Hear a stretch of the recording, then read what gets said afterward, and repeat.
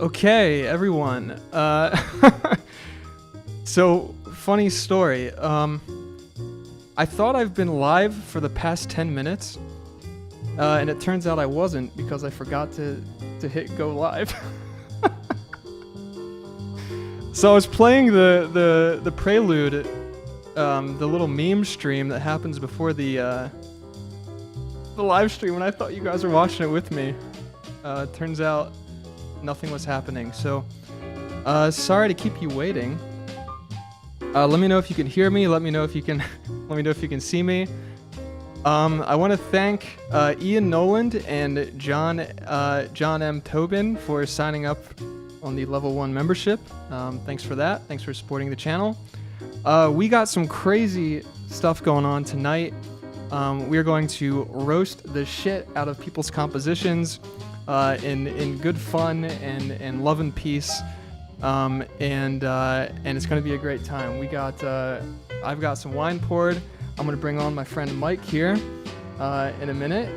And in the meantime, let me see. It looks like levels are fine. Everyone can see me. Wow, we got a good amount of people in here. Let's see. Let's bring in my friend Mike. Just gotta, do a bunch of crap. Still getting used to this streaming thing, so just hang tight with me for a minute. Alright, I gotta turn your levels up, brother. Do 5, say hello. I think they can hear you now. Maybe. What? No. Oh god, you're so small. Wait. That's what she said. Excellent.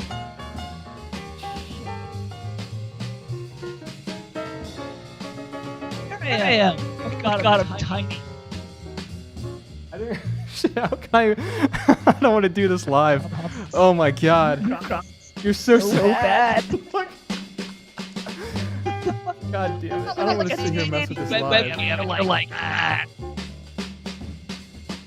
Can you all see Mike? I know he's tiny. He's actually very tall in real life. I am. Here, how about this? One sec. We got the jazz on in the background because we're doing this live, baby. Let me tell you. Fucking do it live, man. Oh, Laurie, TIS, please. Laurie, over and let him know that we're doing that. Okay. Can't do this. I do mess up the routing. Like. Almost. Watch this. Okay, we can at least see your. You can do this. We can see your head. Do this, Brad. You did it! There it is! There we go. That's perfect. Don't do anything else. I knew we could do it. Oh no, you did it. Messed up. Yeah. Okay. You had it in the right spot. And there it is. I'm not gonna touch it now. Because The YouTube is tracking. You gotta slide me over because I'm blocking. There you go. Yeah. Oh, I forgot. I'm watching the YouTube, and it's like 10 seconds behind. Yeah. Okay. Echo is really weird. No, I just fixed it, guys. If there was an echo, I think it should be gone. Mike, just say some stuff. Check 1 2. Check 1 2. Check 1 2. Okay. Yeah, I did actually have your feed coming in twice, but it should be fixed. Dude, it's like an 80s rock tune. Slap delay on everything. Call this flawless first duo calls for a drink on our part. This is terrible already. People are dipping. Okay. So, okay, Mike. For those of you who weren't here the last time, Mike is a good friend of mine, and also was a professor of mine at the University of the Arts. He taught me lots of stuff about music, composition, and whatnot. I'm just a inexperienced dweeb who made a YouTube channel, and that's what's going on here. Not much else to say. When I was a professor, you came in knowing more about John Williams than I did. I'm like, I don't know what the hell to teach you. Hell yeah. You're doing everything right. Just keep doing it. And then the best when I taught Brad kind of school films. I think it was like 2 lessons, right, Brad? And then I'm like, that's it. That's all you need to know. That's everything I know. Now it's just going out and doing it 50 times. You're like, that's it? Yeah. I don't know why people have 4-year film scoring. It's like you can learn this in like 3 days. Music is easy, right? Yeah. Like in this jazz. Who is this? This is John Williams. Is it John Tavener Williams back during his Tavener days? Yeah, dude. This is like I can't remember when this album is from, but this is before he probably was cool. Late 40s, early 50s. Yeah. Damn, he's so good. So good. Who is John Williams, Ian? I know. Some hack. Some dude riding the hotel with Max Steiner. I'm gonna bring you up. Brad, how are you doing today, man? Brad, you know what? Now we're in this here. How's everybody doing, by the way? Mike's audio is poor. Wait, John, you had this problem yesterday in the webinar, didn't you? It might be on John's end. I'm throwing John under the bus already. Well, John did a webinar with me at ThinkSpace, and he was saying the audio is poor, and then everyone else was like, "No, I can hear it fine." You know? Yeah, Mike, your audio sucks, brother. Does it really? Or no, I mean, wait, sorry, who was it? Yeah. John? Oh, John. I was talking to John. I don't know why I thought his name was Mike. What's up, Fox 1868? Okay, so guys, here's the deal. The other day, Mike and I did a stream, and it kind of came up that people would send us music, and we would just rip it to pieces. And this became a thing for like 6 hours, where people were sending in music, and we were just ripping it up. And we ended up getting so much music that I figured we need to postpone this and do more of it another time. So then I put out another like little notification to people to say, hey, if you have any music, send it in and we'll do this roast. And I got even more submissions.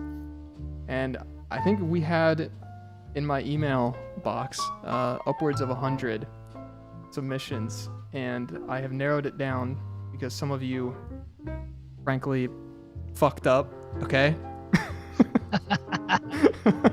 Pull it out, dude. I put in notification. I said send both a score and an audio file if possible. Some of you left out a score, so I bumped you to the back, and if we get to you, we get to you. But it's nice to have a score because we get to nitpick your shitty notation and formatting. And that's and bizarre phrasing and slurring.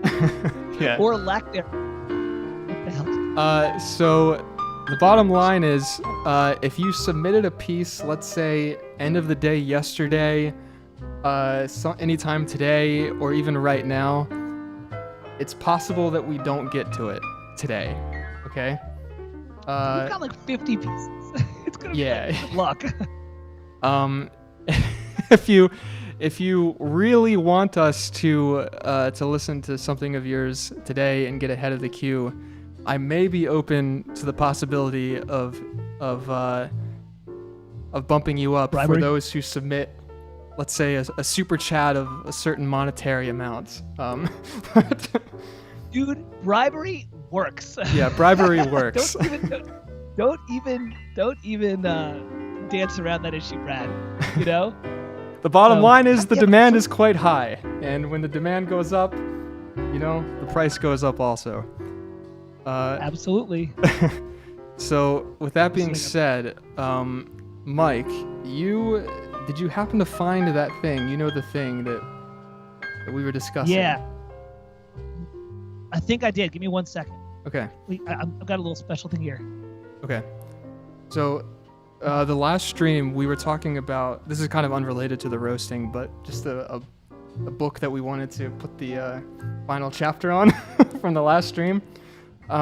We brought up that there was a excerpt in Daphnis and Chloe that was very reminiscent of the Star Wars A New Hope cue, where at the end of the Battle of Yavin, Obi-Wan says, you know, Luke, use the Force, and there's this particular iteration of the Force theme. and Mike was saying, "Oh, I know there's a passage in Daphnis and Chloe that he probably stole the orchestration palette from, but we couldn't find it. We spent like half an hour looking for it last Friday, and I think Mike may have found it. We are waiting." I did. Our senior Daphnis and Chloe correspondent. Yeah. Mike. I'm gonna mute you for a sec so I can hear Daphnis and Chloe. You know what we'll do? Graham has did it. He donated $5 to give him the early bird special. So bump me up, bump me. All right, hey man, money talk, bullshit walks, man. You know what I'm saying? Oh yeah, let me tell you what. Let's do Graham's, or let's do our first one first, and then I'll do the Daphnis thing after we're done with that. Okay? Yeah. Okay, Graham, I gotta find your submission from last week because I wasn't doing people that we already roasted, so you got to give me a minute to bring your old stuff forward. Is it in your first email, the second link? I'm so pissed that I'm having trouble finding it on the Blaze thing, and it's probably because Blaze is nearly as good as Omer's what he wants me to do. What number did we do last time? It was 53, right? I think it was, yeah.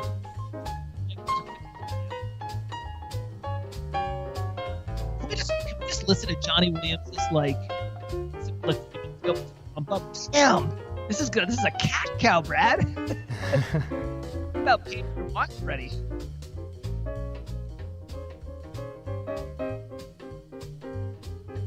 Okay, I think I found Graham's piece. So we'll do Graham first. Right. Yes. Here, let's look at because we got to do it a numbering structure. Now I have to change it. What number? Yeah. Say that again, Mike. What number was Graham in the YouTube folder, in the Google folder? No, he's not in the Google folder. We did him last week, so I didn't add him. I'll send you a link right now. Yeah, thanks. Skype. Yeah. We gotta keep doing these live shows. I don't know. Maybe. You know, it's okay, good. But now I have to listen to it locally because you're streaming into my stream, which is great. Oh, right.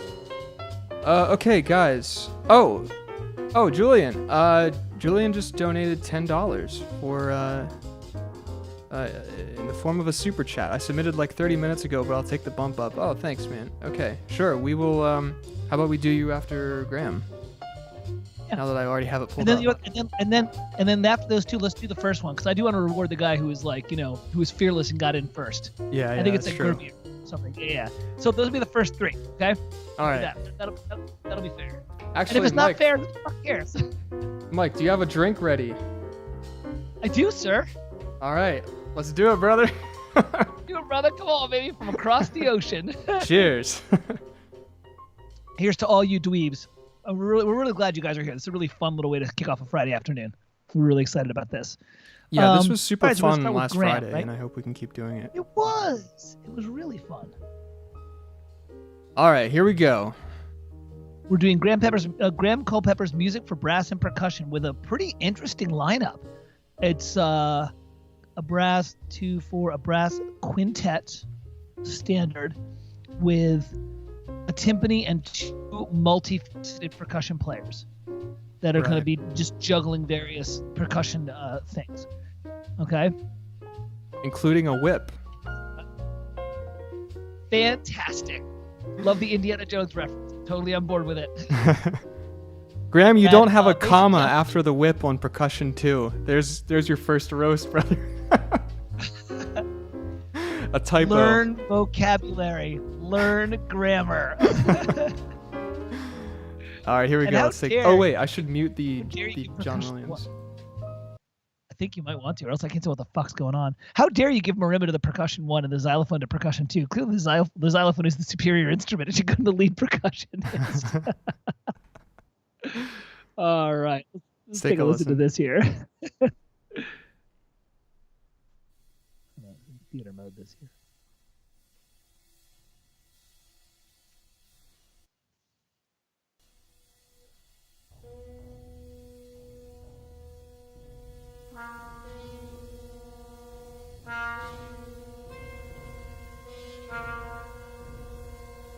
Yeah.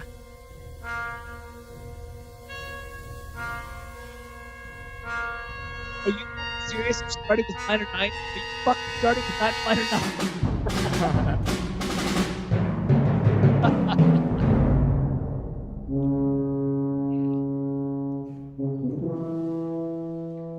Oh my god.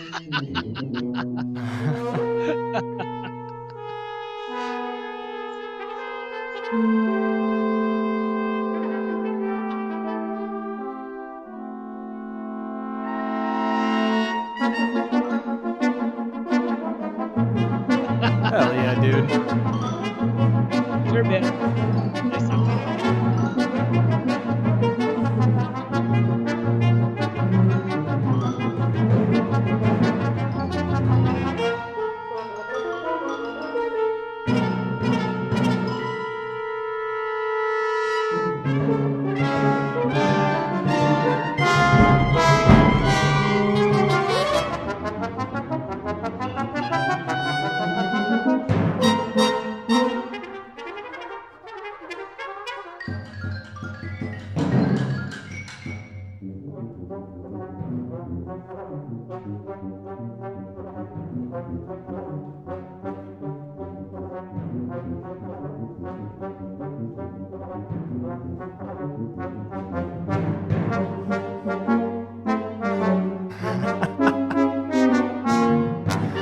Graham, my man.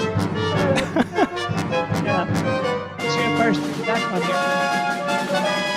Yeah, there it is.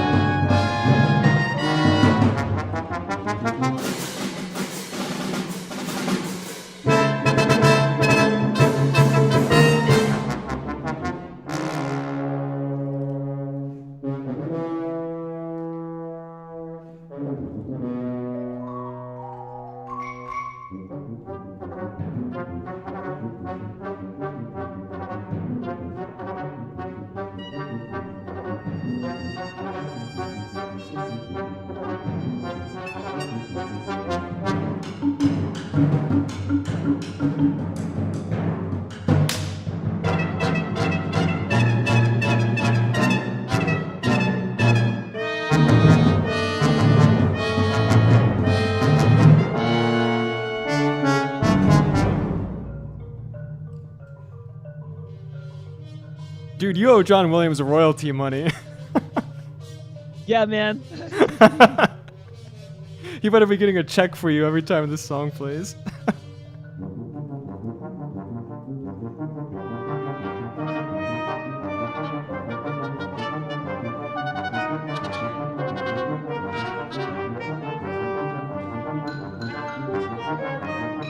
John Williams didn't trademark triadic being in like random intervals because he would just catch me in on all of our shit. Piece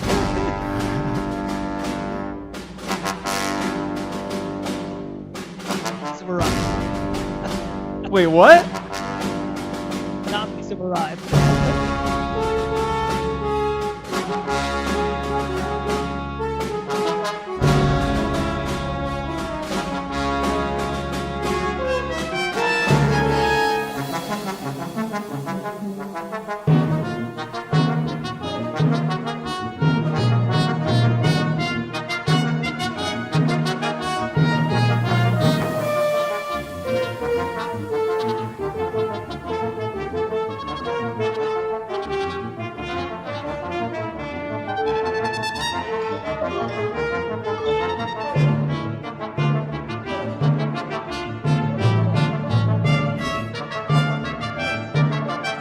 I think he only trademarked Lydian mode, so he should be good.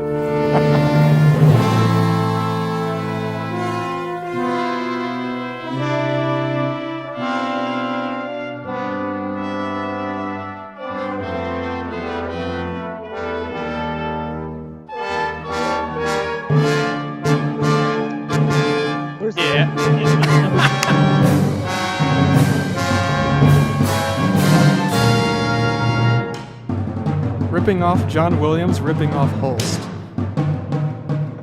Yes. This is from the Chase and Corson, Sam the Assassin. This is all like from that Sam the Assassin thing. Yeah. There's so much prequel stuff in here. Which is great, man. Fucking rip off the best. Come on. Yeah, really. This is all music is.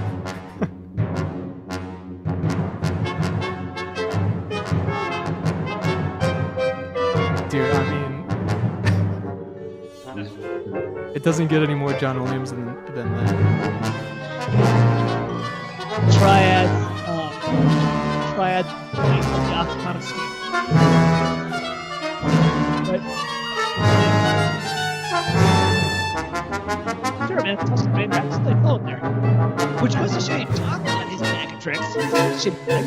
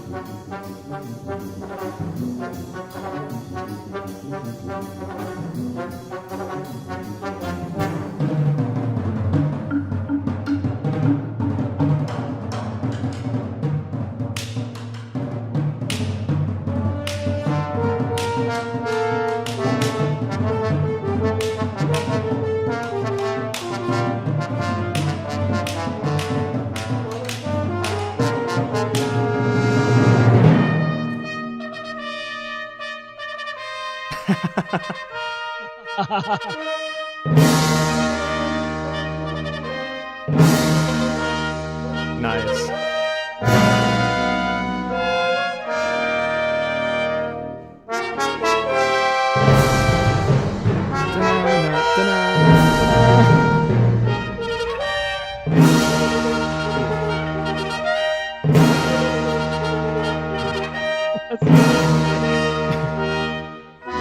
Your horn player's about to pass out.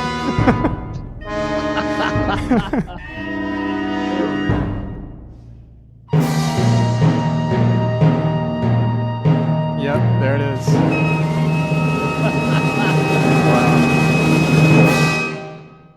Oh my god, that was hysterical at the end. You could hear the horn, the brass holding on. Their intonation was for shit. 8 minutes of this, they're like, "Oh god, I can see the end inside." I think you murdered your horn player, brother. It's like, it was. I'm not like, the music is great, man. It's fantastic.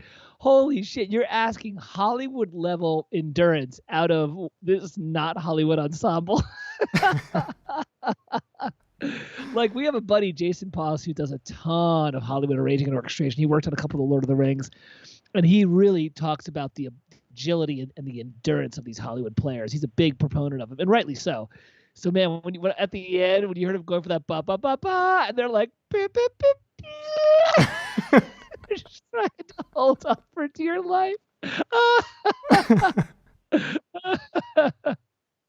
It was great. Oh, what a shitty piece. Yeah, so anyway, it was shit. What a piece of shit. We're all dumber for having heard this. And you know what? So here's something that's kind of funny. Let's nerd out about this for a sec. Johnny got like his rock groove on in the prequels, because I don't remember in his 70s and 80s era him having so much agile percussion parts. And again, this is the Zam the Assassin chase through Coruscant, where he's doing what you lifted, that whole like dum dum dum dum bum bum bum bum.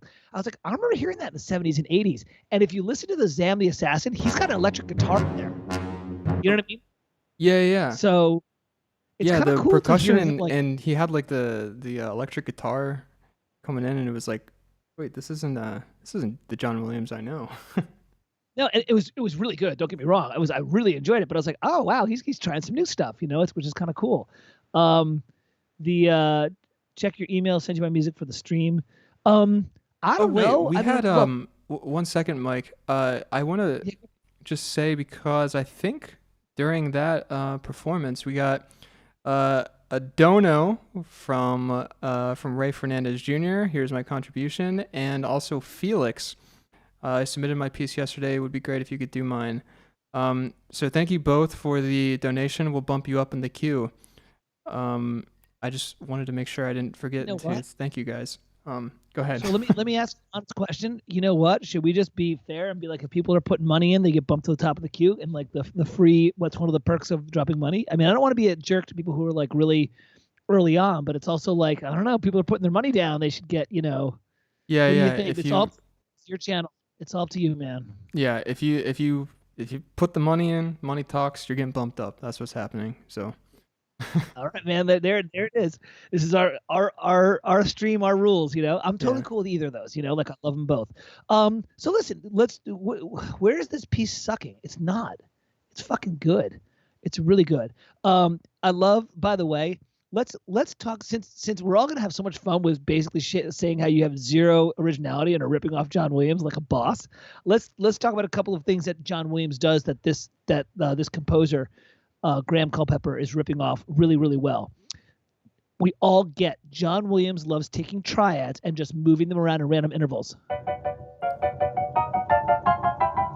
Right, I do it all the time. Like I did that in fucking Vampires on a Boat, right? You can do it in flutes, you can do it in trumpets, you can do it in trumpets, triads with the trombones behind it, right? Right, that the March of the Resistance. Yeah. What he did here, which was cool, was I didn't catch this until he did it. He used an octatonic scale as the root of the triad. So he's like,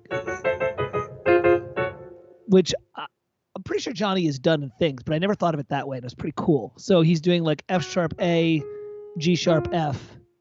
You know what I mean? Oh yeah. And that's how. Yeah. I think it's usually when he's doing those things where he's planing the chords around. It's a lot of the times it's in octatonic. Can't say that.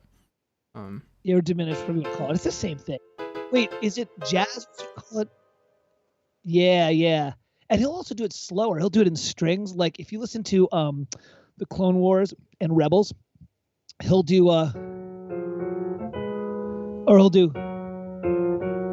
yeah, that's what he'll do. He'll do like strings like this.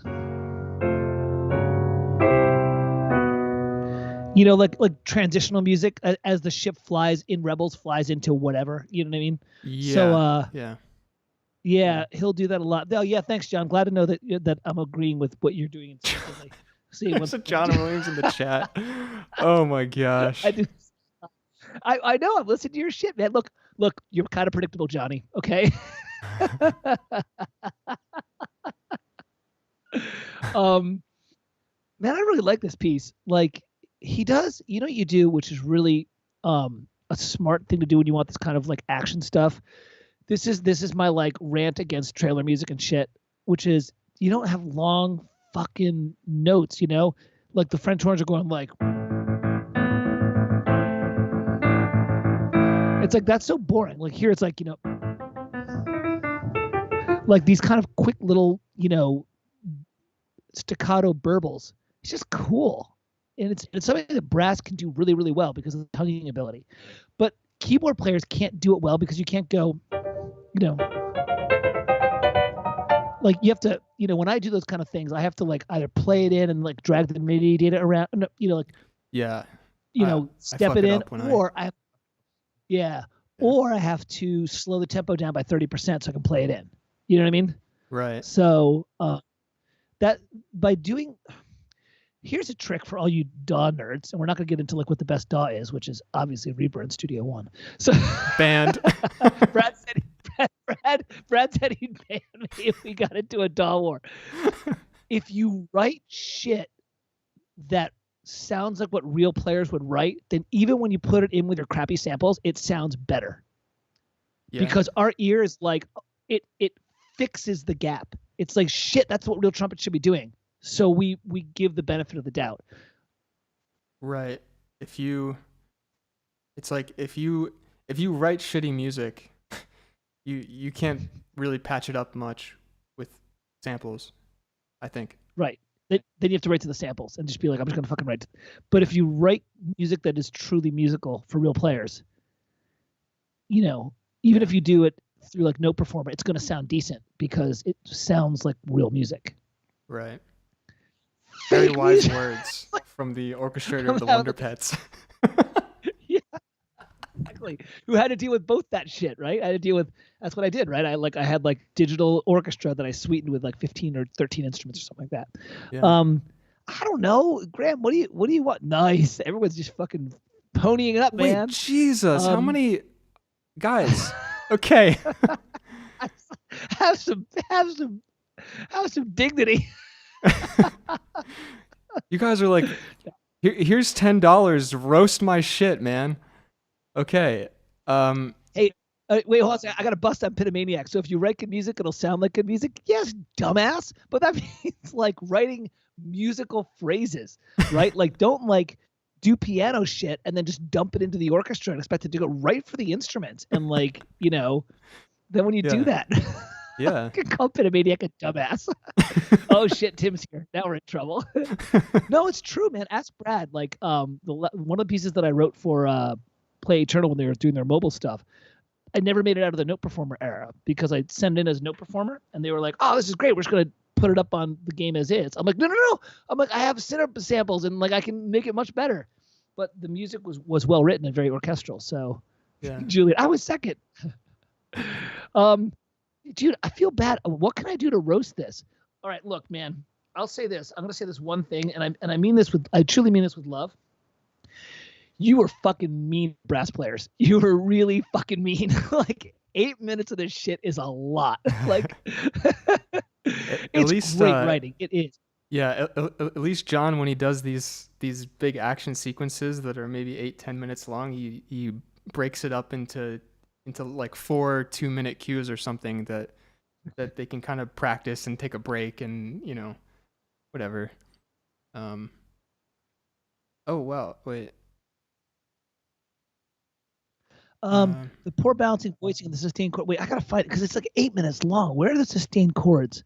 By the way, Graham, when you lifted John Williams' little scales where he's like going, that kind of thing, only John Williams can make an ascending scale actually sound cool. And he does that in the Raiders of the Lost Ark Escape from the Boulder, where it's like, and all of a sudden you're like, that's a major scale, but it sounds so cool when John Williams does it. I don't know why.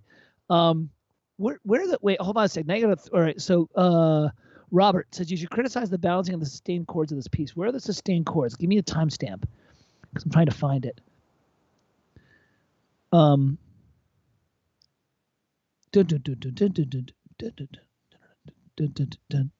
Really good percussion writing, like just smart percussion writing. Yeah, you lifted from John, but who cares? You still did it right.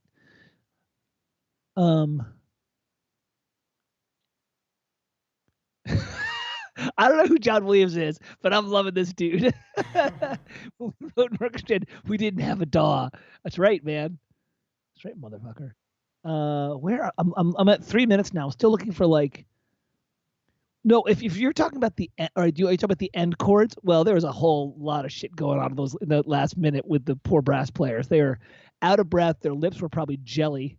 Okay, Robert, give me a timestamp with the first trumpet super high and second trumpet super low. I'm not saying no. I'm just saying I don't know where it is. Oh, you're saying like next. I'm setting you up. All right, he's saying in like bar. Yeah, we'll take 5 minutes. On like bar like 151 or 152, where the in bar 152, this is like 3 minutes and 37 seconds, right? Geez, I gotta freaking open this thing up. Give me a second. I'm gonna go full screen with this. I gotta see what's going on. Trumpet 1 goes like to C D D, right? And then the trumpet 2 goes, and then while it finishes that fast little staccato passage, if that's what you're talking about, that's not a big deal. That's just doing contrapuntal stuff. You know what I mean? And giving each and just passing a figure back and forth. I don't like. All right, I'm gonna be a dick. In 152, I don't like the fact that you hit the D with the trumpet 1, and then hit the E flat with the trumpet 2, and the horn is. We're in concert score, right? Yeah. Like that. That's kind of like. There's something in EIS you call like tones and its substitutes. And it's kind of like you don't want to play tones like that where you're playing the tone and its substitute. 305. Okay, thanks, Robert. Let me take a look. Hold on. I'm gonna play my section. Okay, give me a sec here. Okay, 305. George, thank you for the $10 donation. Ray Fernandez, thanks for the level 1 sub. Alistair, thanks for the donation. And Ian Nolan, thanks for the $10 donation. I feel dirty now, but I've never been roasted before, so what he says. Bill, thanks for subbing level 3. And I'm putting all of you guys in the queue. So yeah, let me do this one roast of this thing here at bar 129 because Robert's got his panties in a bunch on this. So it's like, okay. So what's happened? This is the 3/4 bar, right? He's got like, oh yeah, that's the other thing I'm gonna fucking roast you on. You know how I feel about minor ninths, and the very first thing you do is you give me a bunch of minor ninths in the first like 10 bars. I'm like, come on, Graham, come on, man. I'm like, stop that. So look what you got going on here. You got the trumpets in octaves, right? Because you got a high D sharp and a low D sharp. Then you got the horn in an A, and then you got the trumpet. And then, so this isn't a balance issue. It's not badly voiced because it's not a chord. It's an interval that's being doubled. So look, the trumpets are just doing it in octaves. Fucking Sylvester does that all the time. And the horn is just the tritone. And look at the trombone. The trombone is just doing a tritone there, and the tuba's doing the D sharp. So it's not a chord. So when you only have to worry about that kind of like resonance and like voicing when you're dealing with a true chord. That's not a chord. That's a tritone that's being blown out with octaves.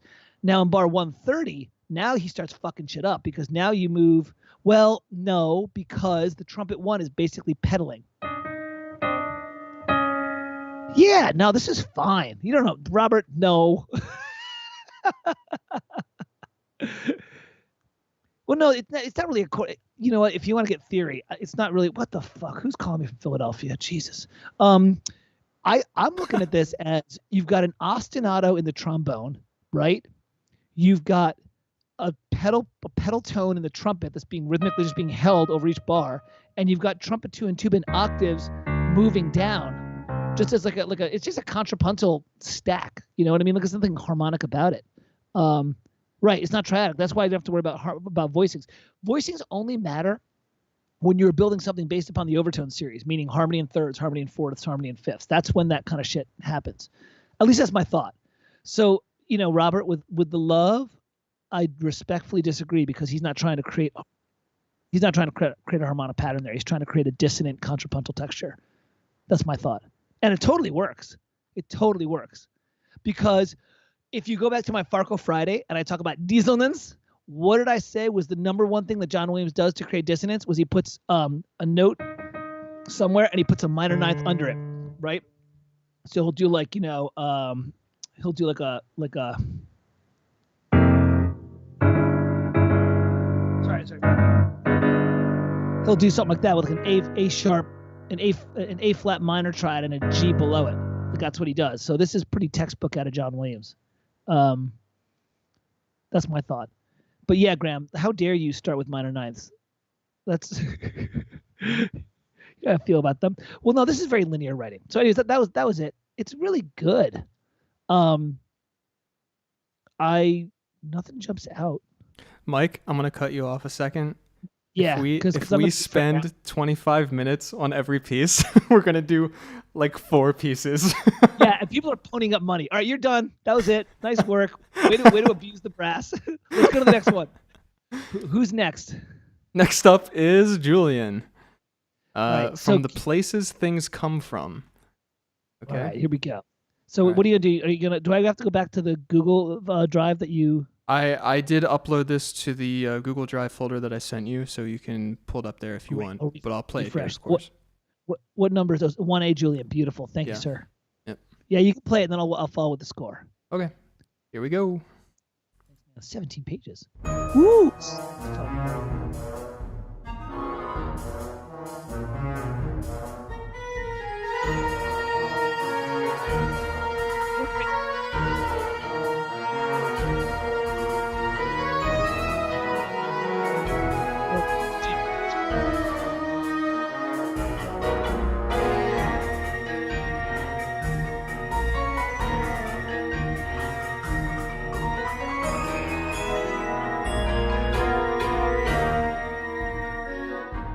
Nice hemiola.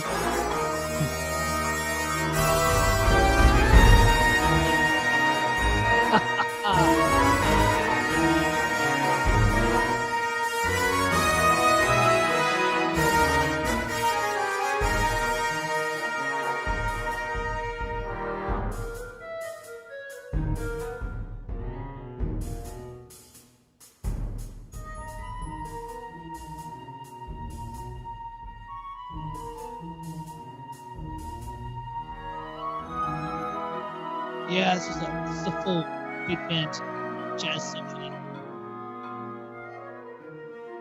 This is goodness. This is very cool. Dude, people need to write more for wind symphony. So much Yeah. color. Jason Puzzle.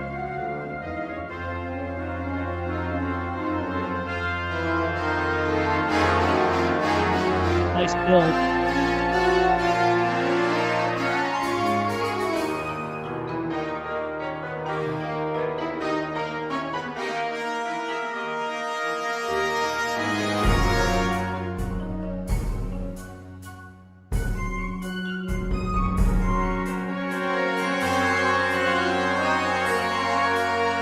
Thanks, James, for the $10 donation. There's a blurring in the harmony.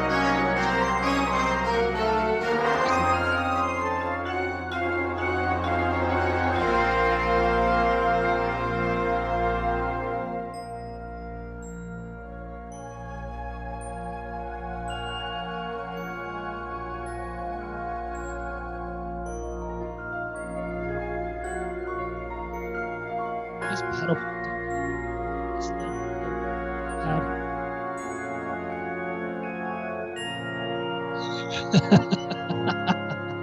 Oh shit, Hans is here. Johnny Williams, take Hans out back and beat the shit out of him.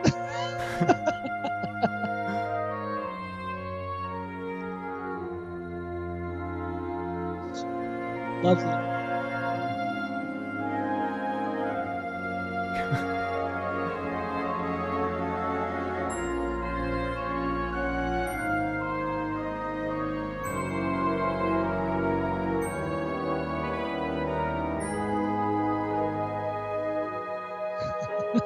Dan throwing shade on Hans.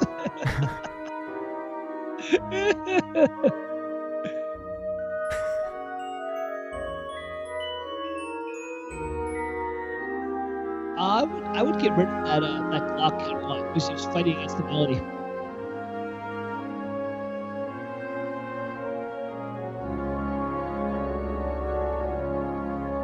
Nice. An example of Williams doing that thing where he does it in long, slow legato.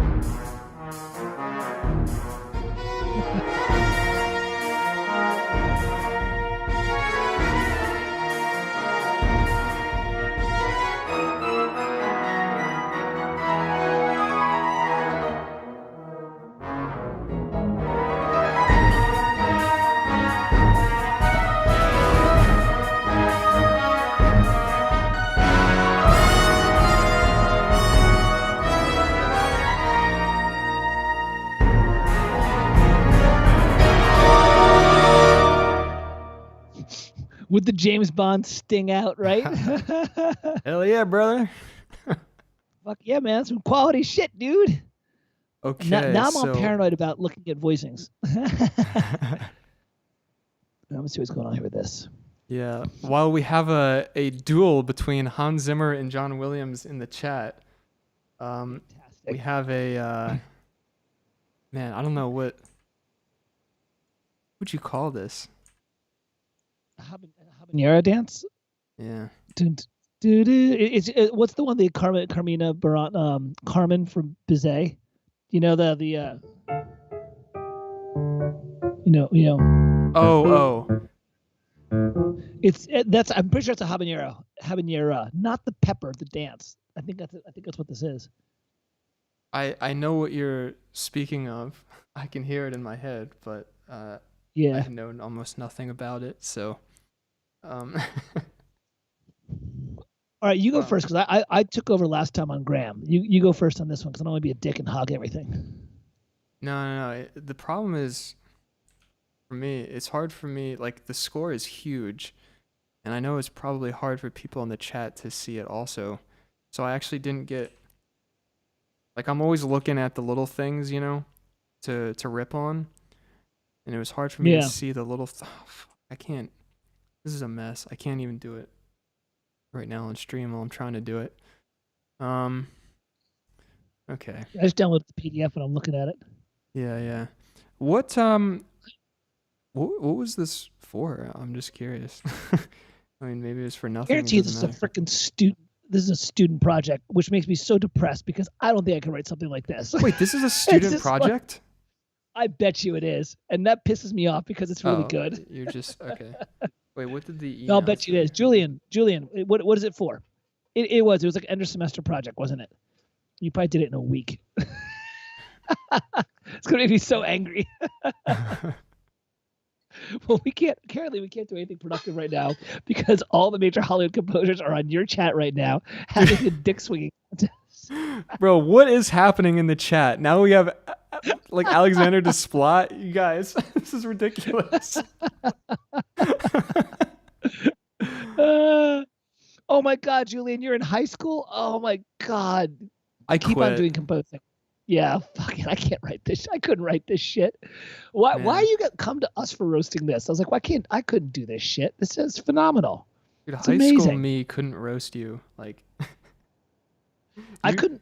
You could roast high school me. Yeah. Oh yeah, you can roast 47-year-old me right now. Julian, it's like I'm working with the Juilliard for a reading with the Juilliard Wind Ensemble in the spring. Yeah. Okay, good. So you're here on the East Coast. You're able to get over to Juilliard. Yeah. If not, see if you can get Curtis to do it. Look, Curtis in Philadelphia, but Curtis is a bunch of dicks. Because they have the Brad knows because he went to U of Arts, which is nearby Curtis. Remember they have this big like our shit don't stink and we don't have to like read for students because we're Curtis. Yeah. Assholes. You're from Curtis. Fuck you. Even though one of my favorite composers is from Curtis, which is Sam Barber. But he was different because he was awesome and gay, and so that's really cool. Yeah. No, man. I mean, look. All joking aside, There's a couple of things here and there. I kind of spoke as I heard it. You heard that section where the Glock was coming in registrally. It was blurring up against your main thing. And ask Brad. Whenever I teach composing, I'm always like, dude, whatever at one moment in time, you got something called the main thing. The main thing is what you want the audience to definitely hear. Yeah. My school of thought with composing is when you decide what you want as the main thing, do everything possible to get other shit out of that way. No Right. counterlines, no harmonies. The only oh my god, you got to say with Corleano. Yeah, I know. I had a guy who was in my when I was repped by an agency before I wasn't. Who was trained by Corleano. He's really good. He's like you. He can just write this shit. What's jumping out? I don't know, Brad. What do you see? Sorry, I'm simultaneously trying to prepare the next pieces also, because it's a bit of a hassle to move stuff over on the fly. But these things are good. You're asking, you're probably asking a lot of the oboe here and there because it's pretty high for the oboe. Like page 6. It's like I don't know. Once I get above for oboe, once I get above those ledger lines. Once I get above the staff, I start to get a little nervous, but I'm probably a conservative writer. That I would watch out for that. This always throws me why seeing sharps and flats in the same bar, but like horn 1 on bar 23 or rehearsal 23. Is fucking put bar numbers in. God damn it. Why no one ever does this anymore? Put bar numbers. Is there no bar numbers? Yeah, just rehearsal numbers. Wait. Every bar should have a bar number. Oh no. Oh, Julian, it's over. Listen. I'm gonna ban you right now. Ban hammer's coming out, man. We need to get an emoji for the ban hammer. Can I do GIFs in the chat? I want to fucking do a GIF and fucking Thor ban hammering. No, you know what? Dude, I'm telling you, listen, this is speaking as a guy who's done session recording. It's so helpful. Brad's seen it when I used to teach, being like, okay, you write a piece, it's like this, it's like 8 minutes long. And you say to everybody, all right, wins, go to bar 85. 85 to 89, let's figure out what's going on. Instead of being like 3 bars past rehearsal, 23, you know what I'm saying? Like that kind of thing. So yeah, but you know what? No, Julian, you fucking turn on the thing in Sibelius. Come on. Yeah, you're a really good writer. Don't be sloppy with your score prep. You should get Jason here. You should have the bar number setting baked into your default engraving rules. Yeah, I do it all the time. It's such a fucking save. Yeah. So we know the problem is this. We get like scores like this Ravel score. And Brad never talked about this last week. It's like a study score. So it's not designed to be like performed from. So it's all pretty and it's all notated nice. But when you see a real score, like especially for a session, there's so much freaking information packed onto that, so the conductor doesn't have to think.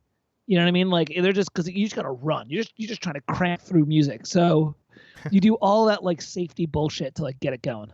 Yeah. No, you do transpose score. I don't care. Just let us know. Well, I'll know because I'll see the key signature. First draft, John, do you like Holst? You're right. This is hilarious. I can't concentrate. Great, I know. I love what Dan said. I can't roast the music, so I have to roast the formatting. Dude, we're digging deep for this shit. It's like, oh man. Yeah. If we have to go to the format, it's because the piece is killer. So, I mean. Yeah, the piece is real solid, and really linear. Like just like good, no block chords. Let me think. Formally wise, I don't know. I think it's working really well formally wise. Hey, Brad, over on page 8 in rehearsal 43, there's a section where it goes to 6/8. Do you like? He's in a hemiola. It's like in the right side of page 8, bar 43, rehearsal 43. Excuse me. Okay. On the right side. So 6/8. I see what you mean. Yeah, he's got the horns. Yeah, the horns are doing triplets, and the trumpets are doing dotted eighths. Do you like that, or do you like to do the 1/4 to 8 with the tie? I like that way better. I don't like this way. Yeah. Actually, I think when I've done this before, I've done a like tuplet notation. to say that I'm breaking the normal subdivision of the beat into a tuplet, like you would do a triplet notation if you were in 4/4. If Oh, I'm okay. in 6/8 and Yeah. I want to fit basically two eighth notes into the space of 3, then I do a tuplet.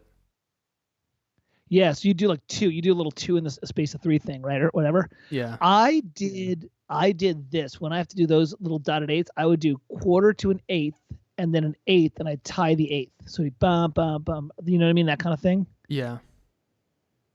So yeah, it's I a think, small thing. yeah, I mean, look, we're really like. Can somebody send us shitty music so we can roast it? Yeah. This is what happened last time. Is we were like, we're gonna roast it, and then people are like, "Here's my life's work, my best piece I've ever written," and it's like better than anything I've done. So Better than they've ever written. Yeah, exactly. It's like, oh my god. All right. Let's move it on. We've got a huge queue. Hey man, listen, seriously, Julian, great fucking piece, dude. Yeah. Great fucking piece. Really, really quality writing. You know, keep it up, man. Just keep on doing it. And just keep on writing the shit you love. If there's one advice that Brad and I are going to give you over and over again to everybody, it's just keep on writing the shit you love, because everyone's going to have to write porn music at some point in their career. So just fucking own it up and like, wait, know Mike, you're going to have to do that.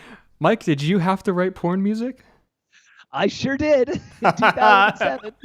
Hell yeah, brother. I had to write softcore porn. It's tucked away on a hard drive somewhere. It's like, never did an electric piano and like synth strings make me so much money. It was just man. It was like.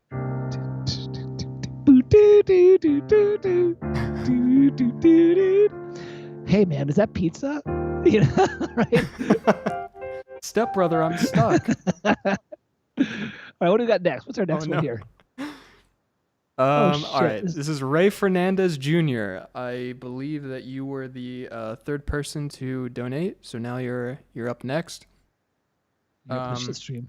By the way, Brad, I'm having so much fun. I hope everybody in the stream is having fun. This is a really good idea, Brad. Yeah, this is amazing. It is. Okay, so Mike, this is also in the Google Drive folder. Oh, got it. Great. Friend or Foe by Ray Fernandez. Yep. More of a traditional. This is a traditional orchestral setup. Odd lineup. 16 violins and 15 violins too. Usually it's 16, 14, but I guess he had. Oh, maybe there's a solo. Whatever. A minute 46. Yes, thank you. That means you can actually really rip it to shreds. Yeah. Yeah, motherfucker. All right, here we go.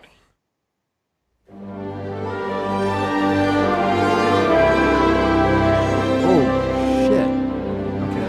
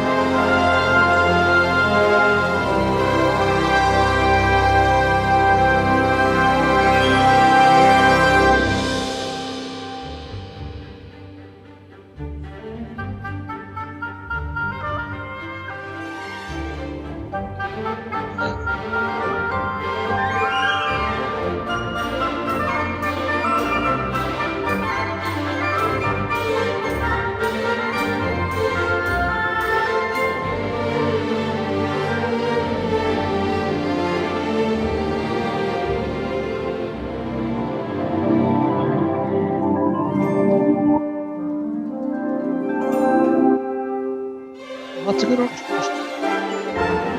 power emojis in the chat.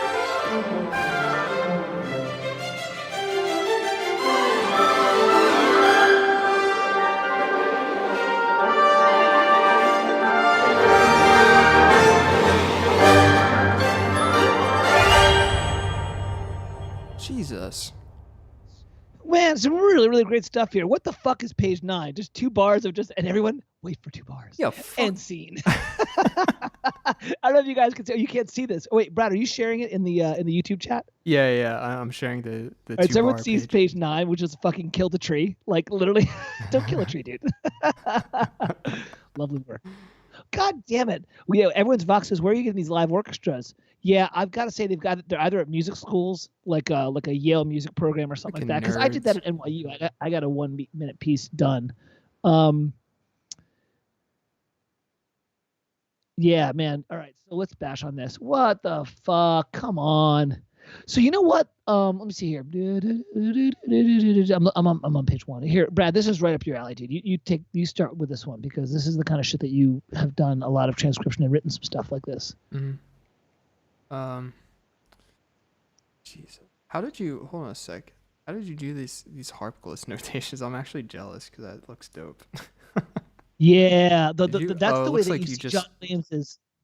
you took a It's graphic. just It looks a little pixel. Okay, I see what you did. Yeah, I think I did it's that good before. though. Yeah, it looks cool. No, it's not. This is a real orchestra. There's no way you could. I mean, that's not true. You can do shit like this with a sample library, and I have pieces like Vanguard by Alex Temple and shit, but it takes you like a month to do this shit, and it's pretty hard. Like not Yeah. everyone could do this. If this is a sample library, then you are literally on an Andy Blaney, Alex Temple level, which is two of the top people in the industry. I can't roast you on your formatting your sheet music either because it looks great. It's Let me look at the voicings here. Let me look at the why can't registral I? spread. It does transpose score. Let me take a look. Give me a sec here. Sibelius drawing plugin? What? Sibelius has a drawing Ooh, plugin? this is very cool. All right, I'm gonna do my first critique, which is really easy, and it's so dumb, but it's not because we're trying to write for live instruments. Uh-huh. Give your brass players terminal eighth notes and give them breath moments. Once again, it's like a bunch of like whole notes, like page 2, the trombones into page 3, whole notes, whole notes, whole notes. Like Oh, let them. You know what I'm saying? We said this last week. Like it's just um, it just lets them feel the phrases, even if they're doing pedal chords. And what I mean by pedal chords is harmonic padding. Kind of this, yeah. that kind of stuff. Like at least it lets them take a breath and kind of attack the new note. It's very musical. For example, Man, I'm going to zoom in right now on a spot in particular. We were talking to someone about this last week because they were saying, well, I want them to breathe at the end of the phrase, and we were saying, well, there's no way to know for them what the end of the phrase is because there's no phrase marking, there's no slur or anything to let them know. And right here, you have a slur in the horns, which tells them what the phrase is. But in the trombones, it's just like whole notes, and you have some half notes, whatever. But there's no place for them to breathe.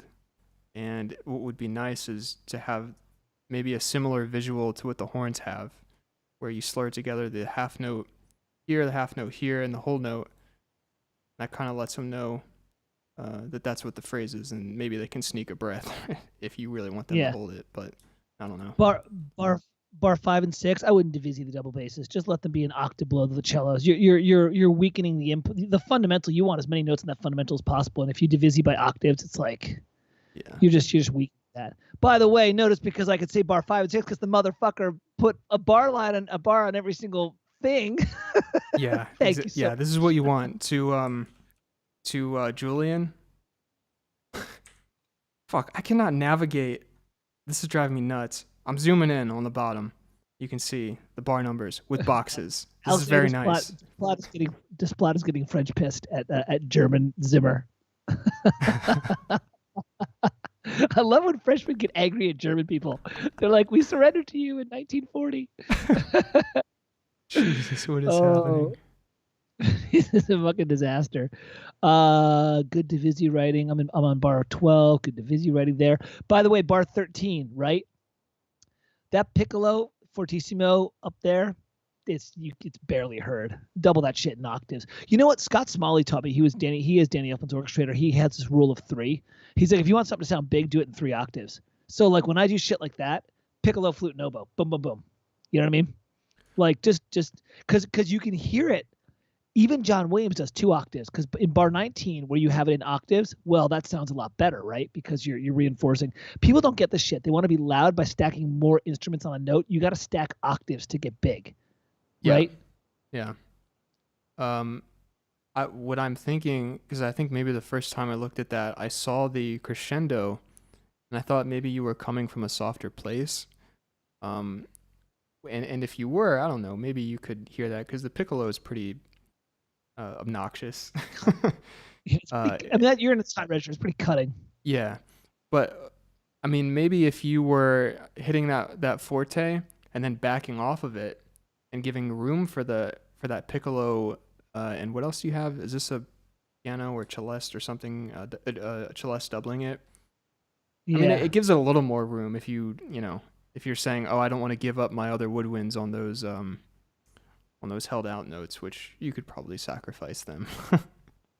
But Yeah. I don't know. Yeah. I would also pick a technique I picked from the Libri Fatale from Final Fantasy VIII. And if you're doing that and you want to have that accent on the last two notes of that run, so on the last sixth tuplet into the, it's like whatever that is, it's God, whatever, it's like a G flat two. I don't even so many fucking hash lines, but whatever it is, it's like I think a flat to a G, but just double that with the xylophone, bump bump like that. Yeah. Like that's a really cool thing to do.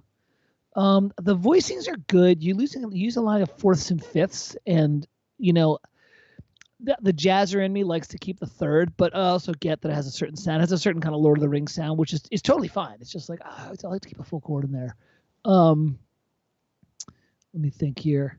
I'm on bar 24 now, just looking at the linear motion. Is this transposed? The bass clarinet is actually, what is it? What is bass clarinet? It's an octave and a third. Is that right? An octave and a major second. Oh, it's an octave and it's an octave and a second. So Noob. it's fucking. It's been a long time since I've actually transposed bass clarinet score. It's it's a B. It's B flat plus an octave. Got it. But actually, wait, is this Is that a pitch? where? Bar 24. He's doubling the viola and doubling the violin one. Okay, you know what? I wouldn't do that with the bass clarinet. Don't do that for a lot of reasons. One is you're butting up against the. Okay, so what you're doing is, thanks Ernesto. Yes, octave and a second. Got it. So it's a B flat clarinet, but it's with an octave. So sometimes we get caught in the sexy octave doublings. So if you look, you've got, this is bar 24 to 25. You've got your flutes going, right, and you're doubling it an octave below the cellos, or with the clarinets, which sounds great. Hey Kate, what's up? Go for it, man. Are you off? Kate's going camping for 2 days. Are you leaving? Jesus. Okay. Well, just come hang out here. So look. So look, when that's happening, you're now against the violins and violas in octaves. So now what's happening is you're getting this smashing of harmonies against each other. This is a classic example of like the main thing and the other thing are smashing into each other. I think you have too much going on right now in that bar. I would actually dump the bass clarinet, dump the violin one, dump the cello, and have the cello double the viola at pitch. And then you'll get this beautiful, rich violas and cellos at unison sound great. These bagpipes. Okay, Hans Zimmer said bye. Well, she'll lose her shit. It's like we want to have so much stuff going on. And you know what? I can totally tell that you're listening to like John Powell's How to Train Your Dragon, because a lot of stuff is like that. But do a little less, I think. In terms of allow each section to roast me on film music lords. I love how we're like, I was like, you realize I've scored like 4 films, maybe 5, and like I think Brad's actually did more than I have. Like my thing is game music, but I studied a lot of this shit. No, it's all really good. It's I would say just sometimes like this might be a classic example of scoring a little bit busy.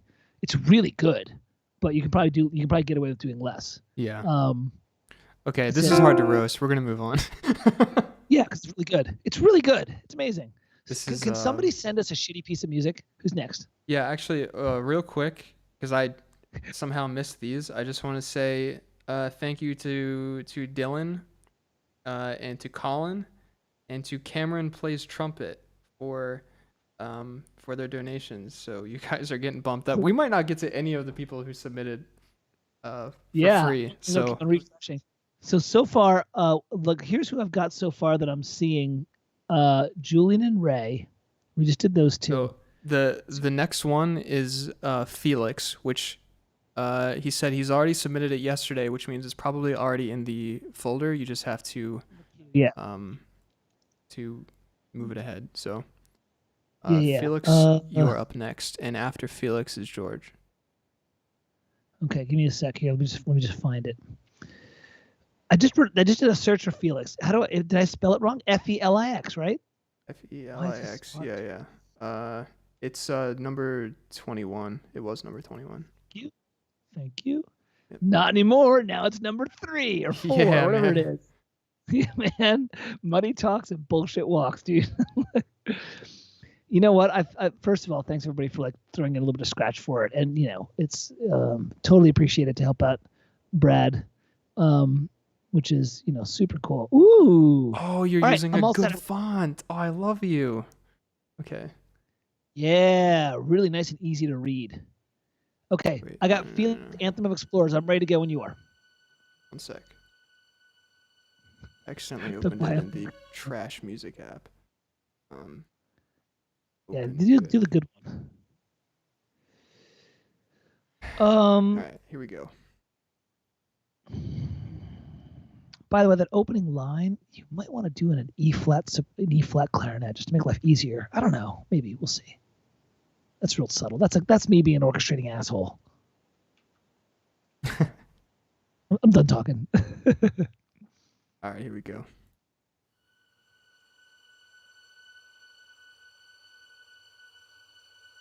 Mm-hmm.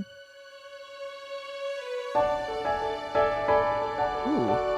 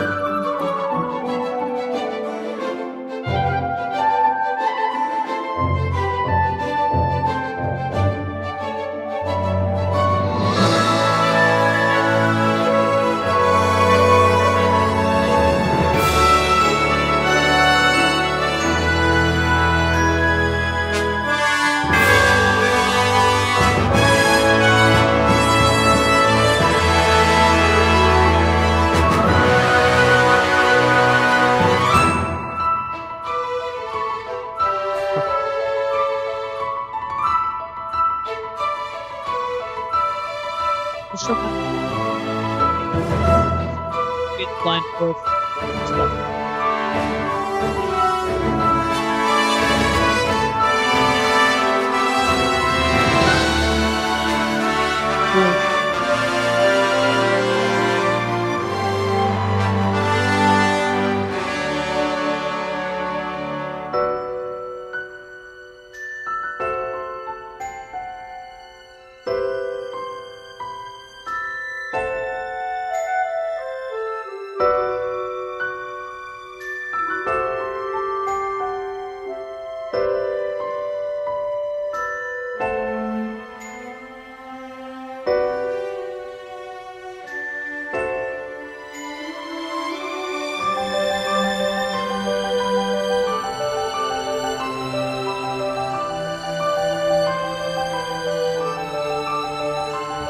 You'll never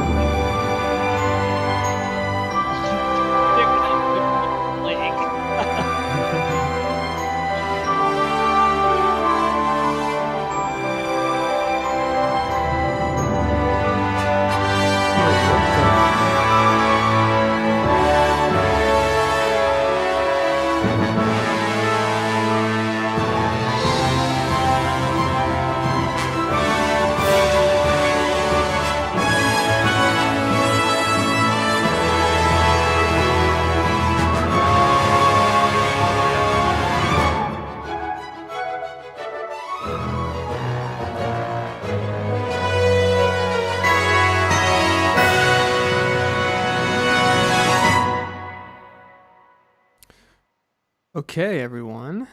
That was Felix. Good. Sorry, I forgot for a second. I was saying it's really good, you know. Yeah. Um. Wow. Okay. Okay. Go for it, Brent. A few things. First of all, Hans. fucking Hans dope. has something to say, which Oh is no, you what always is get Hans out saying? of the horn. What's Hans saying? Jesus. Horns Horns need a need a bit bit more more volume, always. volume. Full You know what French helps with that, horns on Hans? the left, Doubling four with French synth horns. horns on the right. Yep. Then Up double in a them with synth horns, and then double them with a synth horn patch, and then a Yeah. sampled horn. Right, Hans? Yeah. Right. Because that's Yeah. how you do it, right? Yeah, there you go.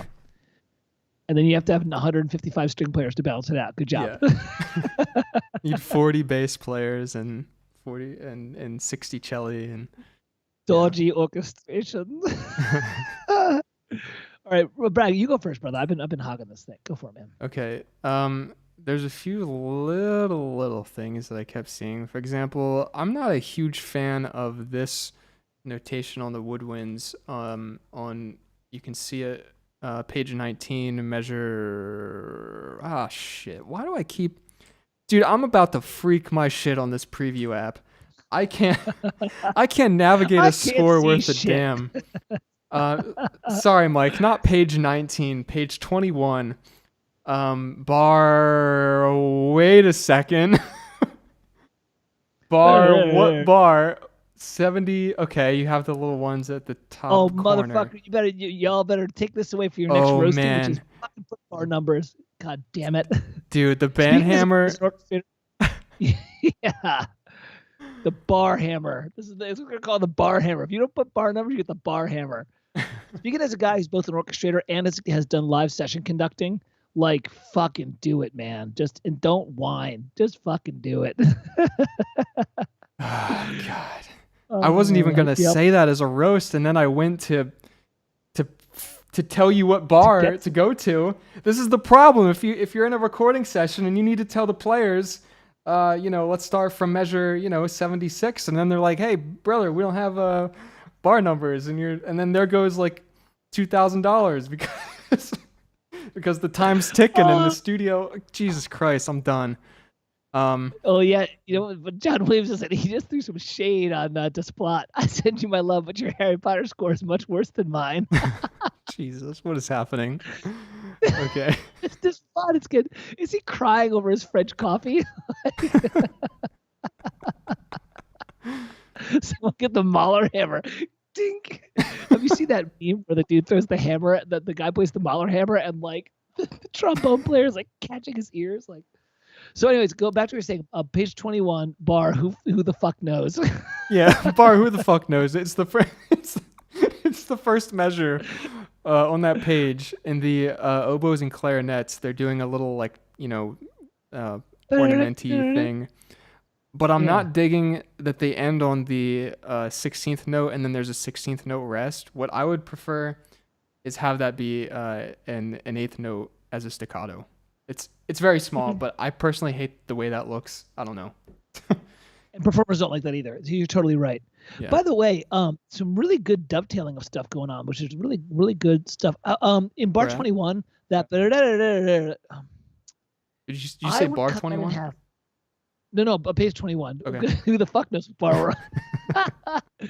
Page 21, that giant flute descending run. Yeah. I would dovetail that halfway through and give it from flute 1 to flute 2. It's a good idea. So I go, and the second flute would go 1, 2, 3, 4. You know what I mean? Like I would do that. That's just personal. Actually, it's good because I mean they keep doing the runs into the next page, and you could have the other ones. Yeah. Okay. Check this out. I think this is yeah. So if you start the run on bar, who the fuck knows? Second measure on on page 21, you do the first half on one flute, ending on that G on the third beat. Then second flute picks up from the G, goes into the B on the following page, and then the next flute picks up on that B, plays the rest of the measure, but then the second flute joins in on that C sharp on beat 3. Does that make sense? So they like dovetail for the first couple bits of the run, and then they join together for that final unison part. I think that would make some sense. I don't know. Yeah. Um, so a couple things.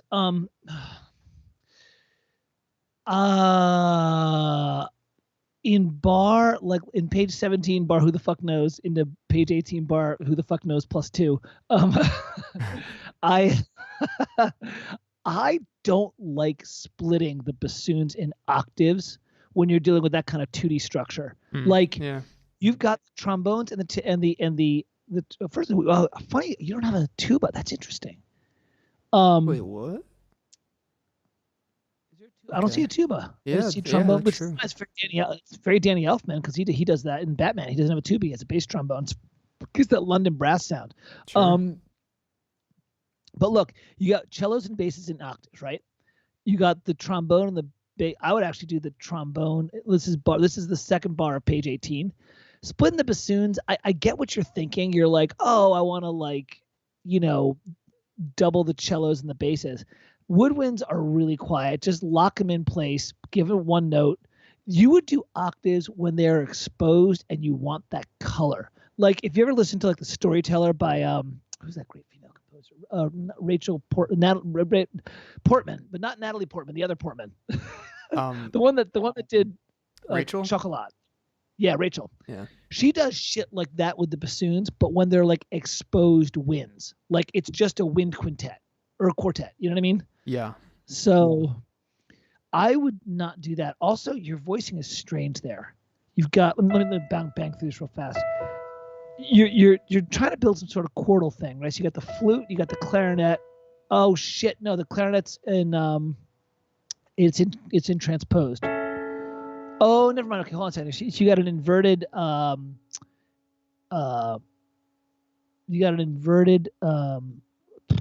major chord with the third and the bass.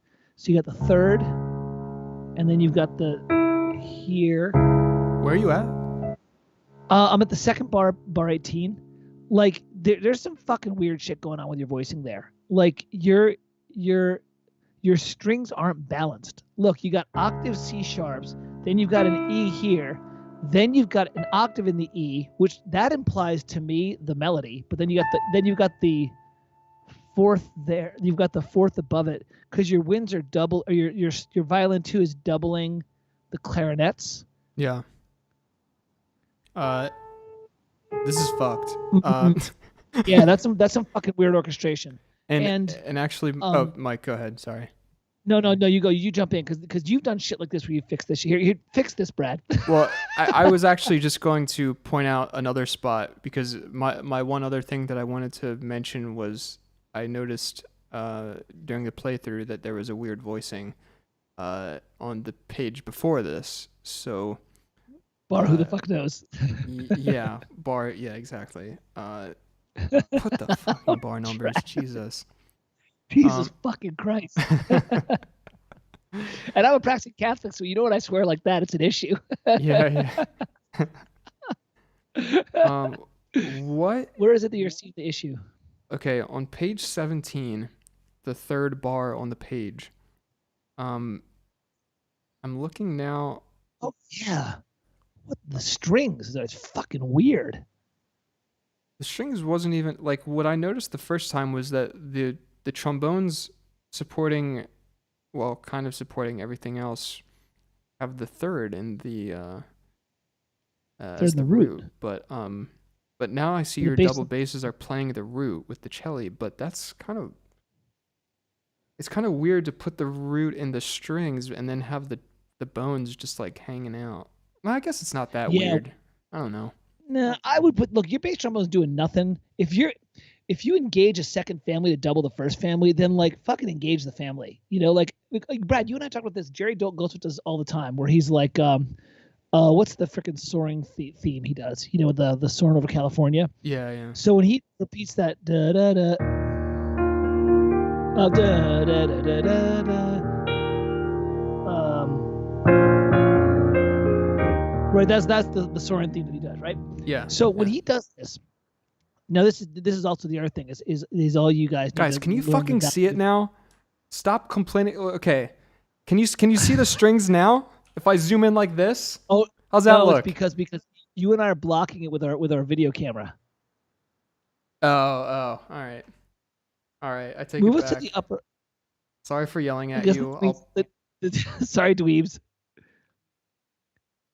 Yeah, and drag it up a little bit more. All right, There we go. I'll there you just cut go. us out. There you go. Can you see the strings now, Or guys? or you guys could write for the correct string. So first of all you motherfuckers need to learn about the value of the root fifth tenth, which is E flat. There's the B flat as the fifth, and the G. Right. First of all, that's like bread and butter 101 Hollywood voicing, right? And Johnny Williams will add the one above that, right? So you got to learn that shit because what everyone's trying to do is they're trying to get that big sound with octaves. And what you really want to do is you want to build out the harmonies. But here's what I'm getting at. When Jerry and John, Brad will help me. He's a better John Williams guy than I know him, but Brad really knows him. We'll have the basses, the cellos, and the violas do that. They will then have the 3 trombones double that as well. They'll never have the trombones in a different voicing. It reinforces. Yeah. So, yeah, exactly, Hans. When the Hans spread tried, yeah, you should fucking try it sometime because the root fifth shit is getting old. Add 10. Be brave. Fucking be brave. You've already gone down to 1 note with your theme, so you can't go any lower. So try going higher. So but I think that will help you with this particular thing. What I would do is I would literally do, you got the double basses and the cellos in octaves, and then look at the viola. The viola is a 10th above that, and then you've got the violin 2 up here. Look, the spacing is weird. Yeah. I would do cellos and basses in octaves. Put the viola on the G. Put the violin 2 down here on the E. And let the violin 1 just have all that glorious space to just do its thing. And then I would have the trombones do a C, G, B, E, excuse me. Bass trombone, trombone 1, 2. That's what I would do. I don't know, Brad. Am I making any sense? Yeah, no, you make sense. You could also do the violins in octaves. I mean, they're already doing I think they're playing the melody, right? You might as well, because they kind of come together. Look, oh wait, never mind. You have some interesting things going on. Never mind. I don't know what I'm talking about. That's cool. I would. Spud Murphy used to always say, how many violins do you need when he was getting when he was writing for live television, and he's like, as many as I can afford, and he would just put them on the melody. But that was Spud's thing. Spud thing is always like, Jesus Christ, if we're gonna fucking do the melody, I want you to hear the melody. And so he would put as many violins. Jerry Goldsmith did the same thing because he came out of television, so he would do the same thing. It's only guys like Alan Silvestri, when they started to get these monstrous scores, that they would just do 4 octaves and shit, because he's like, I don't know, I got 85 string players. It's like, just start octaving. Oh, Rick, you know what we're gonna have, by the way? You know how there's like that thing, that meme where when you have an argument, at some point someone devolves into calling someone else a Nazi? That's like the whole, that's when the internet argument devolves. Yeah. Our version of that is gonna be Rick Beato. At some point someone's gonna mention Rick Beato, and then everything went to shit. It's like, if you mention Rick Beato, you get banned. That's what happens. Ban hammer. Hans is flirting with disaster, man. No, it's really good stuff. You know what I'm seeing here, by and large? Everyone's trying to have too many ideas at once, which is not a bad thing because it means you're very creative. It just means just spread the ideas out. Let one idea be by itself and give harmonic, background. Then have the next idea present itself. This is really common when you write to Sibelius if you've never written for a lot of live instruments, because you're just like, I can just keep on adding lines, and it's not a bad thing. It just is, it's like we have a full buffet, right? Because we just keep on adding instruments. So yeah, yeah. But man, great ideas here. But yeah, so I was gonna say it's a great piece, great ideas, and you've got great linear motion. You're not playing just like staccato, or you're just doing long pads, right? Like that. You're actually like moving stuff around, and everything has a line, and these lines are fun to play. Like, they're really good. So just, it's a matter of let the focus be. I don't know. You're over to you, Brad. You're totally right. I am now going to move us on to the next piece. But Felix? Wait. Whose piece was that? Were we on Felix? And now I've mentally moved on, but I want to say thanks for sending it in, and It was a nice piece. It was. I mean, these It are like was really hard to great. roast, you know. Yeah, mostly what I'm roasting at this point in time is like, hey, you have a lot of really good ideas and you're overwriting, and there's too busy. So that's Yeah. not a bad thing. It's like, hey, look, if after you write, if you then prune away stuff, right? Like that's a great place to be. I'd rather have you guys there than be like 10 bars in, I have no idea what the fuck to do, right? Like that's bad, right? You guys are Right. cranking out, 2, 3 minute, 8-minute pieces. Who's next? Who next? Next up is George. After George is Alistair. Is Which I George in drive right now? Is George in the private drive? yes, it's number 13. Thank you, sir. Yep. Oh, it's Jorge. Or maybe it's George, whatever, but I don't know. Autumn transport score. Is this Autumn leaves?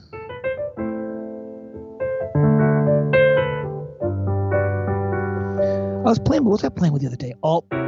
Yeah. I was playing with alt dominant ninth chords with flat fives. I forgot how freaking cool they are. Wait 1 second. Right, there's Alistair. Sorry, I'm Alistair. Did you send everybody- Oh, I see you. Okay. Is everybody drinking over in the chat window? Are y'all drinking? Because I am. And I this hope could be, so. This could be, I hope so, because God knows we are. This could be really dangerous because I actually have at like 5:15. I may skip out for a half an hour and come back because I have a Play Eternal meeting. But it has to be done at 6, Brad. This will not be one of these like. So listen up for all you dweebs. Dude, My girls just went on a camping trip for like. I know they went on a camping trip. Like they left now, so I'm literally alone for like 3 days. So I've got nothing to do except just hang out with you guys. uh-huh. But I'm also working with the Play Eternal crew. It's actually really cool. It's a whole nother story. But we got this really good project we're working on. But I only have an hour because Lou's the one of the two owners is has to skitter out at 6 o'clock. So I'll be back at like 6:15 if I have to. Oh look, Johnny Williams loves jazz. I know, right? Of course. Wait. So good. Wait, Mike. I just want to. So you said at 6 you're leaving, and you'll be back. And how long will you be gone? No, 5:15. And I'll be back at 6, like for 45 minutes. Oh, okay. All right. That's fine. I can handle that. That's not. You can do that. You know enough. Double diminished chords. So there we go. There's my. You want to get tritone substitution? You don't even know what that is, Hans. Tritone sub with a tritone sub, baby. That's a That's what's dodgy up. substitution. Dodgy substitution. Bit of a dodgy question there. All right, let's see. Let's check Autumn here. Okay. So this is George. Autumn. He says sorry already for the bar numbers. So Brad likes the tritone sub of the tritone sub. What? All right, let's check this out, Jorge. Let's have some fun here. it's George. He said it's George. Oh, I'm sorry, George. I'm sorry. It's Wait. Hold on. Call I you just want dweeb. to say, okay. He told us to look for the bar numbers. I'm just gonna get pissed already. I'm gonna look. I don't see the bar numbers, dude. I see one I see nothing. I bar see. number at the beginning of every system. Is this the beginning of the Look. piece? Who fucking knows? I don't know. Who the fuck knows? It could be bar 850. Oh Ooh, my full God. orchestra. Nice. This is a Okay. very good orchestra size. This is a very John Williams 70s orchestra size. Except sometimes he'll do flutes and clarinets in 3s. But no, I'm sorry. Johnny's are bigger because Johnny will have 3 trumpets. This is a good size orchestra though. You can do shit with this. You can do a lot of shit with this. All right, I'm ready. All right. I'm ready let's for do bar. it. Who the fuck knows? I'm pissed. That's...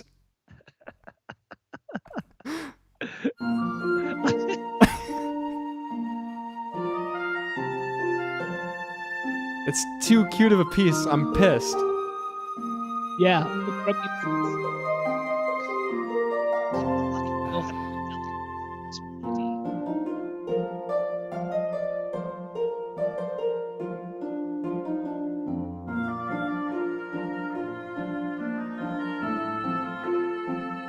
Oh look! An honest to God theme with shape and just Wait, Mike, what did you say? I can't hear you. I said, look, an honest to God theme with character, shape, and style. This is the kind of shit that will never get you work in Hollywood. Stop. Yeah. But it's Like, fucking great. I'm too pissed for you to compliment the theme right now. Okay. Yeah. All right, let's go back to it. Here we go. Back to the fuming. oboe solo.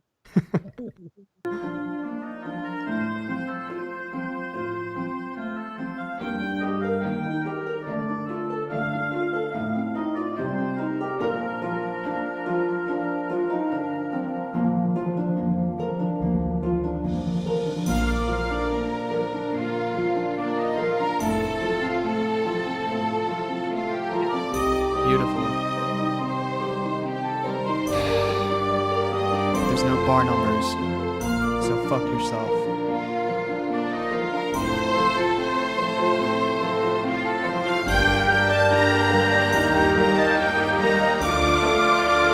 Thanks for the $5 donation, Jake.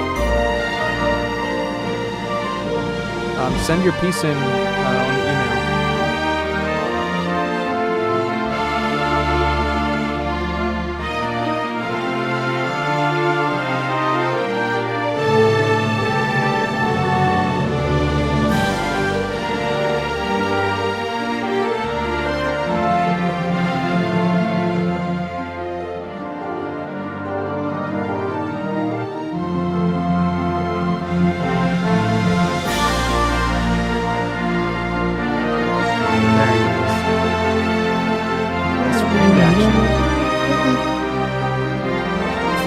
Flute 2 is a little low.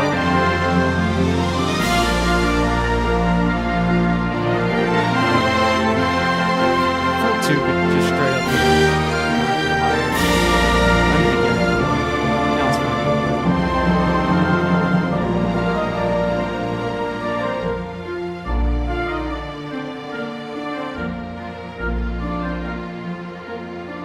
Nice.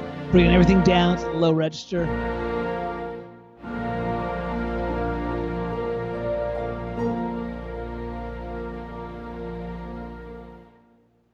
Bravissimo. This, you know what's so funny? I looked over the chat when halfway through this, I was like, dude, this is a total Tchaikovsky feel. And somebody was like, Tchaikovsky? I was like, oh, yeah. What a lovely piece. You suck. You suck because this is good. Matthew, thanks for the $21.38 donation. Very specific. Just bought my bourbon. That just bought my bourbon. Yes, exactly. It's the exact amount of an Evan Williams here in Philadelphia. See, Matt knows. I just want to read. I hope you can check out my scored to picture Painted Dreams. You sent in an email, right? I think we've got you in the queue, but we'll for sure bump you up now. I didn't forget the bar numbers. Okay. Yeah, we will put you in the stream.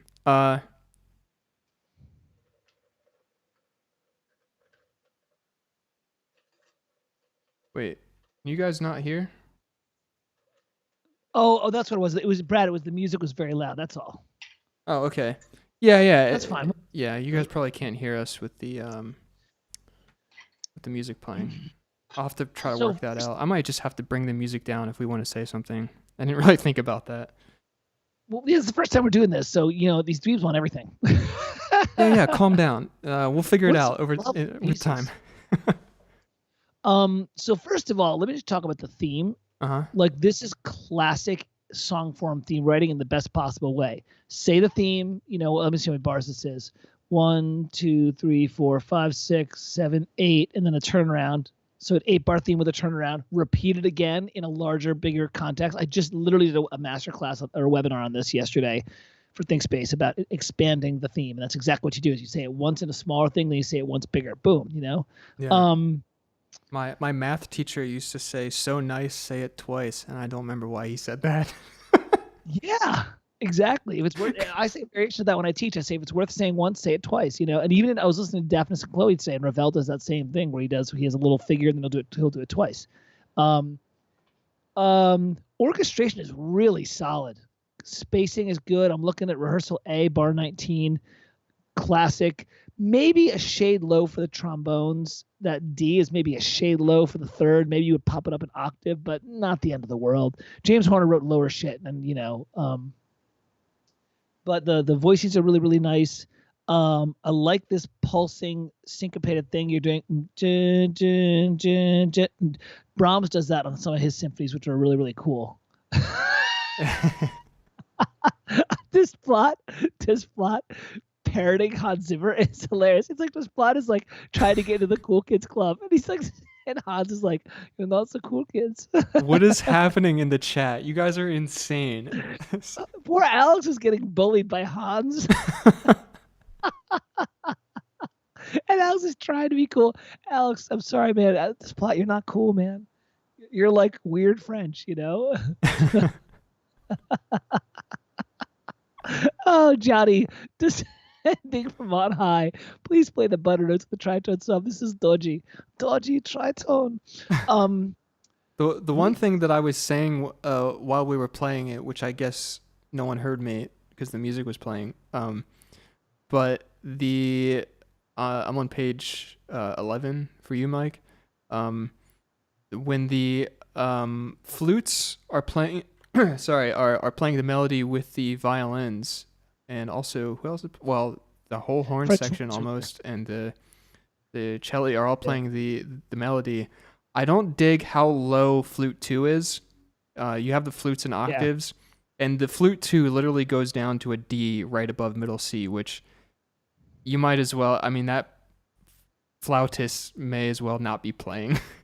You have 4 horns, 2 trumpets, 2 your violin 1s and 2s, the cello. They're all playing this melody. That's a real weird place for the flute to be as far as the doubling goes, right? Yeah, and the horns are in a good ratio. Yeah, I agree. I would just put the flutes to A2 flutes at unison on the high octave. Just do that. Be done with it. Yeah. Right. Yeah. That's like, I mean, this is a small thing, but just something I noticed. This orchestration right here is real similar to Tchaikovsky's Fourth Symphony orchestration, which is one of the symphonies that I always bash people over the heads with. They're, we need to learn how to orchestrate. I should go start with, Beethoven or Ravel. I'm like, no, start with Tchaikovsky. Like, his orchestration is so fucking rock solid. Yeah. You know what I mean? Yeah. And just do his 3 ballets, Swan Lake, Sleeping Beauty, and or the suites from the ballets. And then I love his Fourth Symphony. I think it's amazing. If you just do those 4, that'll get you started with really good bread and butter orchestration. Yeah. And John Barry's amazing. John Barry's great. We did I did podcast The Black Hole with his thing. He's amazing. He did Out of Africa, Dance with Wolves. Yeah. Music Mark, thanks for the $5 donation. Yeah, I actually don't have much of an opinion on John Barry. I'm not hip to him. He's a slower thematic writer. His themes tend to be slower and longer. He doesn't do fast, quick themes. Yeah. Okay. I'll That's take his your word style. for it.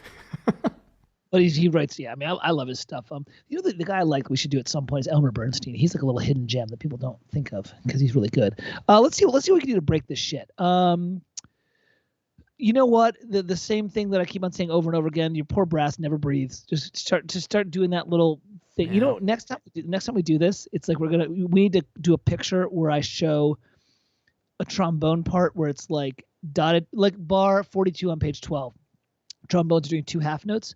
Do a dotted quarter note with an 8th note rest for both those half notes. Just do that. You know what I mean? That's the kind of thing I'm talking about. You know what I mean? Yeah, give them the visual cue, right? Yeah. Good notation, like the octave doublings. Don't split the violas in bar 45. There's no need for that. Just if you want that 3 octave structure, have the violas drop down to the bottom octave so you get here's your second violin, here's your first violin, there's your violas. Don't split the violas. No need for that. Double them with the cellos. That's fine. I mean, I see what you're trying to do. You're trying to like divide the strings because the cellos are doubling the violas. Don't worry about it. Like, let the violas tune to themselves and not have to like try and find. Half the violas are trying to find the violins too, and half the violas are trying to find the cellos. That's don't worry about it. Yeah, it's weird. You're overthinking it. Like Divisi, people don't get Divisi right. They're it's all about balance. I'm like, nah, I don't know. Brad, like the only time I try and do Divisi writing is when I'm trying to go for that Bernard Herrmann sound where he very specifically wants a super light string sound. So like he Right. does it in Fahrenheit 451 where he does Divisi first violins and then Divisi second violins in sordinos. Yes. But it's like super delicate. Yeah. I actually kind of did that same thing with something I did for Ava. I wanted to like fade out the strings and have this real light thing with. I actually took like half of the strings out and then divisied the rest into like I don't know Divisi 4, and Yeah. because I wanted that like very like you said spread out and light voicing, and I like it then, but otherwise I usually don't bother. Yeah. You have Again, five different sections, like you can make it interesting enough. yeah, totally. I think the thematic development is really good in this too because he's obviously doing thematic transformation and morphing and stuff like that. God damn it! Don't split the bassoons on page 9. You've got the cellos Wait, and what? the basses. Everyone stop splitting the bassoons. But for fuck's sake, guys, don't split the bassoons. Bassoons have a minor insecurity complex as it is. Don't have to go up by themselves. They'll just get sad. You don't want your bassoons to cry.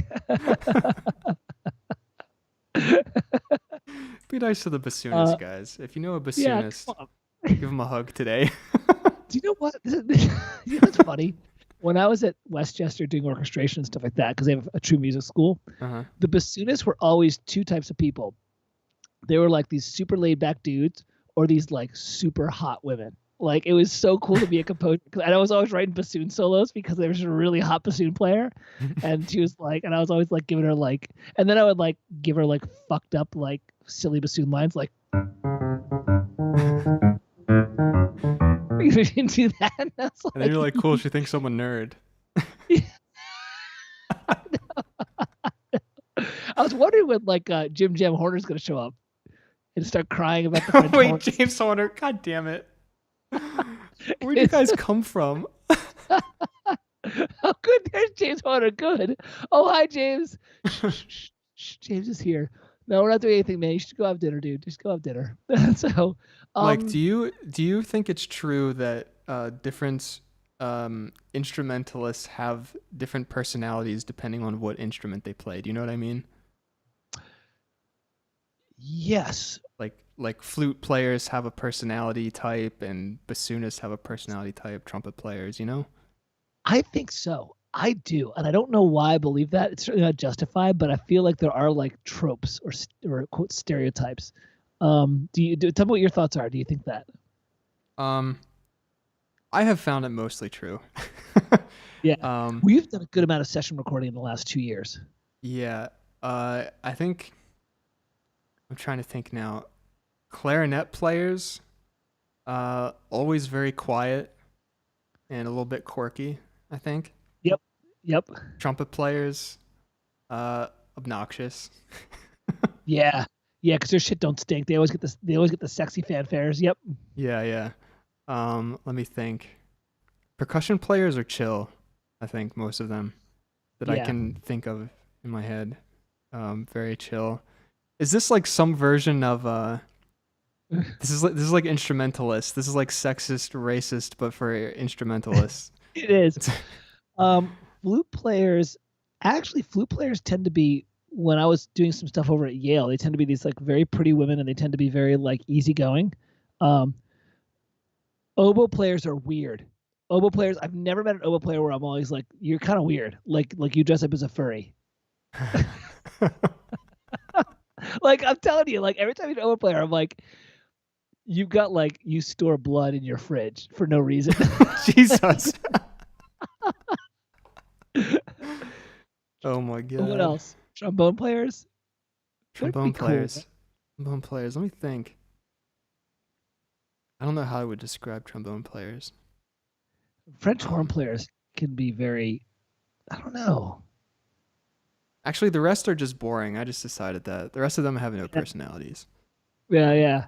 So we need to ask Jason about that because he's worked with all the Hollywood guys, like he did a ton. Somebody pinged way back when we think of Howard Shore's Lord of the Rings. I said this in a Farkle Friday, and we talked about this once, but I was like, dude, his theme writing in Lord of the Rings is phenomenal. Like he really nailed the leitmotifs, but his orchestration is weird. Like he voices shit way too low, and there's a lot of like mud issues.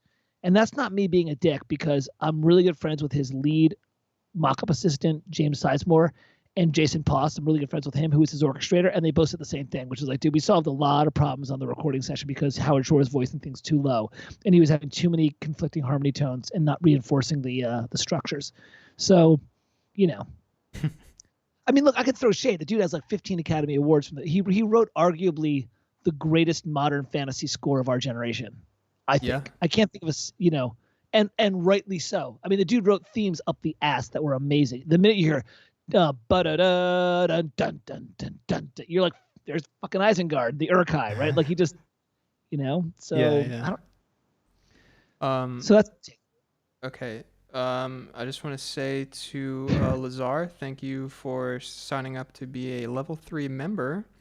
And also thank you for the 500 RSD donation. I don't know what that currency is.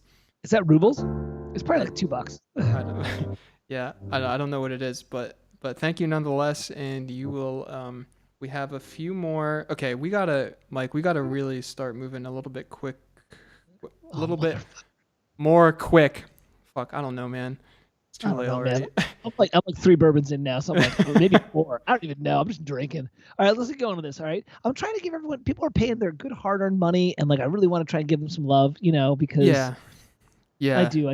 I'm also really enjoying the fact that Zimmer and Williams are bullying this plot, and Horner's being ignored. Yeah, this is amazing. Okay. Hey, so hey, Jim Jam Horner. Yeah, you go first. Okay, well, I'm just trying to move it on. So next up is Alistair, who I believe is already in our folder, Mike. Yeah. So it's Hey, Jim Jam Horner. I reviewed Krull last month. That was a really good warm up for Star Trek 2. Way to like make all your mistakes in Krull and then lift half the score for Star Trek 2. Alexander, is that his name? No. Alistair. We need to bump Zoltan to the top because his name is so fucking cool. Zoltan does have the best name. It's number 23. 23. Full score with a string. Oh, a string overdub. Interesting. It's gonna be cool. Man, everyone's sending like. By the way, are you all like 20-year-old college kids who are just fucking geniuses? Because I'm really impressed with everybody. Like, no one's sending shit. You know what I mean? Like, everybody's thinking about stuff. Everybody's writing real lines and real melodies, and they're thinking about it. I think the biggest thing is that people, and this, by the way, this is a classic example of being a younger composer, they're being a little bit busy. Look at those gorgeous bar numbers. Just there. Oh, dude. Thank you, Alistair. I just had an orgasm. Look at that. Yeah, it's I got a bummer. Wait, actually, There's like there's like 3 bar numbers, like vertically. Yeah, it's all over the place. Good. Okay, now you know what? Fuck it. This is too many bar numbers. You have one underneath the winds, one underneath the horns, one underneath the strings. You only need one, brother. Okay, this is too much. I think I did one at the bottom of the bassoons and one at the bottom of the contrabass when I do mine. You know what I mean? That way you can track it 2 places. But I think that's all I've done. So there's probably 1 too many, but that's all right. It's all right. And I put a box around mine or a circle. You know what I mean? I just like to do that because that's kind of cool. So many bar numbers. See that? Where's Hans? Hans, take note of this, okay? This is what you do when you're writing 45 ostinato bars. You actually number that so everyone knows what bar they're on because this gets. It's really easy to get lost with where you are. You're like, am I on bar 45 or 48? Because I've been doing this for like 5 minutes. It's called creativity, Hans. You know what's funny? I was watching the round table that they did with Hans and his crew for like Spitfire or something. Oh yeah. And at one point they started talking about the Dark Knight score, and Hans was like, we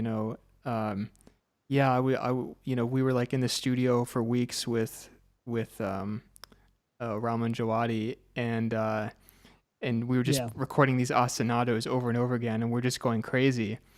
And he's like, yeah, that was a really bad idea. Like, they couldn't record it, you know. And it's like, no shit. Like, Yeah. he's like, yeah, we kept having to tell them, like, play it on the click, you know, like it's got to be really rigid, and you know, you're basically playing the most awkward line like on repeat. It's like, no Right. shit, Hans, it was a bad idea.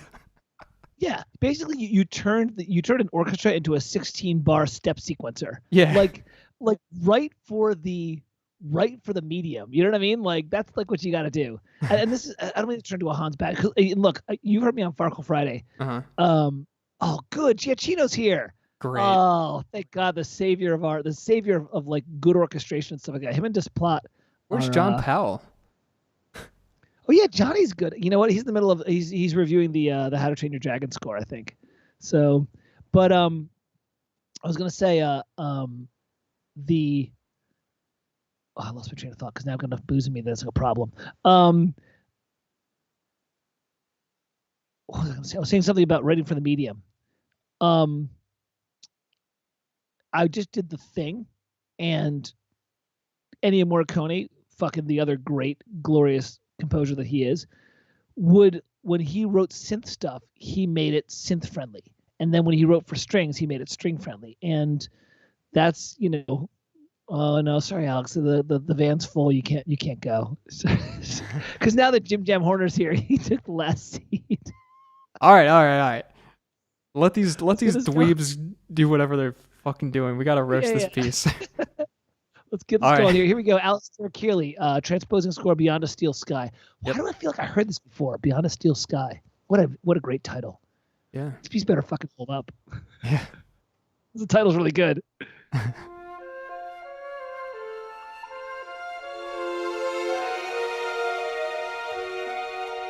man. Oh.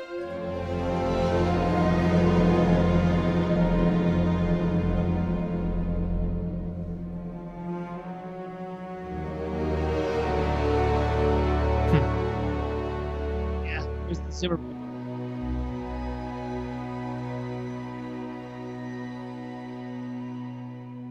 This is character music here.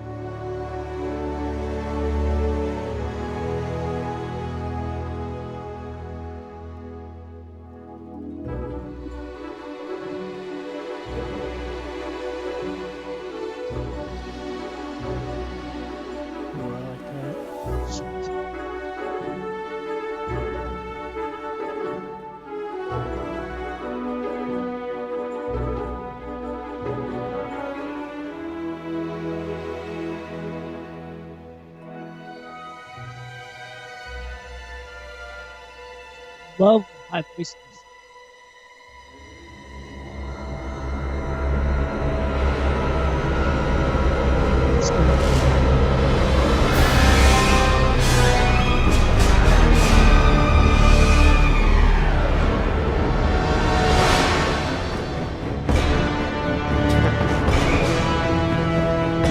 Motherfucker.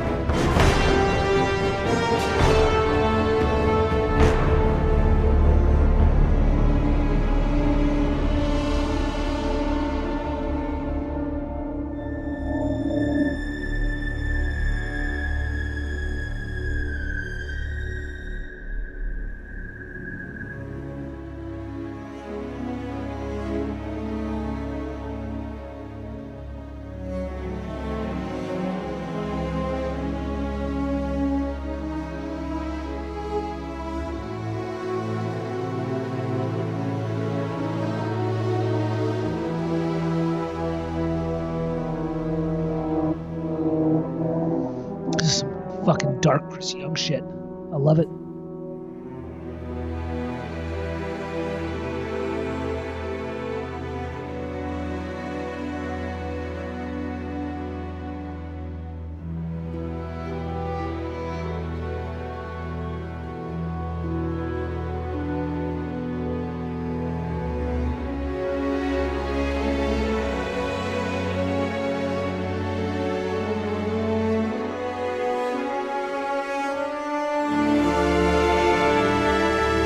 This is some great writing.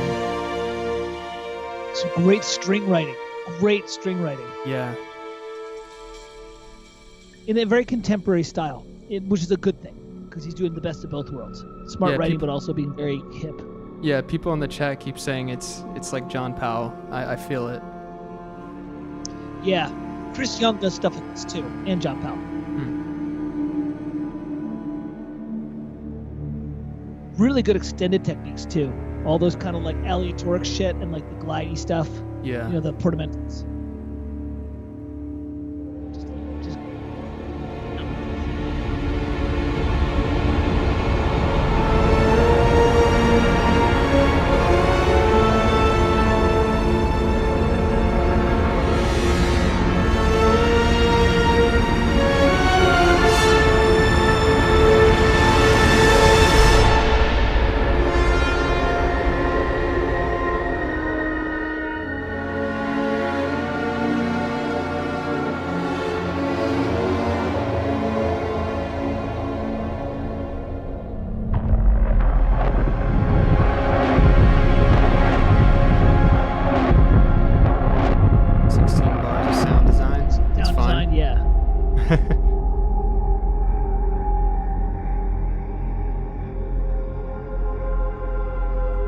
You telling me you didn't notate your sound design?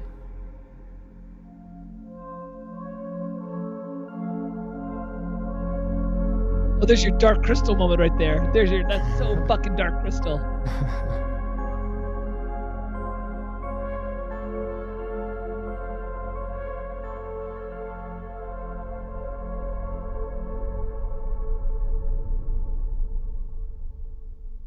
Hot shit, you nailed it, brother. Wow. Hot shit, there's some good shit there. By the way, everything so far has been really, really good. Don't get me wrong. Yeah. Wait, there's still there's an end tag, I think. I thought it was over. Nice. Okay, spicy.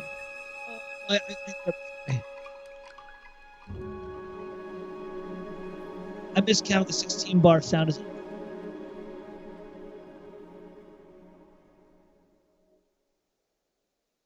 Wow.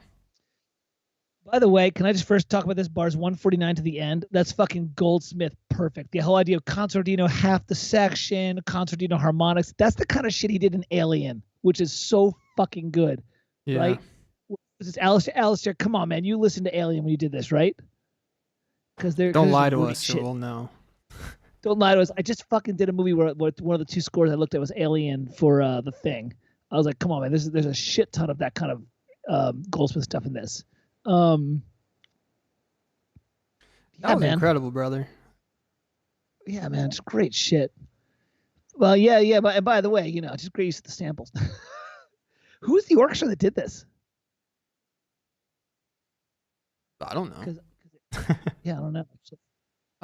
Bye, Donnie. Good seeing you, brother.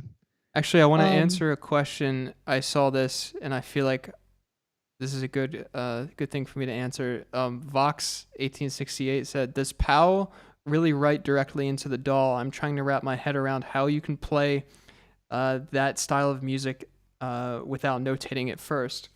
And I actually, John Powell did a AMA on Facebook where people could send him messages on Facebook and he would answer them. And I actually asked him that exact question. And he answered me. So what did he say? I'm just going to answer this for you right now.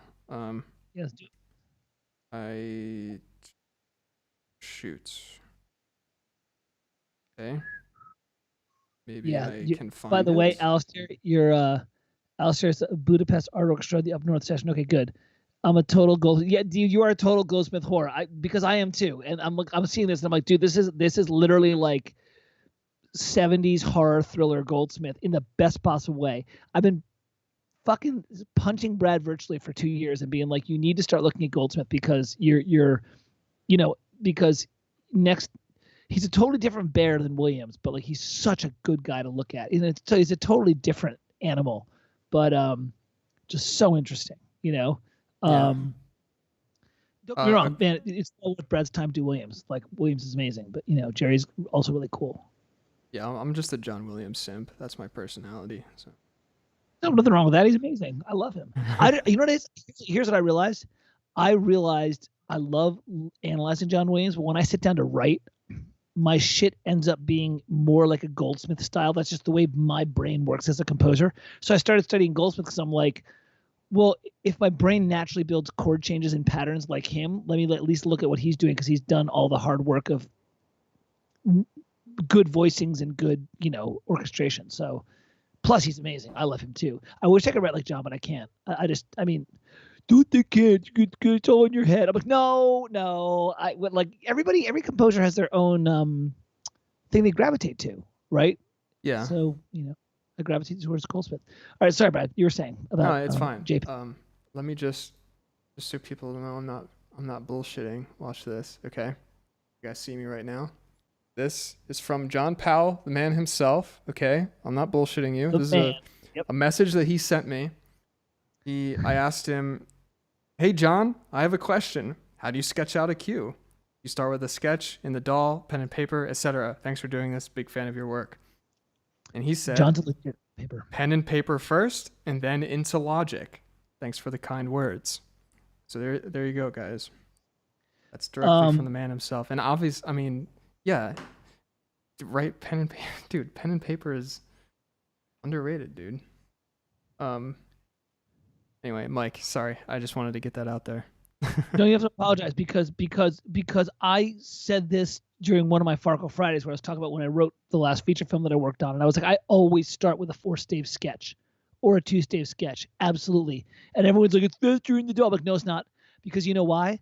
Because when I start with a sketch and I get my lines out, and I'm not saying I'm a great composer, but at least I'm writing linearly, and then I take my sketch and then I double it into the DAW, I have like a 90% conversion on my cues, so I don't have to rewrite anything. So like, yeah, I write 2 minutes a day, but my 2 minutes a day stays in the film. So it's like that, and that's why, because you're thinking about everything, and it's just fucking right. People like I still fight it. I really do. I still fight when I start a new cue, being like, well, let me just load up Reaper and let me just start with Cinebrass or Cinesamples, or whatever. I'm like, I have to say to myself, no. Go to Sibelius or open up. Brad showed me how to build a little 4-staff template PDF, and so I open up Drawbook and I write in that. I'm like, no, do that. So look. Sorry, I'm prepping. See, look, man. Here's the last cue that I did. Wait, Mike. They can't see you. Hold on. I'll turn your feed on. Make you real big. Oh yeah, baby. There you go. All right. Now look, here's the last sketch I did. It was a great sketch. I was really proud of it. It's for a Star Trek Enterprise kind of cue, and that's my sketch. 4 staves, wrote it all out. It's about 45 seconds. It was for a video game, and then I mocked it up, and it got approved. Oh yeah, brother.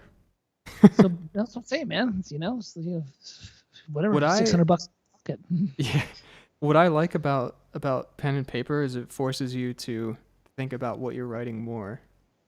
You know what I mean? It makes what you're writing a little bit more precious because you can't just hit delete. You know what I mean? Yeah, you have to think about where it is vertically and horizontally. John Williams throwing shade on Hans. Jesus, John, you're like 85. Why you got nothing to prove? Why stop busting on the German? How do you get your timing and sync points onto a sketch score? I'll answer that in a second. First, let's finish up with his cue, and then when Brad loads the next one, let's see. Yeah, we got to roast this guy, and then we got to move on. We got a lot of pieces. Motherfucker. How do you roast this? This is amazing. Yeah, it's like, and it's totally informed by great modern scoring techniques. The dude starts off with artificial harmonics in the violins. I was like, there you go. I was like, you already your shit. And that little 3-note motif with the flute, with the thing, right? That's such a Goldsmith thing to do. You know what? I'll roast him because I'm like, you're so obviously plagiarizing the strategy of Goldsmith. Right? It's like you're lifting the strategies from one of the top 5 composers of all time. So yeah, well done, sir. The voicings are great. The harmonies are really interesting. Look, this is a lot of aleatoric and clustery stuff, which is just exactly what you want to hear in this kind of thing. Now here's where you can get a little bit. I'll look at like bar 15, for example. this is where it's like you really got to know your registers, because some people might say, what the fuck's going on? The violins are so low and the violin one is so high. It's like, yeah, because he's deliberately trying to like create these strata of tones. Like, this is not him building a jazz harmony like that, where he needs it to, where he needs it to all build. He's like trying to create these kind of atonal, like I call them little knots of harmony, Knots, knots of harmony. Yeah. You know what I mean? This is some real educated writing. Like, you gotta know your shit to pull this off. I don't Dude, know. fuck yourself for sending this in, man. This is too good. I know. Oh, fuck. The thing, okay, here's the roast. Don't have 3 bar numbers. Too many bar numbers. I'm pissed about there that. You go. Okay. Fucking never write again because you have 3 bar numbers on your Yeah. thing. Yeah. Great piece. Thanks for sending it in. I wish I could give you a better roast, but I mean, you're too good for this stream. Yeah, really. And and your narrative build, like you build textually so well. Like, this is a really good. You're kind of. It's funny. I did a webinar yesterday about form and game music, and I'm very chunky when I write, a lot of 16 bar, 8 bar things. But that's very game music. It's very useful for that. This is something where you're really aware of the time evolution of the piece, and it's almost like Lutoslawski, where you're just building these kind of hit points, and you're just doing it very, very well, which is why you're getting these 4/4 and 6/4. And by the way, fucking 7/8 in page 9, fantastic. Absolutely. Bassoons and bass clarinet. By the way, this is what I'm talking about. Like, there's some real discipline in your orchestration. Like, look, go to bar 76 on page 11, where you look at the entire top 2 families. I'm already on to the next one, but you can explain it. It's like you're like leaving whole chunks of the orchestra empty because right now you don't need it. Voicings are good. Progression is good. I like the viola clusters happening at bar 95. They're super cool. Yeah, man, it's really, really good. It's too good. It's like, what do you fucking say? It's good. Jesus, you know your shit. All right, so somebody said, how hard is it to do timing and hit points when you sketch? Well, I use Sibelius for that, right? So what I do is I go old school. I actually have a click book, and I actually map out my beats. I go into Reaper, and I map out my beats, all my hit points, right? They're all timed out. Then I go to a click book, which is old school, and I find out what tempo hits all the beats. Now, Digital Performer does that internally, but I hate Digital Performer, so I have a little spreadsheet that I built that kind of I plug it in. So then I find my tempo, and then what happens is this: if you have the right tempo, most of your beats land on the quarter note or the half note or the eighth note. Excuse me, quarter note or the eighth note, right? So I do this, and then guess what? If the beat that I want to acknowledge isn't on a quarter note or an eighth note, it's usually on a 16th note or a triplet eighth note. And then guess what you have to do? You actually have to fucking write with triplet eighth notes and actually have like things that actually hit like on the offbeat. It's like, oh my God, you actually have to write where you're not just on quarter notes and half notes the whole time, or eighth notes. Yeah, so, right. And that takes a little bit of time. But here's the thing, and this is the whole sharpen your axe thing, right? It's like I put off writing music until the very fucking last minute. I do everything beforehand. Yeah. I map the scene out. I write the beats. I put the timings. I have a 4-staff reduction, and the top staff is my click, and I put the hit points in there, and I notate them with the music timings. Because then when I sit down to write, it's like, oh, I have to write 4 bars and then get to the hit point. And then I have to write 3.5 bars and get to this. And it's just so fast. Yeah. Does that make any sense? Yeah. And I do the same thing because you taught me. And now let me ask you this. This is not pimp me out, I'm so awesome. Is it pretty fun to do it that way, even though it's a lot of prep work? When you sit down to write, do you find yourself totally in control of the writing process? Yeah, actually. In fact, the times that I don't do that, because sometimes I think like, oh, I think I can get away with not doing this, like, oh, I kind of know what I'm doing. I can, skip this step. I just write it off. Yeah. Yeah. And that's when I fail, Yeah. You get tanked, right? It's been the case that every time I do that, it just goes a little bit more smoothly than if I'm just kind of winging it. Yeah, I feel that way, and it works for me, and it works for Brad. So there you go. Yeah. Uh, But who are we? You know what? And I said in all of my Farco Fridays when I do my webinars, I'm like, listen, I'm like working part-time in game music and films, and I'm a music director at my church. So I'm like, don't look at me for like penetrating Hollywood. FL Studio is amazing. Isn't FL short for French? What? FL. FL Studio is the best. Dude, I'm banning anyone who mentions FL Studio. I was playing all sorts of wild Joni Mitchell stuff. Dude, hey man, MuseScore's fine. You know, I think the coolest one of the piece that was written both under time limit and on paper. Yeah, right. Yuval does great work, man. Who's next, Brad? Yeah, we got people who have paid good money to get roasted. Next up is Ian Noland. Ian, can you send shitty music so we can roast somebody? Yeah, this better be shit, or I'm gonna be mad. By the way, Mike, Ian is number 22 in the folder. Okay. Thank you, sir. I'm going to start playing this, and I'm going to simultaneously pour another glass of wine. Mike, how you doing on drinks? I think I need to pour myself another bourbon, so I'm going to do that right now, brother. All right. This is fun. By the way, Brad, are you humbled by the quality of the music? Because I am. I am totally humbled. Like, there's some legit. Everybody's put out a legit score into this. Like, totally legit. Yeah, completely. You guys are insane. But now the bar is being set. Like it's gonna be one of those things where like somebody's gonna pull shit. It's like, who's gonna be the one to fail first, right? Yeah. Now the first person that actually sucks is gonna feel really bad, but that's fine. Well, whatever, man. Fucking Get put better. It out there. Yeah, get better. You know what? All right, here we go. This is Ian Noland by Northern Waters. Here we go. A lament.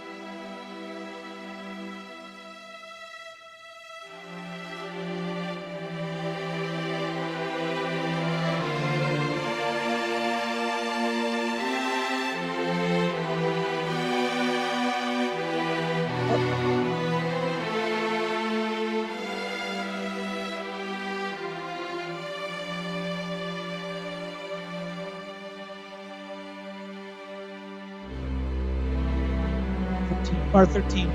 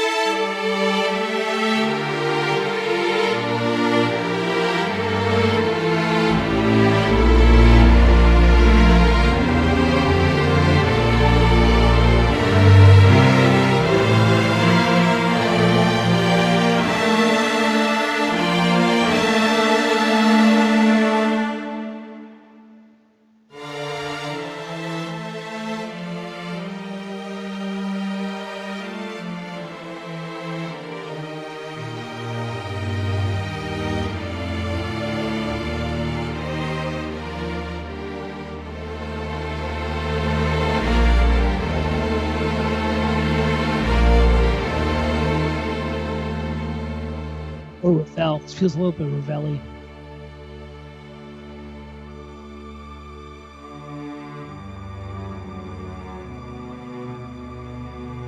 Nice.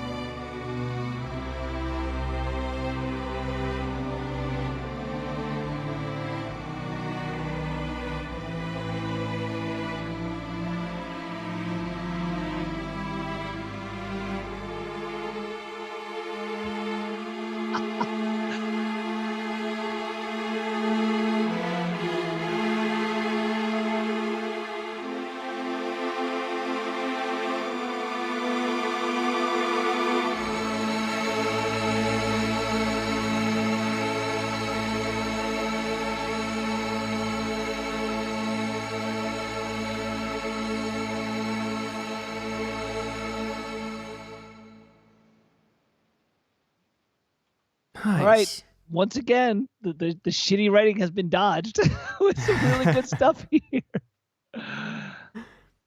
Wait, who's getting banned? Oh, jeez. Hans is so mean to Alex. He's now making fun of his own language. Guys, be nice. Hans, be Look, nice.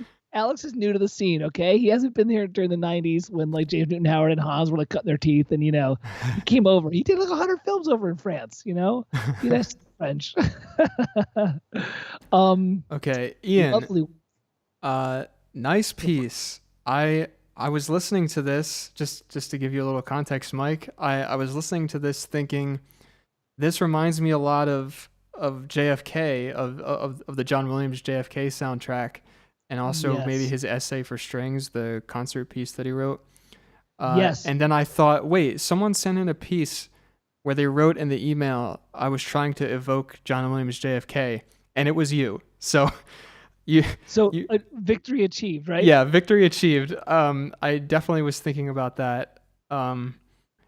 Great string writing. I want to say, like, the way that you have all of the instruments kind of singing in the same registers together, it's something people, and I don't know, maybe don't always think about. But for example, in measure, I don't know because there's not really bar numbers. Measure who the fuck knows, right? Because Who the fuck knows? I don't know, with the string quintet. Or is this a quintet or it's a string orchestra? It's the same thing. Like whether it's one or a section, it's going to balance the same. Well, so you can't do divisi. Like it's got to be an orchestra because you're doing divisi writing. Yeah. I guess you can get away with no bar numbers here because you're having 2 on the page, right? 2 staves. Hans is cracking me up. Stop looking at Hans. Fuck Hans. Mike, we have a job to do. But Hans and John are so spot on, and Alex is being poor display. I'm sorry, Alex. I liked your score for Harry Potter 7, Alex. I believed in you, okay? Doesn't matter what Jesus Christ. Getting mean in his old age. So back to what you were saying about the really good writing of the registers for each piece, and everything having go for Brad. I'll ignore Hans. Well, I was trying to find a place in particular where I thought it worked, but then I realized there wasn't any bar numbers, but I guess it's fine because you get the bar numbers on the left side twice on a page, so it's fine. Right. So real fast, I'm going to give one thing that jumped out. I'm getting really nitpicky, but the minor ninth kind of crept in. I was going to ask if you heard it. Yeah, bar 13, right? Did you catch that? Bar 13, let's see, bar 13. It may have shown up somewhere else, but actually, I heard one somewhere else, but I see it now, yeah. So what you're doing here in bar 13, when you've got your violin 1 jump from a B up to a G, I'm going to build that stack real fast. I get what you're going for. You're going for a G major 7th chord, like that, right? So you got the high G, you got the D, you got the low B here, and you got an F sharp there. The way that's voiced, you've got a minor ninth between the F sharp and the G. It's real subtle, but it's a grindy thing. I would actually change that F sharp to an E. Right? And before you say like, oh, I like that rub, it's like, no, minor ninths in a non-dominant context really sound funky.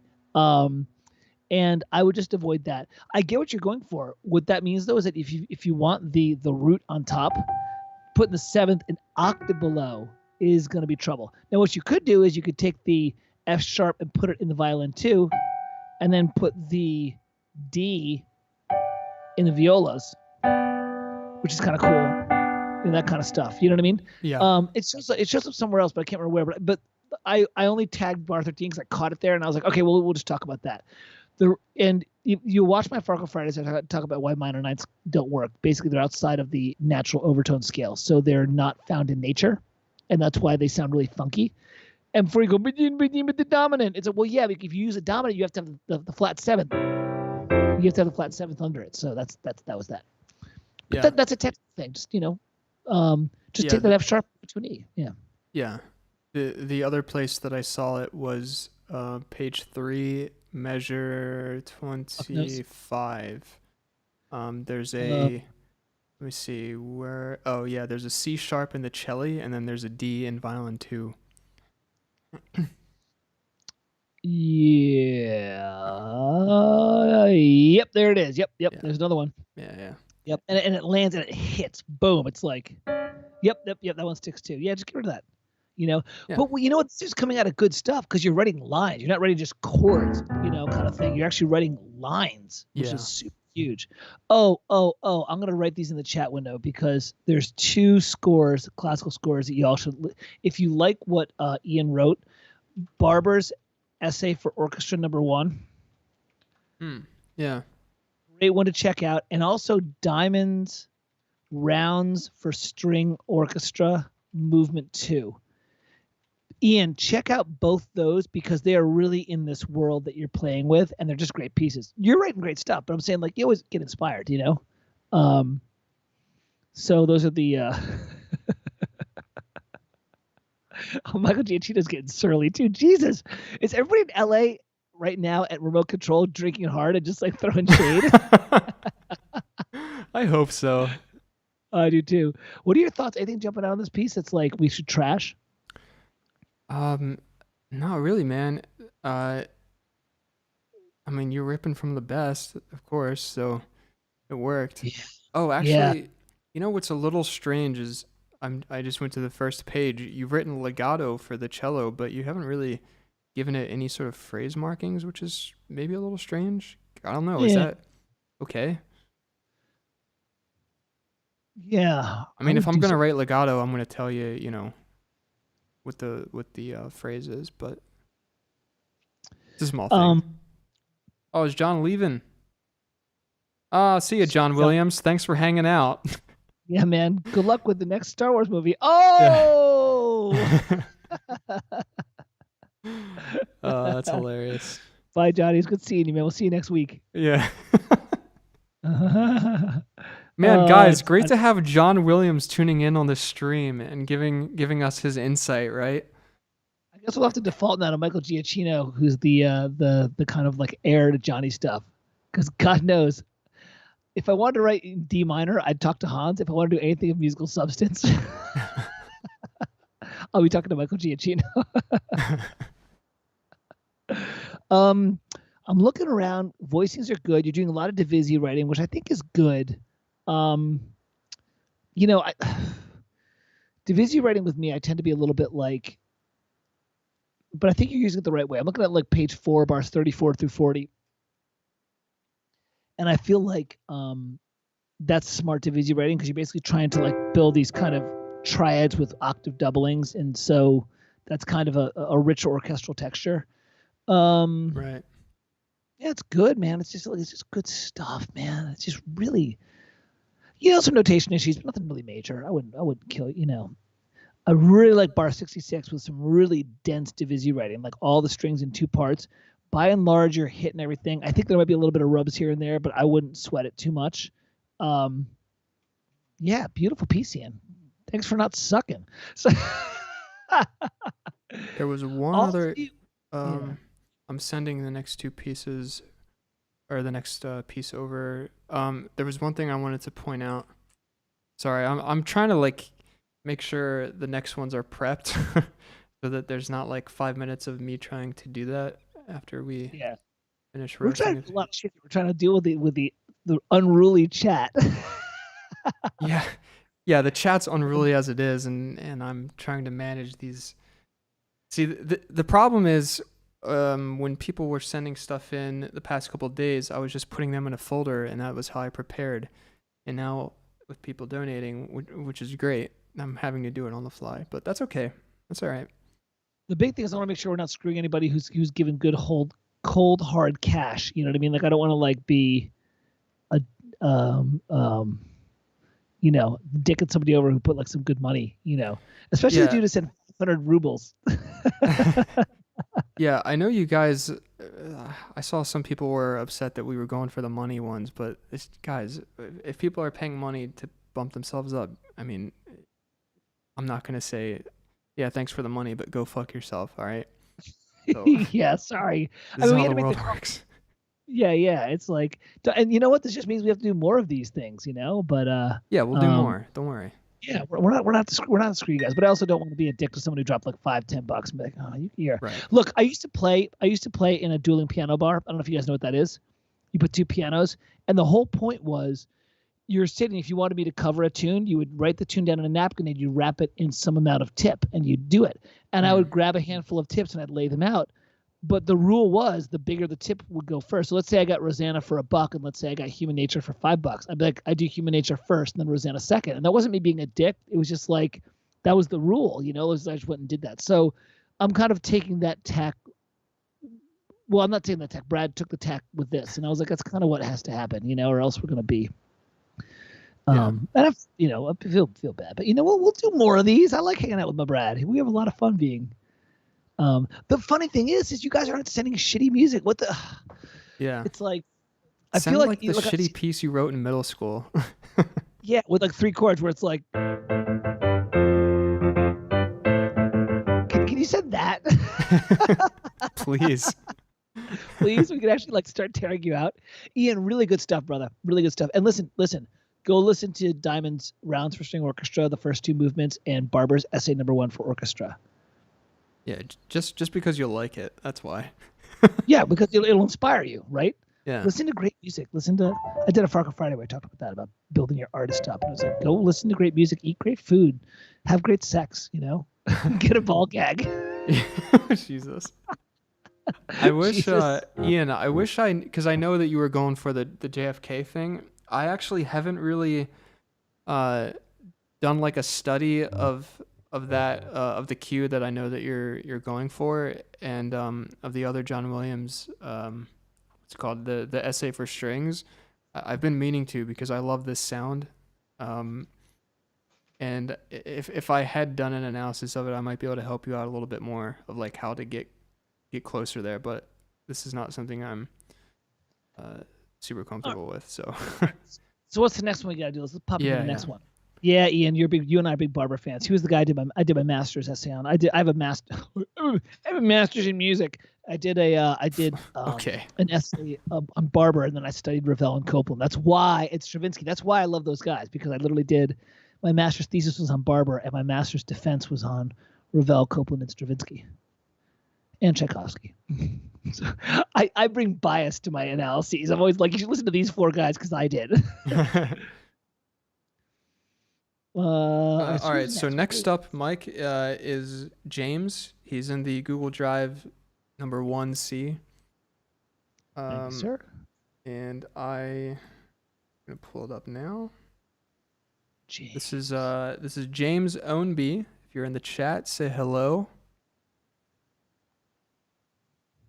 Hey, and by the way, let us know. This is the first time we're doing this. Are you liking how we're doing this? Like, I feel kind of bad because what's happening is everyone's sending up really good pieces, and we're like, there's really nothing to critique about this.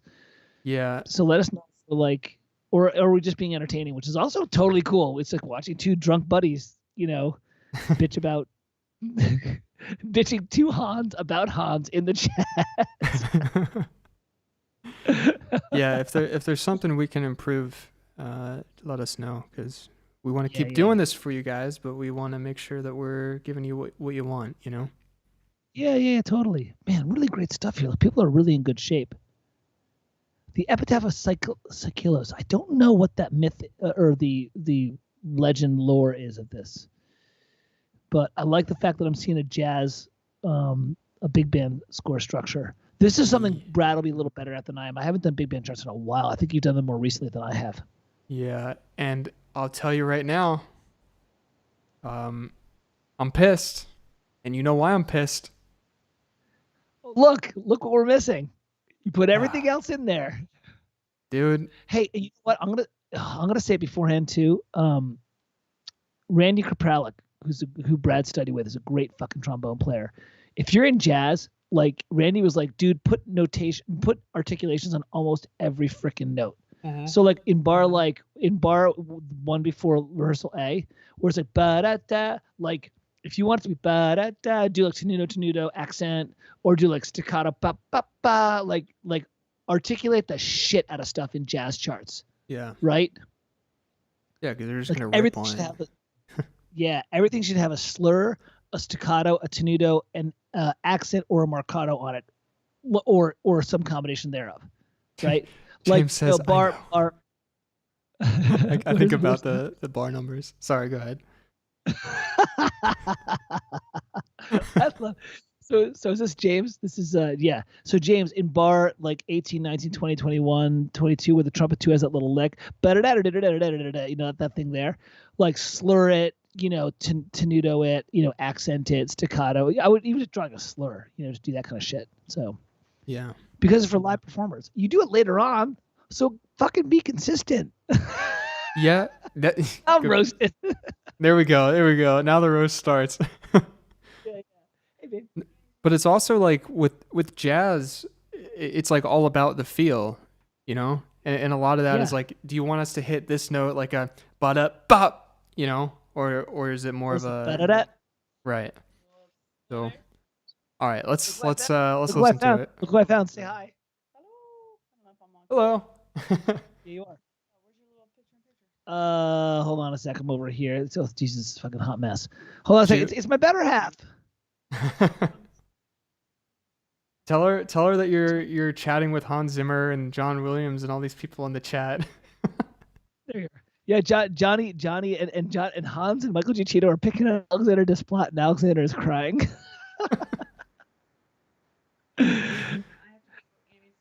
Give me 1 second here. Like picture that you're showing me right now, Mike. Yeah. 5 minutes old. Oh, I know. I love you. Bye. Quick, mods are gone. Okay. Boo, Mike. Let's do the jazz part. I'm not leaving. The girls are leaving. I'm like gonna you know, I'm hanging here with you guys. All right, so let's listen to this piece. Actually, you know what? Wait just a sec. Mm-hmm. Stall the guys for a sec. I have to pee like you wouldn't believe, but my bathroom, it's like, you know, Brad, it's like 2 feet that way. So let me pee and then we'll listen to the jazz. Yeah. I want to say thank you to Music Mark for the additional $2 donation. I think we are slowly approaching your piece because you did donate earlier. So hang in there. We've got a few more to do, and I promise we will look at your piece, and if it's roast worthy, we'll have a lot of fun with it. Okay. PDA, did I miss that? I hope there was no PDA. I'll ban that man.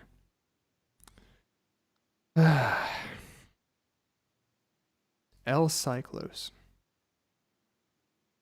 I actually kind of have to pee too. I don't want to leave you guys hanging. Shit.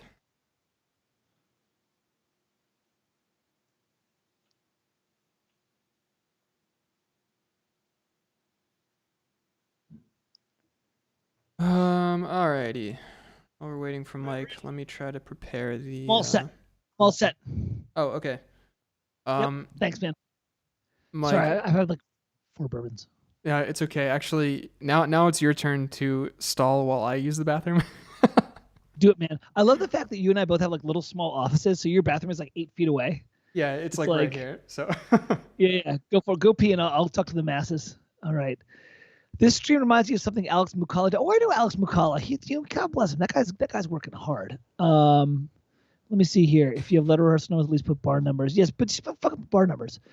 All right, let me check with the chat here. This is great. You should do it more. Hearing great pieces is content. I know, right? Like Jake said, hearing great pieces is content enough. It's like, dude, people are submitting legit stuff. You know, it's like, oh man. Alex is a good friend of mine. Yeah, you got to get some diapers for the next stream. No, we've been here for like 2 hours. I got to go in about 10 minutes for like 45 minutes. But you guys will still be going. Don't worry. Yeah, Alex McCullough. He's a trailer music composer. He's good. He knows his stuff. All right, so let me see here. What are we going to talk about here? Oh, while I'm stalling. Get the chat window going. We can talk about Japanese role-playing game music. And, Joe Hisashi, who's fucking amazing.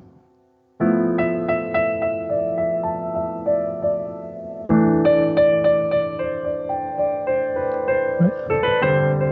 I'm hacking the harmony.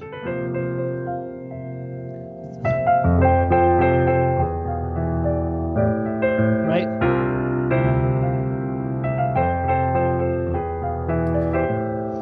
There's a guy I want to do at some point. I want to do some Joe Hisashi, but you know what? Brad, I'm starting to figure out what I'm going to do. When we do the video game music shit, we'll do it over on my channel because that's my thing that I do. Like I love doing, the JRPG stuff. So I'll start doing like the Joe Hisashi stuff and like the, Yoko Kanno, kind of stuff over on that one.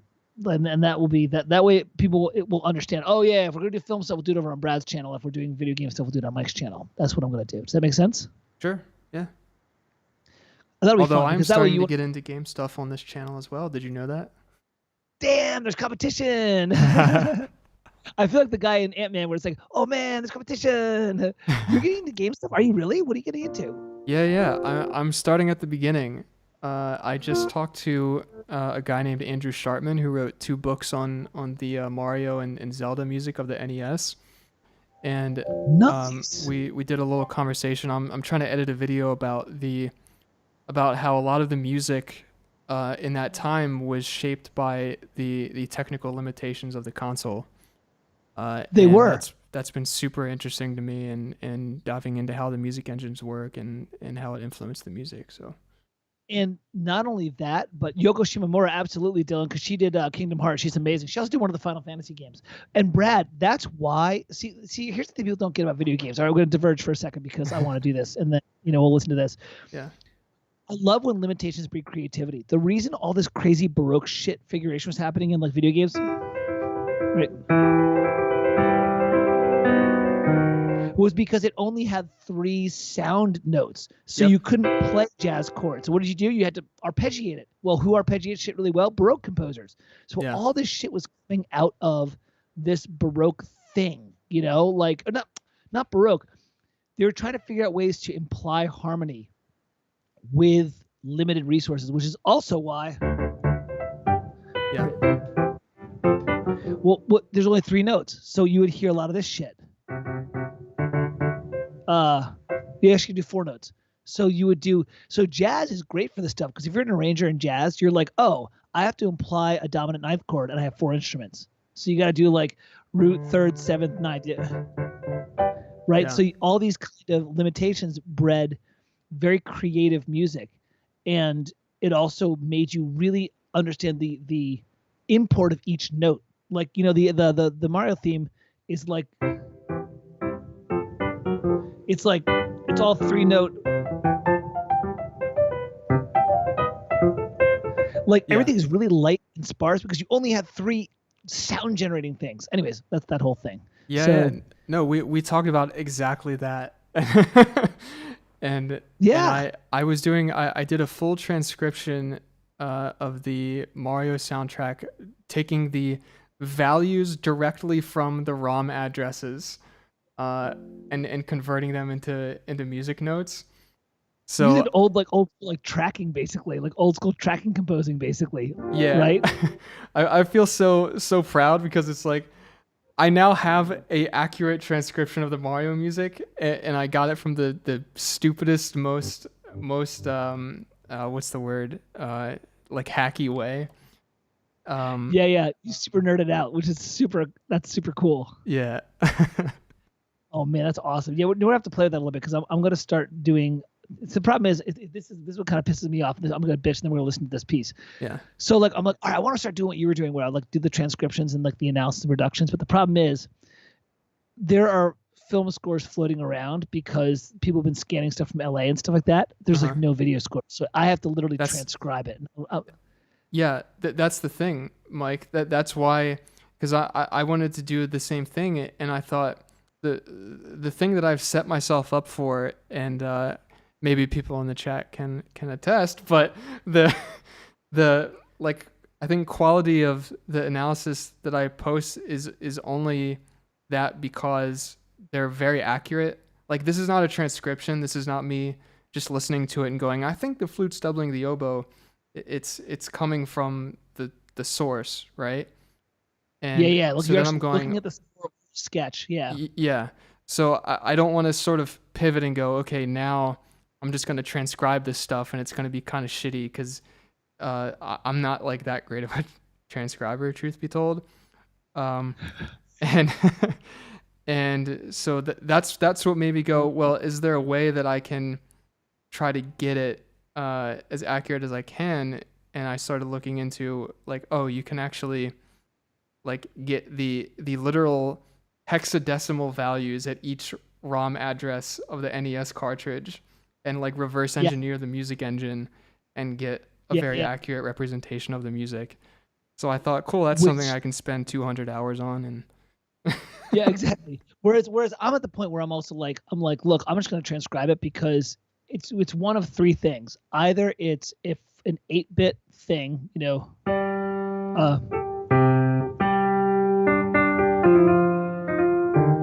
right, like the original Zelda, in which case you can kind of hear, you know, there's only 4 voices, or it's a 16-bit one, like it's a, you know, like a sound canvas piece, like Chrono Trigger, right? In which case that's legit transcription, but it's like it's still kind of limited by voices.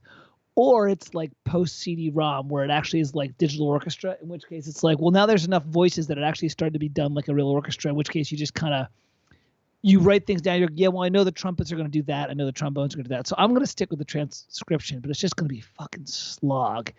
It's going to be an absolute slog to do that. But I kind of want to because of the music I want to be writing for like my first 2 albums. So I'm like, you know, I'm like, there you go. So yeah. Anyways, sorry about that. I got off on a tangent. Let's go take a listen to El Cicalos, if that's cool. And then what I'm going to do is after this, I'll pop out for 45 minutes, talk to the Play Eternal people, and then I'll come back at like 6. Okay, sounds good. Sounds good. All right, let's take a listen for this bad We could boy. try to, because your meeting's at 6, right? No, it's at 5. It's right now, but I'm texting them and saying I'll be there in 5 minutes. Oh, okay. All right. Let's go. Yeah.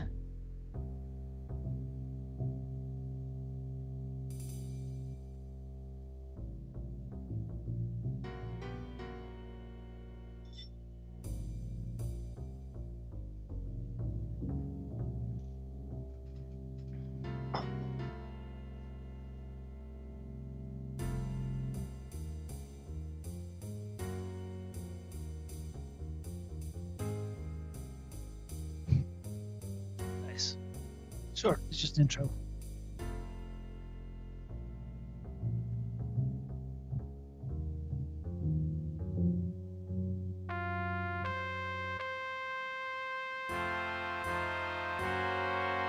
Love it. General Medi.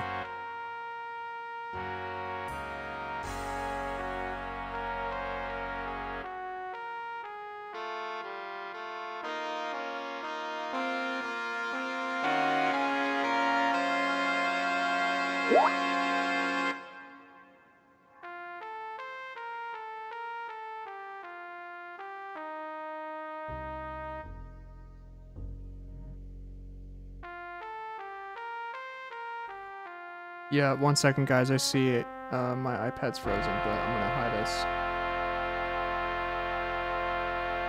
There you go. Sorry about that.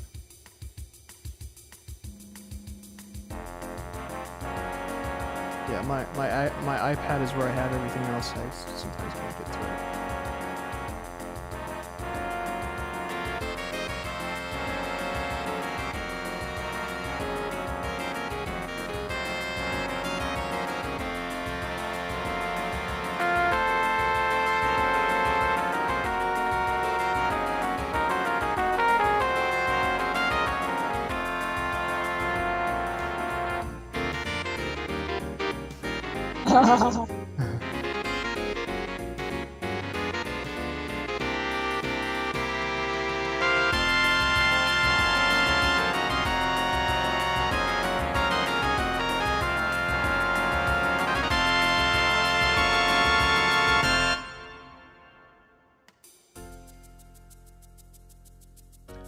Oh boy, I remember listening to Sibelius. This is the let's take a solo, and now we're gonna sit and listen to this for like 18 bars of like that.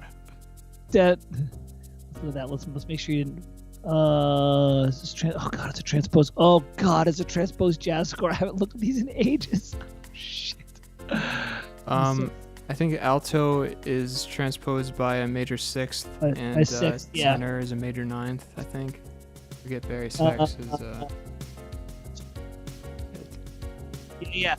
Tenor's a major ninth, and altos are. Barry is 6th to 9th. Oh yeah, right. Shit.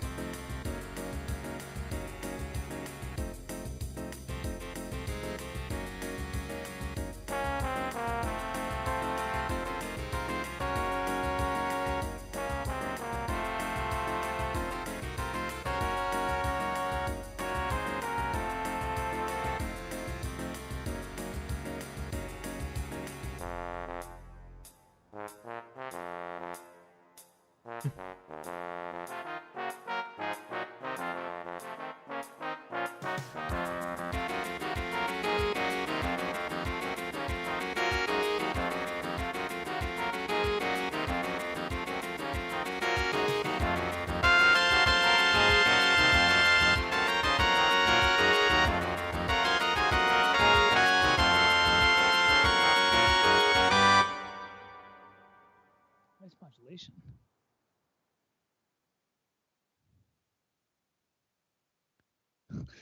There's gonna be a big.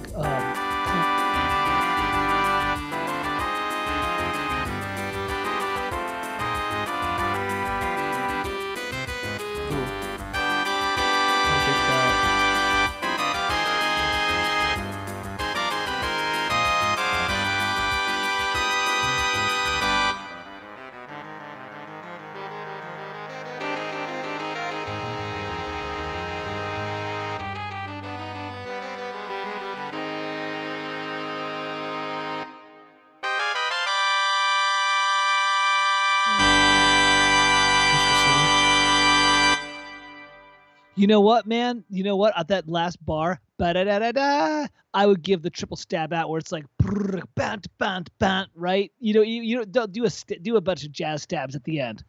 Yeah, right. The ending felt a bit weak, personally. I don't know about you, Mike, but we kind of ripped out the rhythm section at the end, and it feels like you want a big ending, but then I don't know how to articulate what I'm thinking, but it doesn't feel satisfying.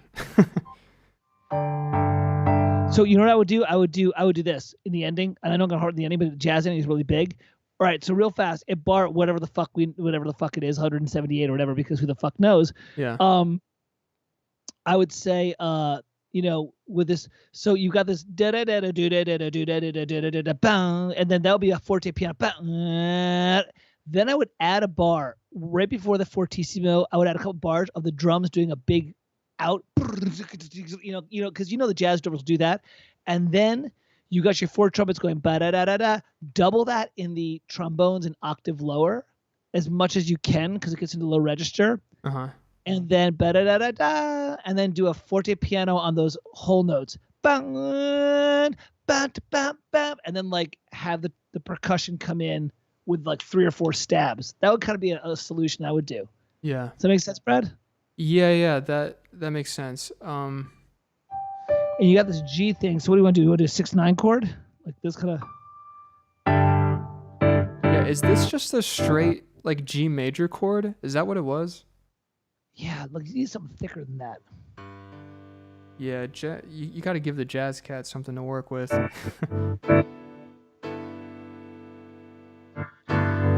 You're adding the 9th there. Yeah. Not the 9th and the 13th. Yeah. Yeah. Maybe do like a 5th and a 4th voicing. It's like No. Oh, fuck. I gotta voice that shit out. There's the 9th, there's the 13th. Something like that, maybe. Root 5th. Root. No, it's too rich. Yeah, add the 9th and 13th, definitely. Evolve. 5 flat 9 over a 1 bass would be cool. Right. Let me try that. Huh. Interesting. 5/7, 5/7 the flat 9. Yeah. Sure. Oh, you know what? Do that twice and then resolve to a 6/9 chord. So it'll be like. Ooh, I like that. Yeah. Right. So I resolved. So that was like A, C, E flat, F sharp, A, bump, and then that resolved to an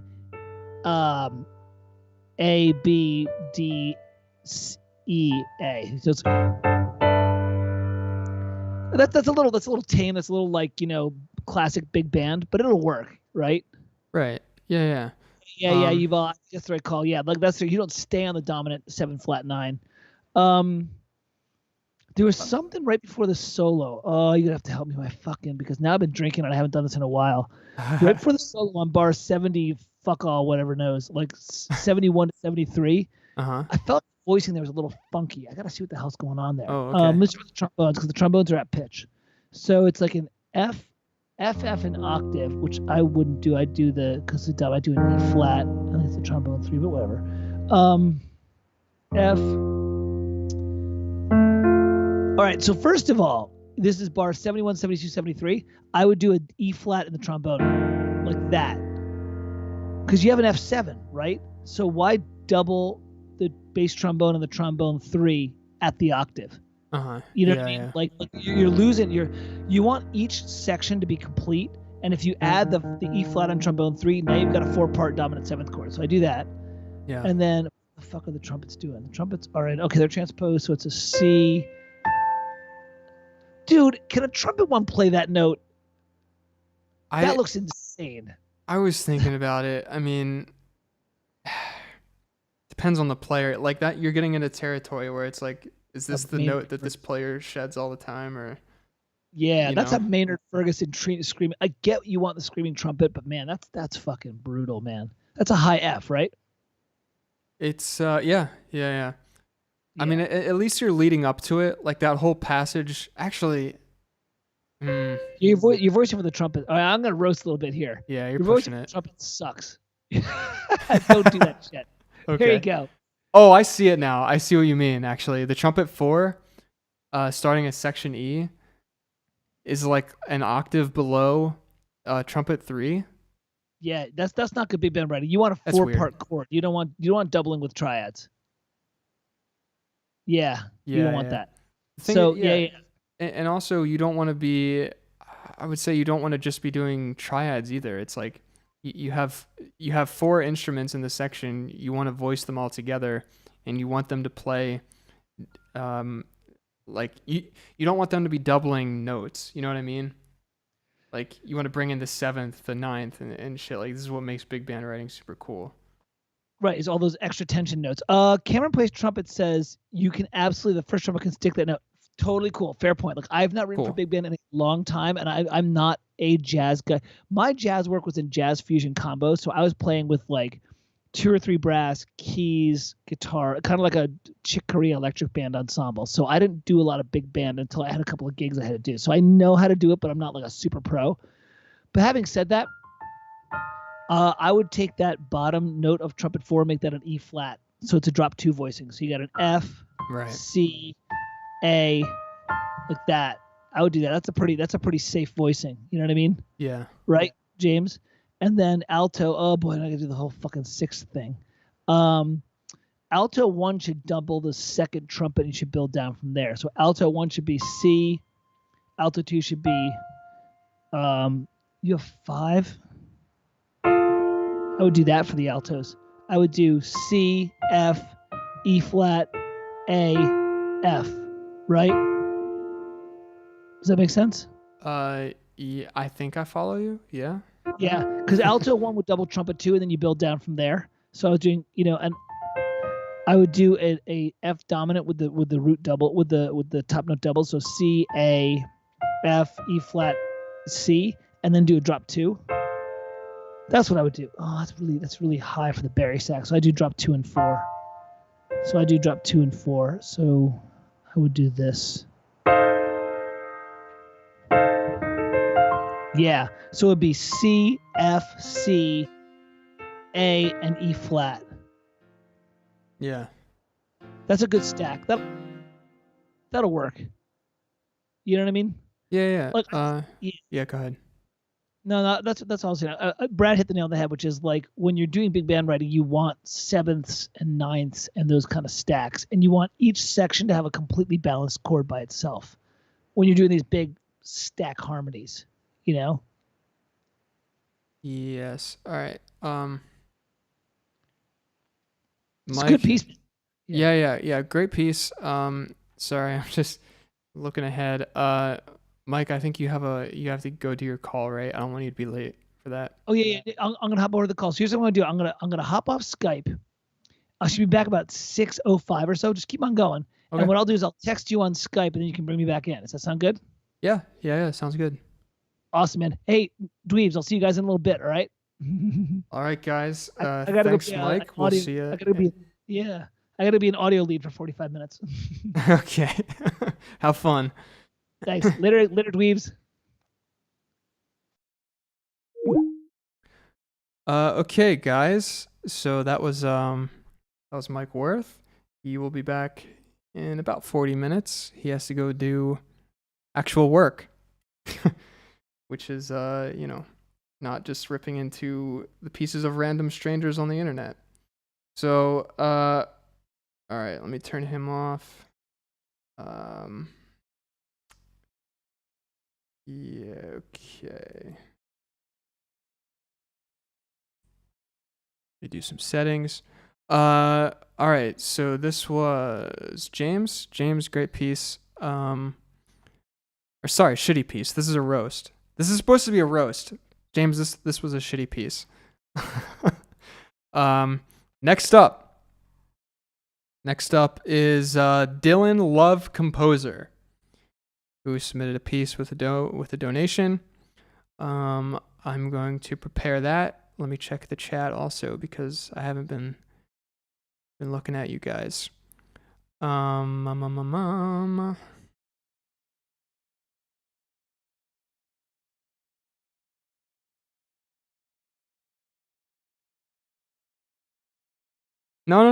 I didn't want to get rid of Mike. I just didn't want him to like screw up his meeting and leave everyone hanging. Because if you don't do that, he'll keep going. You know. I love the guy. He has a lot of energy. But if I didn't tell him to go, he would be late for his meeting. So all right, Dylan, I'm getting you ready. I'm sorry, guys, that this takes a couple minutes to do the transition. This is just kind of we're having to adjust everything on the fly. So I'm sending the files from Dropbox from Mr. Dylan. And I have not drank enough wine for this. So that's the next step. One second, we're almost there.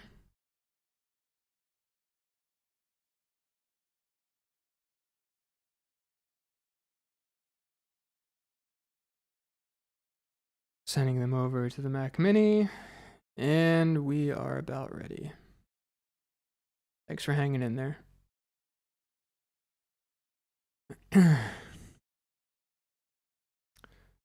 Okay.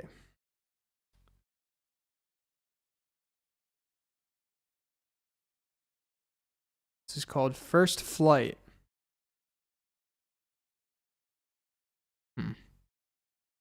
Okay.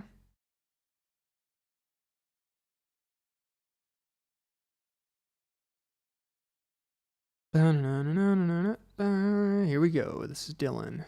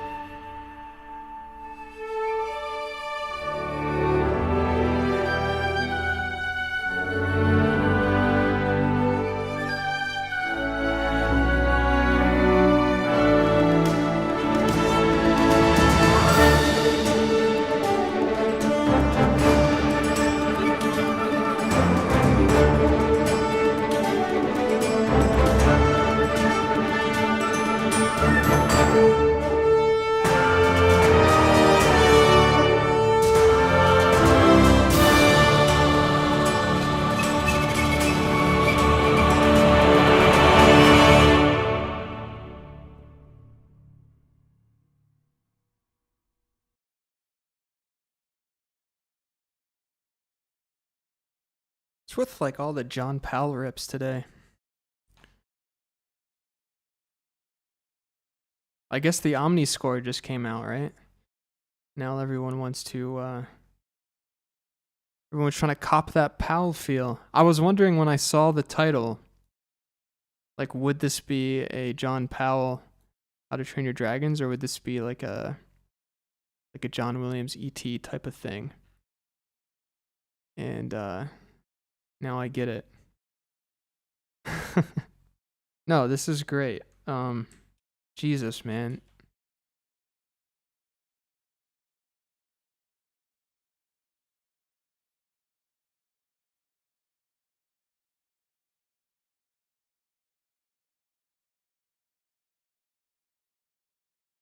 Dun, dun, dun, dun, dun, dun. This time change is a bit weird.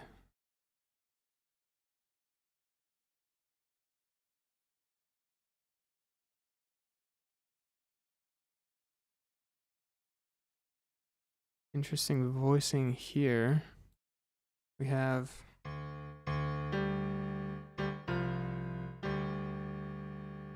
fourths. Well, going. Wait, is this transposed?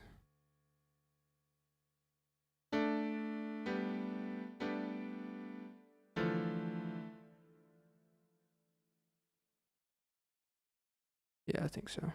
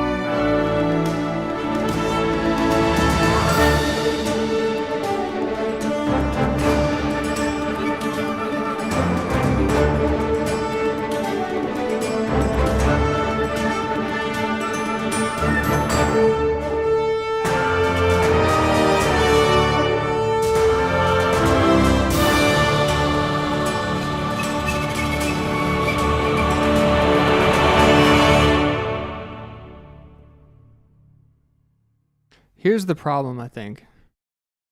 Your writing is pretty good. Your orchestration looks fine. There's nothing that jumped out at me right away, but you've nailed the John Powell sound. But it's John Powell's sound. You know what I mean? And I'm guilty of it when it comes to John Williams. It's like, I love John Williams. I listen to John Williams all the time. Every time I write, I want to channel that, you know? But in the end, it sounds like me trying to sound like John Williams, you know? And I think someone mentioned earlier, who said in the chat, it feels like I've heard it before. And I have to kind of empathize a little bit with that. It's like, it feels like just a cue from How to Train Your Dragon, which is great, because How to Train Your Dragon is great. You feel me? You feel what I'm saying? So basically, I think the biggest criticism I can give you is that you sound like a really great composer writing their best score and did it convincingly. So in many ways, it's like a good thing. But also, you know, you can try some other things too. Hope that made sense. Wait, this was at the Newman scoring stage. Wow, I actually recorded there with Ava. That was my first real recording session. That's a cool stage, right? Um, yeah, when did you do that?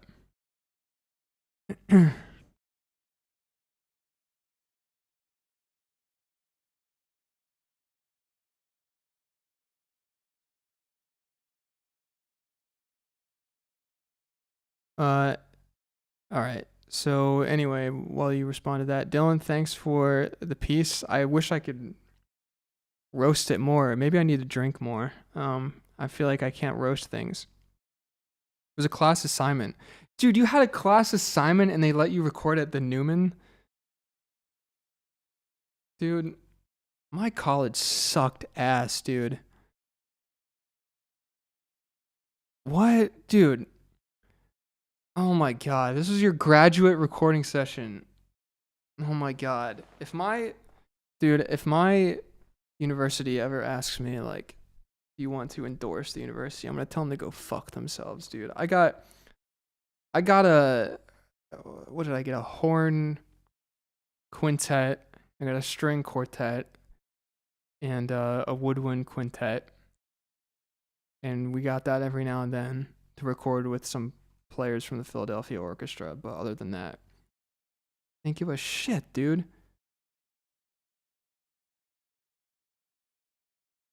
Wow, I mean, I'm glad that I got to record at Newman anyway, like, even though it wasn't for school. But, man, that's crazy. Anyway, I mean, good job, dude. It sounded good. I'm trying to rip you for something, but that was sick. Next up is, who do we got here? Colin Ferry. And Colin, did you already message me? What? You said, here's a solo piano piece I wrote while bored at 3 a.m., but there's no piece in the email. There's no attachment. So if you're here, Colin, brother, you gotta attach something to that email, my friend.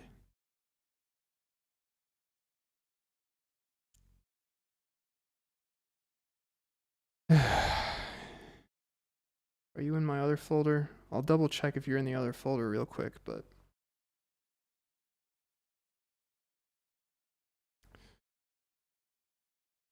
look, dude, my calendar's telling me to sleep. Yeah, right. Okay. I'm gonna check if you're in the other folder, but if you're not, I'm moving on. Sorry, buddy. What's your name? Your name is Colin.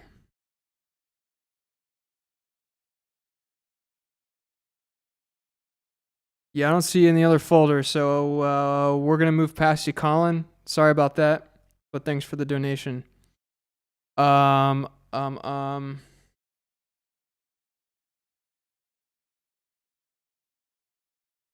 Next up is Cameron plays trumpet.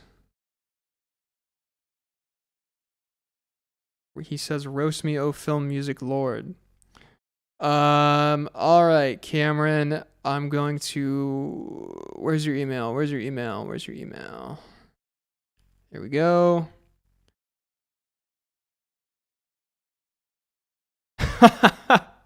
Okay, so Cameron sent an email with a score and an audio file attached, and then sent me another email today saying I went through and numbered the score so I don't get yelled at.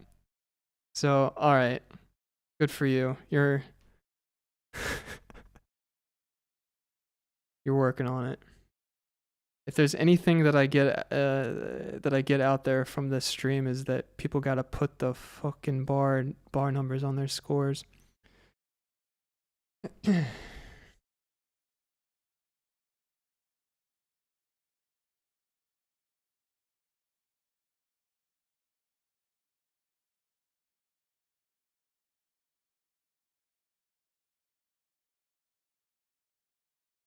Okay.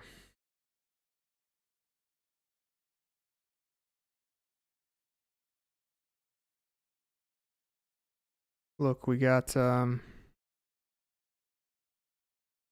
the top, Grim Movement 1 with measure numbers. Thanks for that. All right. The audio file up.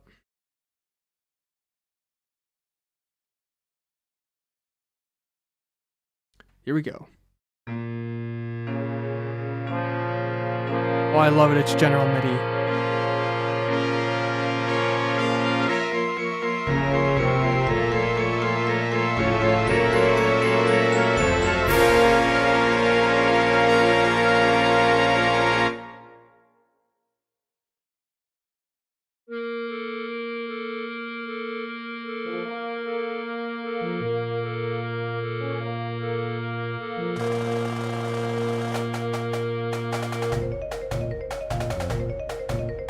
Oh.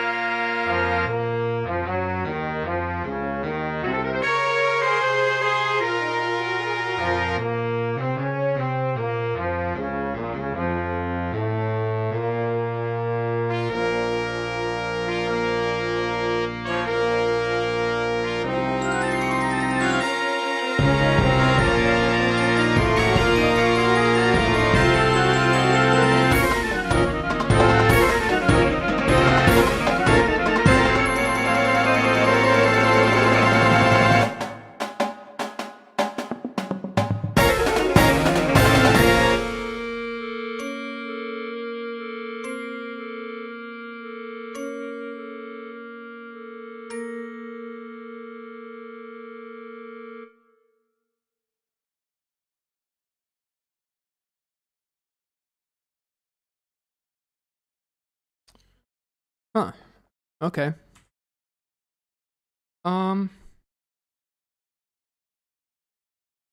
This was all right, so this was fresh. This is something different. This makes me think of when I was in the marching band in high school. Was a drum major, by the way. You didn't really play a marching band instrument. Interesting. I don't know. I've never played the marimba, but I have to imagine that this is a little annoying to play for marimba players. If we have any marimba players in the chat, can you let us know, is this super annoying to play as a marimba player? Because it's also very fast.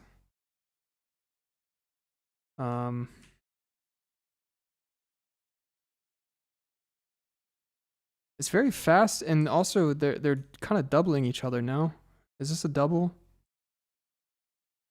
Double in octaves.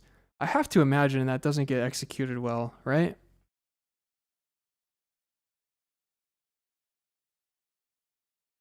It's common as a marimba player? Okay. All right. It's been a while. I don't really work with marimba players a lot. Okay. Everyone's saying I'm out of my mind, and this is what marimba players do. So, cool. Okay. Don't listen to what I just said. Marimba players can play this according to chat. Although I wouldn't take the chat's word for much. Love you guys. All right. There was something in here that I wasn't crazy about, which was the notation of yeah, these things right here. This actually, we saw this in another piece earlier and it bothered me, but I didn't say anything. Right here, I am not crazy about this. having the double, my God, the dotted quarter note, quarter note rhythm. I know what you want, but for me, I always want to show the division of halfway through the beat. So I'll always do dotted quarter note followed by an eighth note tied to a quarter note followed by a quarter note.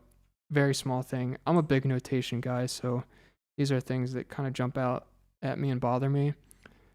Not like any player would really not be able to play that because of the notation, but you know, it's a very small thing.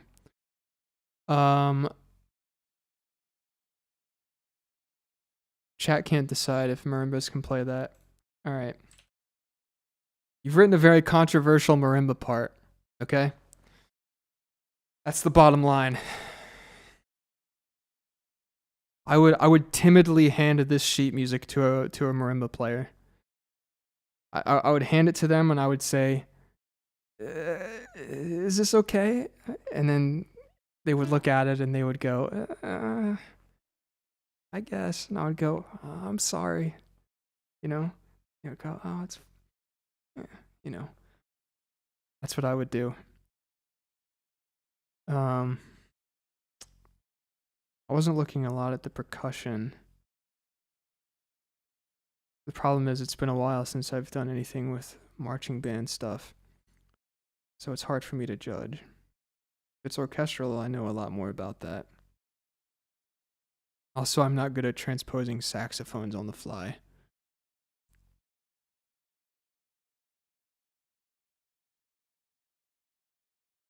That's such a simple rhythm that I wouldn't change that. I know it's a small thing. That's what I'm saying. It's me personally. I would have written it another way. But I'm someone. I'm an individual, and you're an individual, and who gives a shit at the end of the day?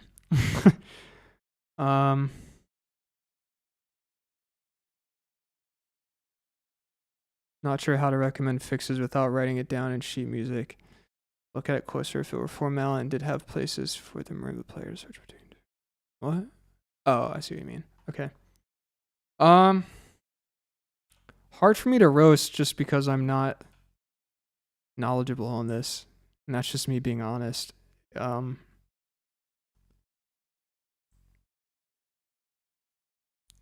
it was cool. It was actually something unique, where I didn't think like, oh, you're ripping off John Williams or John Powell, so cool.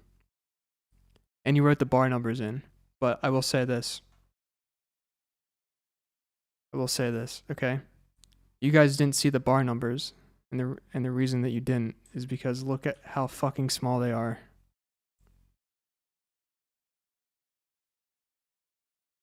The stream is just going to be me ripping people for bar numbers. But now you see this is measure 5, right? But watch this.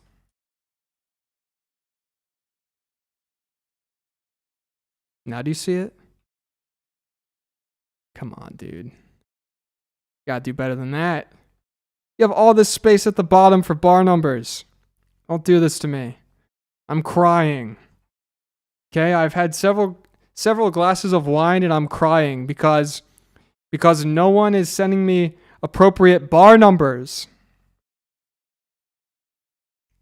Sinister is a cool thing. I like when people mark things as sinister. All right. Cameron, very cool. Thank you for that. We're going to move it on now.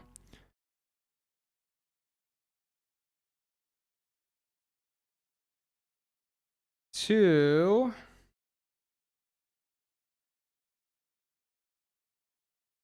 who's next? All right, Lazar, just for you, my man. We'll do you next. You've been asking, and I know you gotta leave, so we'll do you next. Did you send me a piece today, or do I need to go into my folder to find you? I can't remember. Help me out.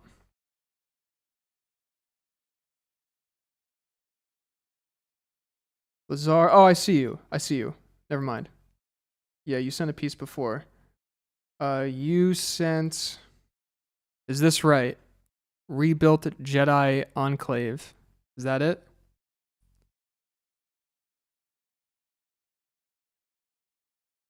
And you also sent. Wait.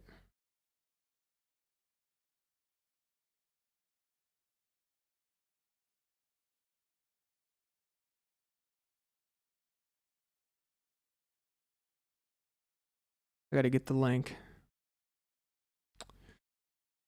Sorry about this, guys.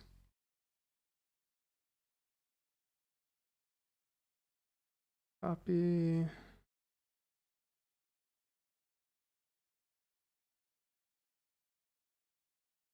Okay. Sent the YouTube link.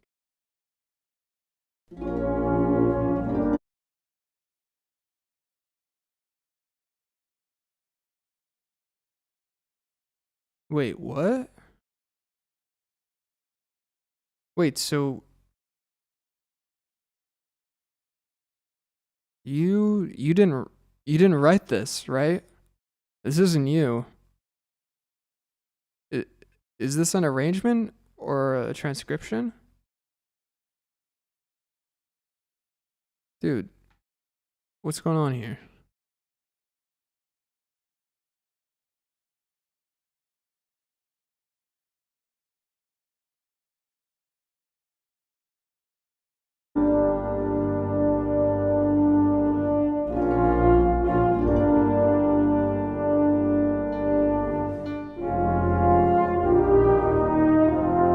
Arranged it. Okay, that's fine.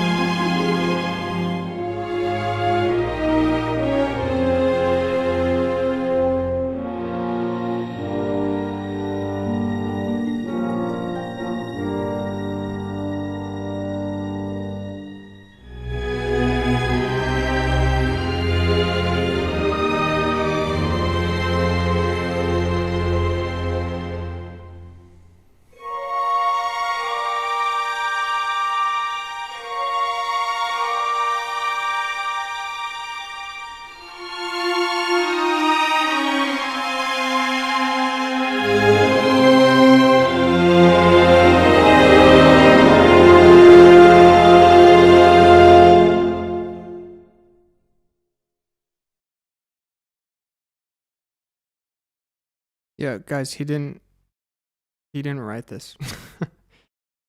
This is an arrangement. Okay. I guess interesting choice to not have any wins. Some weird string stuff that I want to look at.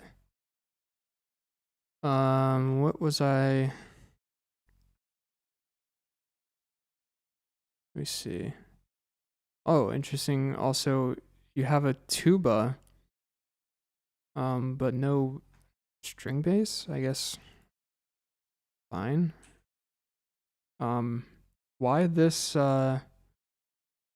ensemble in particular? Oh, wait.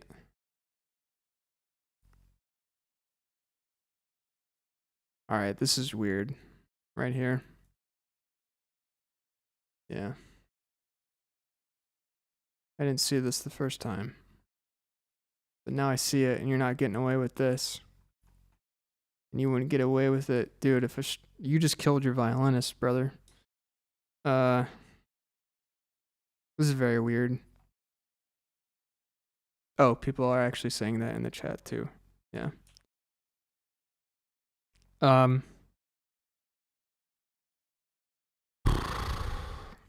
Yeah, don't ask him to do this. This is what? E, B. This is almost a 2-octave jump, and you're not giving him a space to pull it off. I mean, let me think. Hold on. Can it work? D, D, A, E. No, this is not good. No, don't do that. You could help. Let me see. How can you fix that?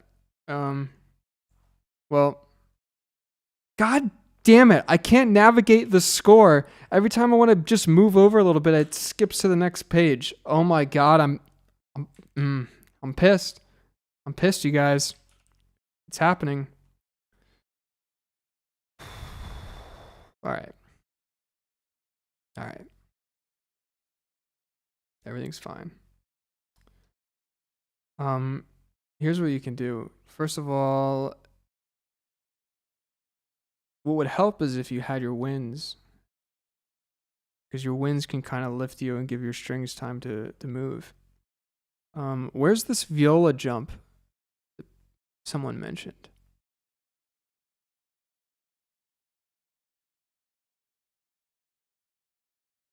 Someone mentioned a viola jump. Did I miss that?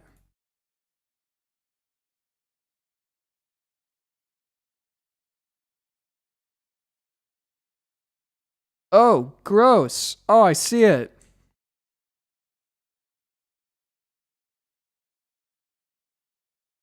This is another, like, almost 2-octave jump. Ugh. Gee, well, okay. What would help is you've got a fermata here. If you just had them kind of take a pause afterwards and move into that, be less of an issue. I can't remember the context of that fermata, if it would sound good having a short pause after. But this is just not a good thing to ask of string players, to have these big octave jumps. I mean, more than an octave, almost 2 octaves. It's not very idiomatic. That's the problem. See you, Cameron.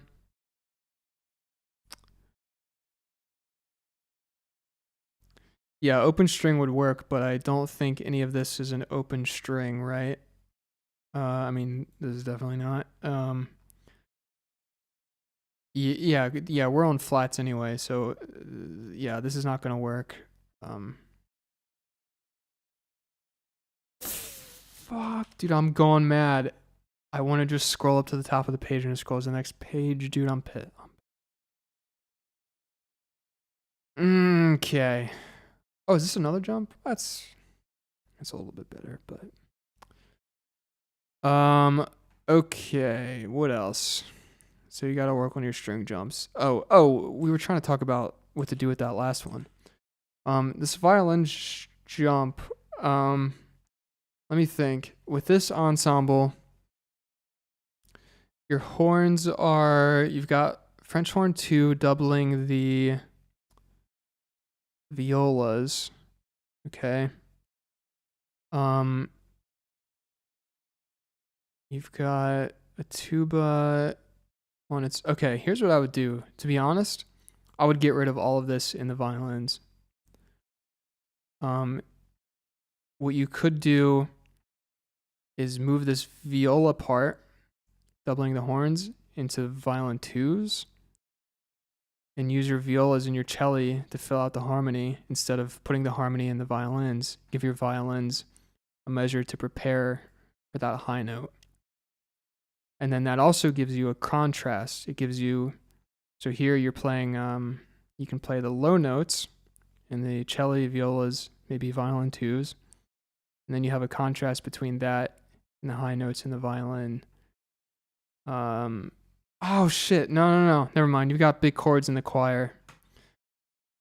Man, this is interesting. Okay.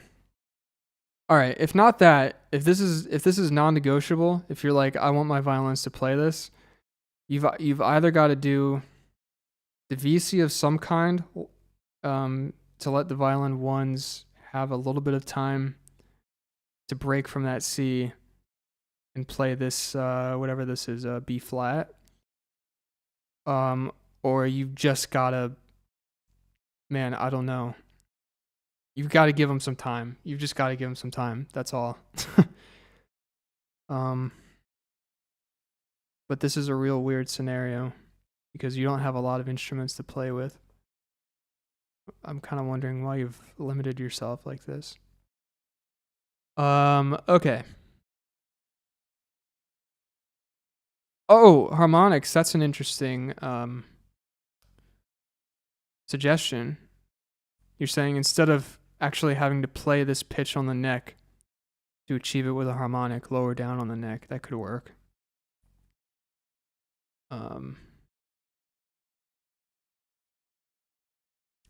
Okay. Anything else? Oh, you've written breath marks for the brass and the choir. That's nice of you. I think that's the first time I've seen breath marks today.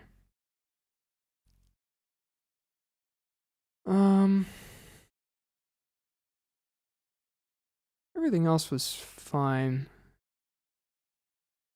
Yeah, I think the string arrangement is the biggest problem. Also, places like this, if you're gonna have the violist play up here for an extended time, you might want to just give them the treble clef. But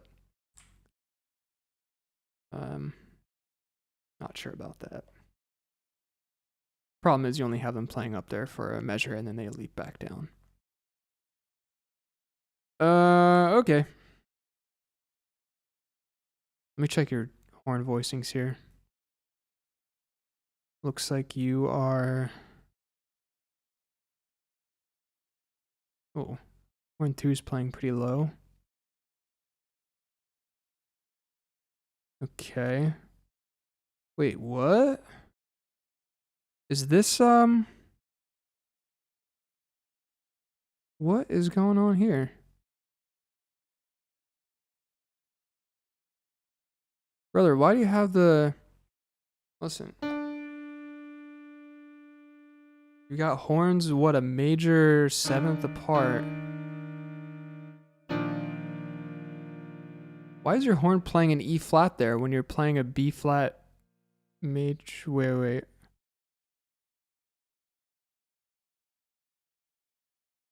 I'm not sure what you've got going on here. Okay, it's a D. Not transpose, but it's an alto clef. See this? Which is weird anyway. It's weird to have a horn in an alto clef. I would just do bass. This is a little weird. You've got horn 2 playing lower than the trombone 1, and you've got it, I think, playing a non-chord tone. Maybe this was a mistake. I'm not sure.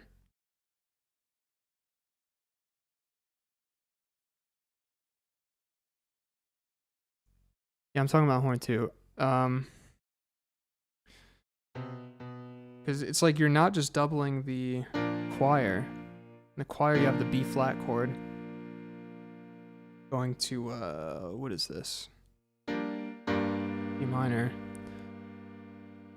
I could have made it into a grand staff, but it was to save space? What?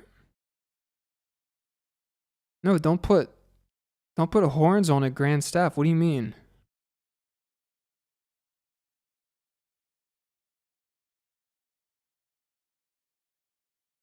If you want the horns to play this low, just put them in the bass clef. That's all I'm saying.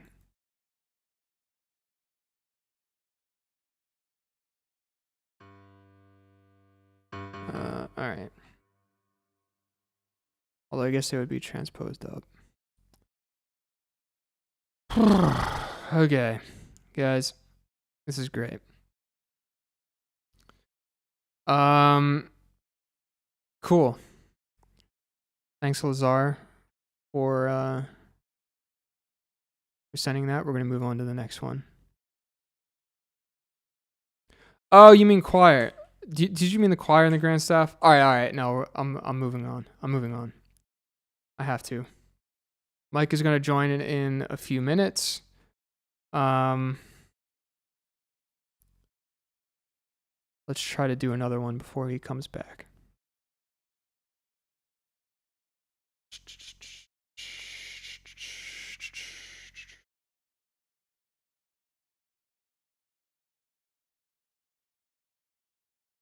Next is oh, Jake, did you actually send a piece? Let me see. Jake sent a donation, but at first he did not send a piece. Let me see. Oh, you did. You did. I got it. Okay.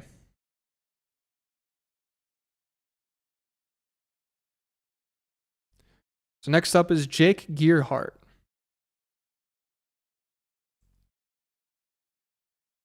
And Jake just asked how long until I'm up, and the answer to that question is 0 seconds. So.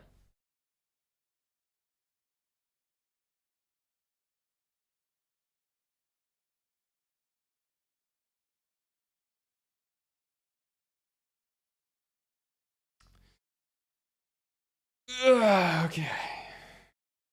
You guys having fun? Still?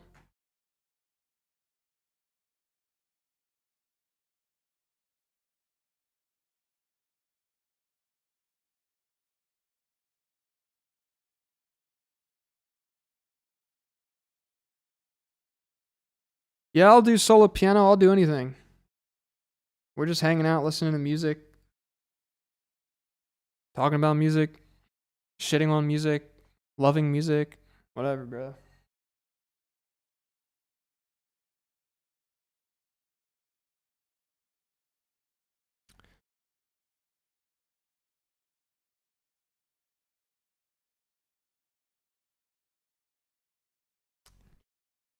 I gotta unfreeze my iPad. All right.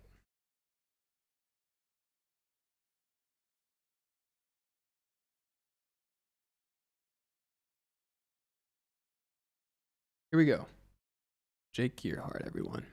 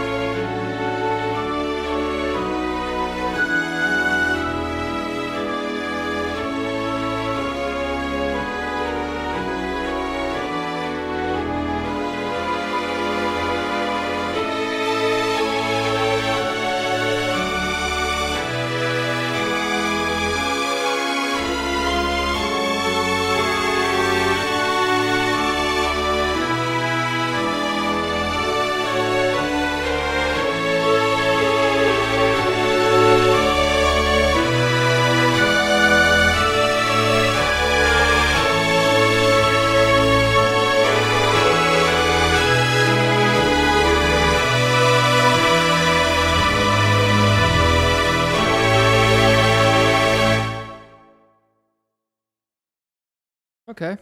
Interesting. We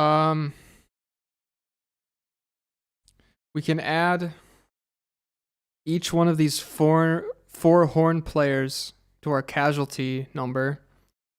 You've successfully murdered 4 innocent horn players for doing nothing more than wanting to play music that they love, for people who love it, for people who love music. And what you did, my friend, is you gave them you gave them just straight dotted quarter notes and half notes for like 40 measures, and you killed them. There the there's no breath left. They started here. They took a big breath for 10 measures, and then from here they played, and then right here and measure. Oh, dude, you're gonna get it. And measure. Oh, dude, you're gonna get it. There's no measure numbers. Oh man. Oh, dude, I'm so happy. Ah, dude. Okay. Horn players dead. You dead because there's no fucking bar numbers, dude. Oh my god. All right. This stream, I'm renaming this stream bar numbers. I'm just gonna rename it. Dude, it's bar numbers. Barnumbers.exe. You're killing me. Look, you killed me because there's no bar numbers. I'm gonna kill you, hypothetically, in a video game, and you just killed all of your horn players. Okay? And that's what happened. That's the problem here. You gotta tell the horns where to breathe, so that they know when to take a breath and they can do it and not feel bad about it. And you gotta put bar numbers. And that's my roast for this piece. Oh man, I'm feeling good now. You guys feeling good? I'm feeling good. Jesus, bro. Yeah, Jake, you gotta fix that. Yeah. I'm playing with you, my man, but you already know now. You know, bar numbers, best way to not piss off Brad, okay? Whenever Brad sees no bar numbers, it's banhammer time, dude. It's oh man, I'm pissed. Banhammer's coming down. Freaking and you gotta let your players breathe. That's all. That's enough. That's enough to get you going. Whew. Thanks for sending the piece though. That was nice. Can we talk about Attack of the Clones intro? Oh, dude, you're right. This is like I don't like sand.exe, isn't it? A little bit. But this is different. This eighth note triplet into the like cuz you kind of break up the pattern. That's kind of nice.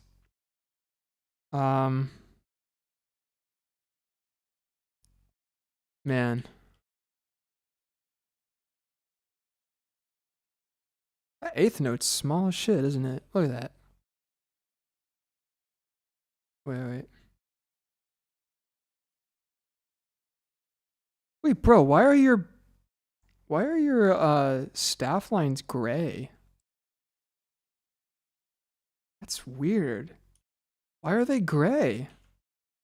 I was wondering why I couldn't see the lines.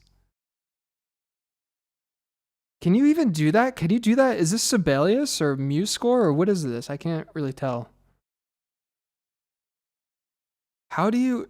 Dude, the second thing that's going to come out of this stream is don't make your staff lines gray, dude.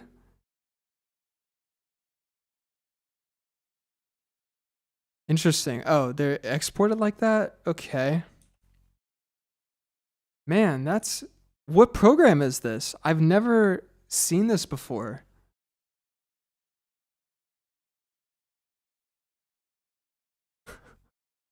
MuseScore. Okay, if anyone says they use MuseScore in the chat, I'm banning them, okay? That's just... really weird, but... Okay, so in order of importance, I guess... We should... Alright. In order of importance, we got to keep them horn players alive. Okay? We got to let them breathe because we're talking about real human lives at stake here. Okay? If they can't read the music because the lines are gray, that's one thing. But we got to make sure the horn players stay alive. Okay? So get some breath stuff in there for them. Then bar numbers because you're gonna kill both you and me, and then make the lines not gray. And we're looking at a good improvement. Jake, thanks for sending that in. That was fun. Now I'm riled up in a really good way. Oh man, I feel good. All right. I don't think MuseScore does that.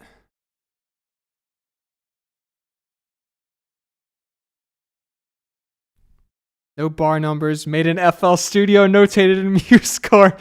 Get out, dude. You're done. Oh man, Banhammer. Listen.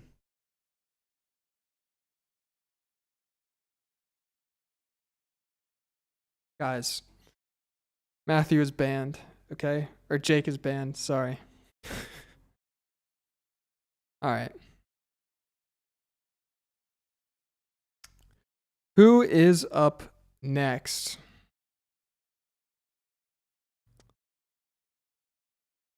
Yeah, it's Matthew, actually. Matthew Pablo in the chat, hanging out. You're up next. Hey, Brad, hope you can check out my Score to Picture film score Painted Dreams today. I didn't forget the bar numbers, and I have SM time descriptions. Thanks for the hard work and the fun streams. Okay, Matthew, did you send me an email this evening, or did you send me something before where I would have it in my old folder? Let me look for you. I don't see you in my recent emails, so let me see. Maybe you're in my folder from past couple days.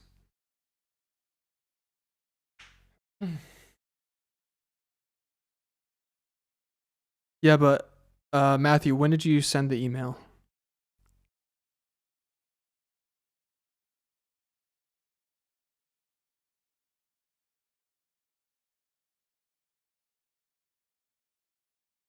What sorry if I'm pronouncing your name wrong.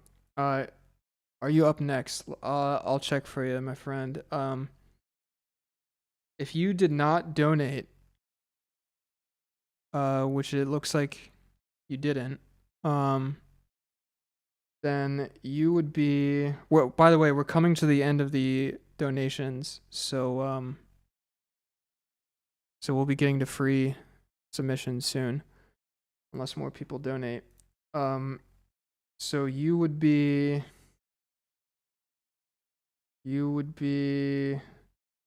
oh dude, where even are you? Oh dude, it's gonna be a while, my friend. You might want to go to sleep. If you're gonna stay up and wait, you might just want to go to sleep. We might not even get to it. Sorry about that.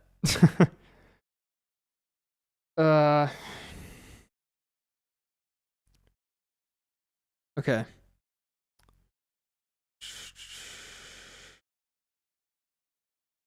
Guys, Mike's coming back. Here, I'm gonna send him a message right now.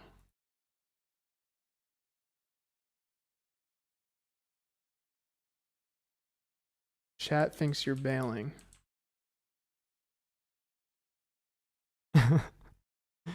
Okay. Okay. Oh, he's okay. I didn't see he just messaged. All right. Next up. Oh, God, I'm all over the place. Next up is Matthew. I just gotta look for you, my man. I don't know where you are. Thursday. You messaged on Thursday. He said, "Fuckers, I need to work."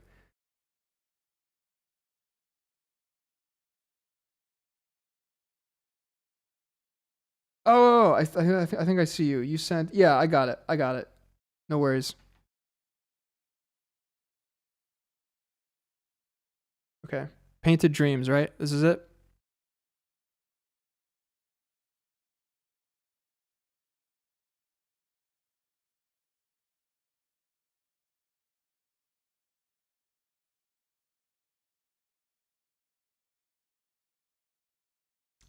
Okay.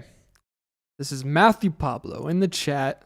Painted Dreams 4M1. Very nice. Let's take a listen.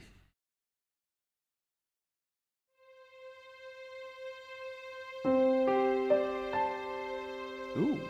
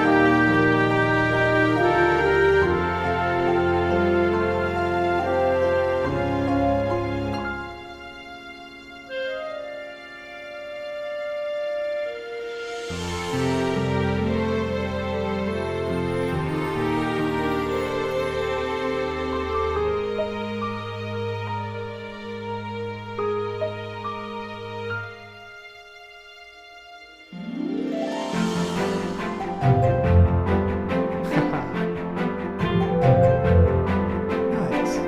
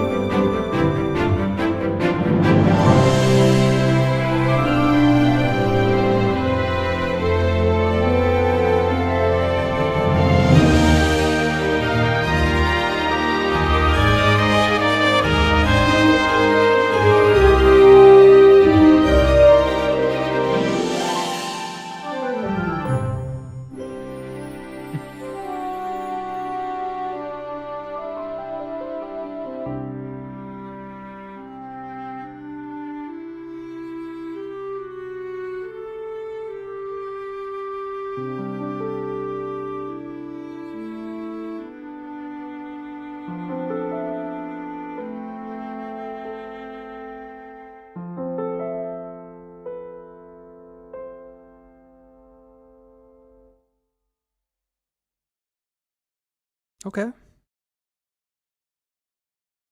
Huh. I want to say, first of all, one of my favorite sounds of all time is these fifths in the piano. I don't know why I love that. I do that as often as I can. Like write with fifths.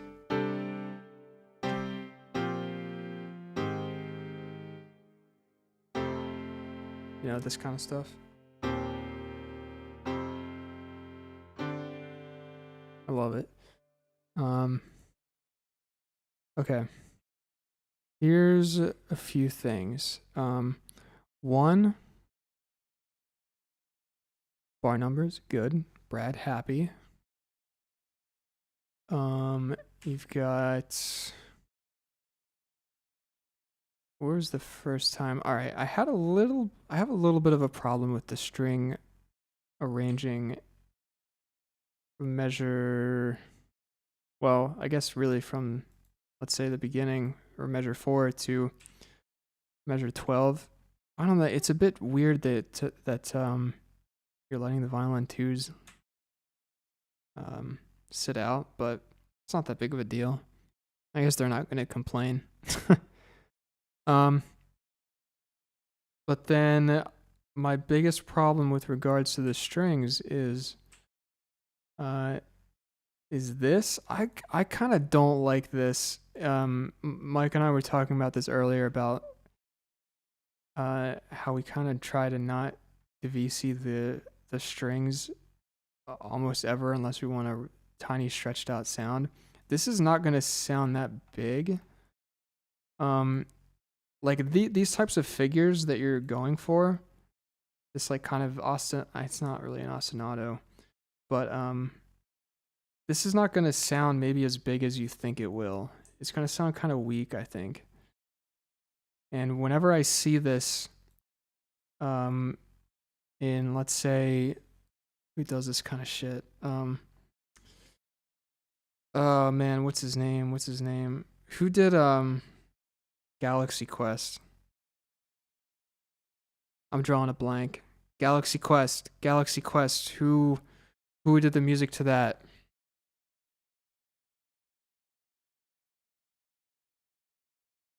It's a Newman, isn't it?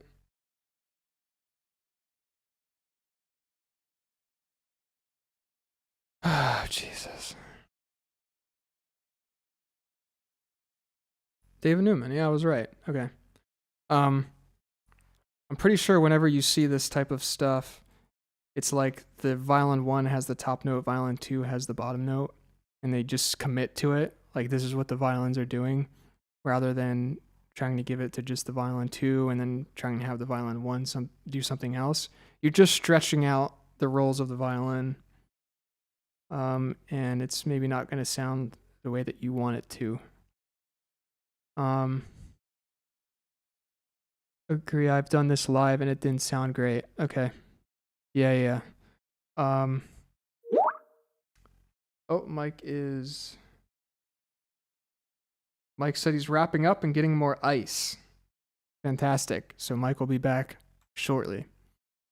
Yeah, so all right, so you already know that this is a problem. I think there was something else. I like this little section, by the way, the spiccato part. That was cute. Did that happen again? What was there at the end that bothered me? These are all just arranging things, really.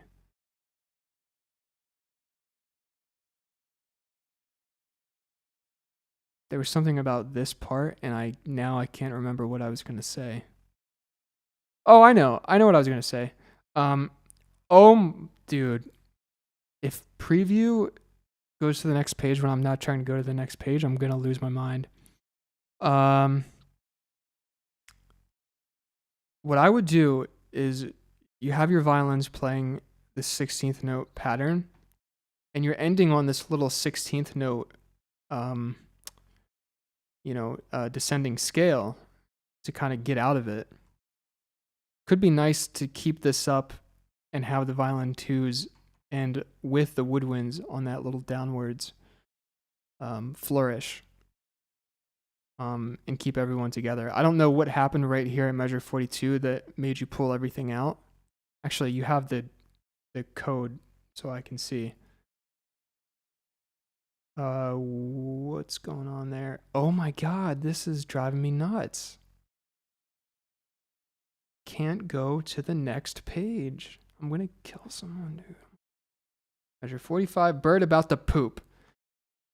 Okay. Okay, maybe it's like a comedic timing thing.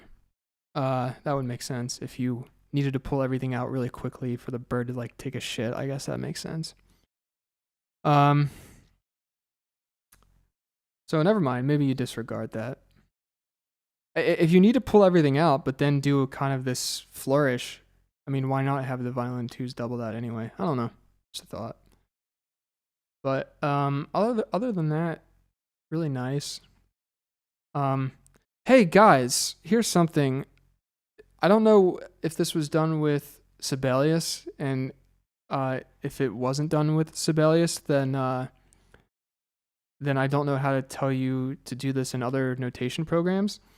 But I've seen this a lot in the scores that you guys have been sending in, where you want something to vibrate out and you put a tie on it. And I know that Sibelius does this because it annoys the shit out of me, but it takes the tie where it wants to anticipate the next note being. So in this case,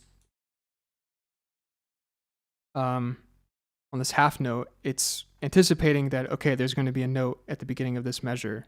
So it brings the tie out really far. But this is not really a tie, right? This is a, forget what the name is, but it's just indicating that you should let the note ring out and not stop the note, okay? What you can do in Sibelius, which is what I used to do, is all the time I would drag these ties back so that they're just kind of hanging there. Because this is all you need. You just need to show them to not stop the note, and just having a little bit of a of a what would you call it? I don't know. Just a little curve there indicating you should let it vibrate. You can drag the tie back like that, but there's also a plugin in Sibelius that you can download where you can just select a bunch of notes and hit it, and it will automatically put just a very short tie there. So I forget exactly what the plugin is called. In fact, maybe I can look it up for you real quick. This is just something that I use a lot now because I know that that's super annoying.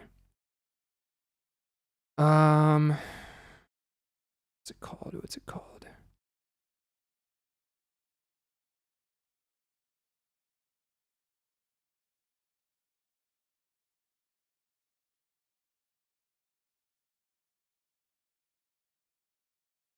That's not it. Add LV symbol to notes. And here's what it does. If I go like this, rather than me adding it, or watch this. If I add a tie, look, the tie is going to where it anticipates the next half note. Instead, if I do add LV to notes, it's going to do this and give you a little short thing like that. And you can have it, you can adjust the default position of it, whatever you like. I personally like that better, but just a little something. Maybe it helps some of you.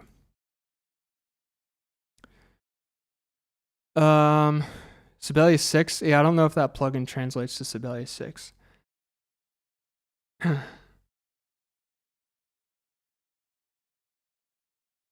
Okay.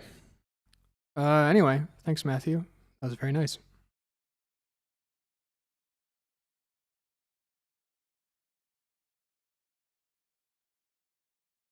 Okay. Next up is... Who is next? Who is next? Music Mark. Oh, wait. Music Mark, did you... Oh, yeah. You submitted a piece. Okay. So we're going to do Music Mark. And then after Music Mark is Colin Ferry. Colin Ferry. And you were... Okay, you were the one that forgot to attach the file before. So... I guess you emailed me again. I'll check that out. But... All right, Music Mark. Actually, maybe I should wait for Mike to get back. Where is he? Mike, where are you? In the meantime, I will download Music Mark. Actually, Mark, did you submit before? I think you did. Yeah, you did. Okay. Your piece is Snow, right?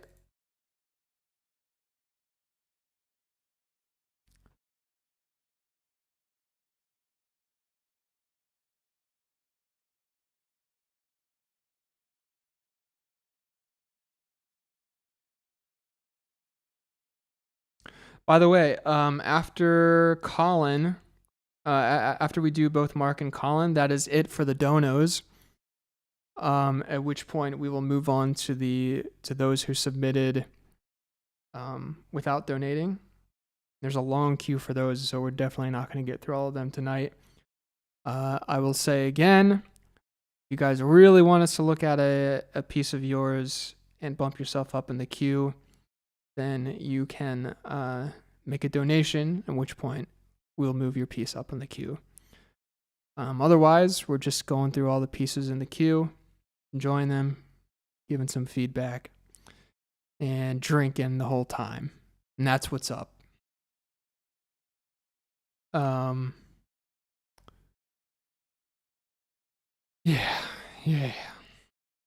How many are there? Well, after the donos, there are over 30 people in the free tier that have both a score and a Oh wait. Mike's gonna call back in.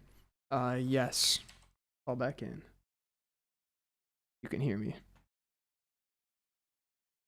Let's get Mike in here just in time. Okay, Mike, 1 second, my man. I gotta add you back into the OBS call. And oh, wait, there you are. Wait. Shit, I'm a mess. Ow! Whoa, Mike is so big. Okay, that's what she said. So huge.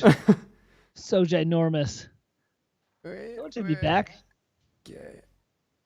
Squeeze you down. Good. Okay. Am I back? Yes, I am. There's an echo, right? Oh, right. Actually, no. You should be good. All right, good. You check out these two dogs. Check out my little studio dogs.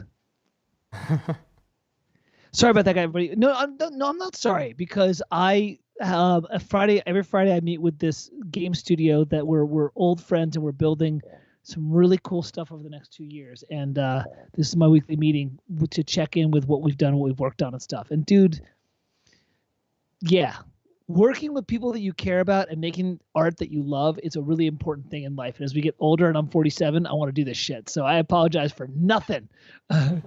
This is also why I came back here, because working with people that I care about and love and also doing shit that I find great, Brad, is also important to me. So that's why I'm back. See, I came back because I like hanging out with Brad, you know? Yeah. And look at the studio dogs. Studio dogs are hanging out too. They're like, Yeah, man. what my life goal is to lay around as much as possible and get scritches. Yeah, exactly. And they both do that. Oh my God. Brad, I don't think you've met my new studio dog, right? Because it's been quarantined since I got him, Duke, right? Yeah. You've only seen him digitally, right? Yeah, I've never met it. Oh, you'll love me, such a hot mess. His go-to thing is to walk up to you and like fall on you and just like, oh God. He's just such a hot mess. So, all right. So what am I doing here now? I didn't mean to bop on in. No, I don't hate you guys. You guys are awesome. You guys are dweebs. Dweebs are awesome. What are we doing right now? Do I need to do?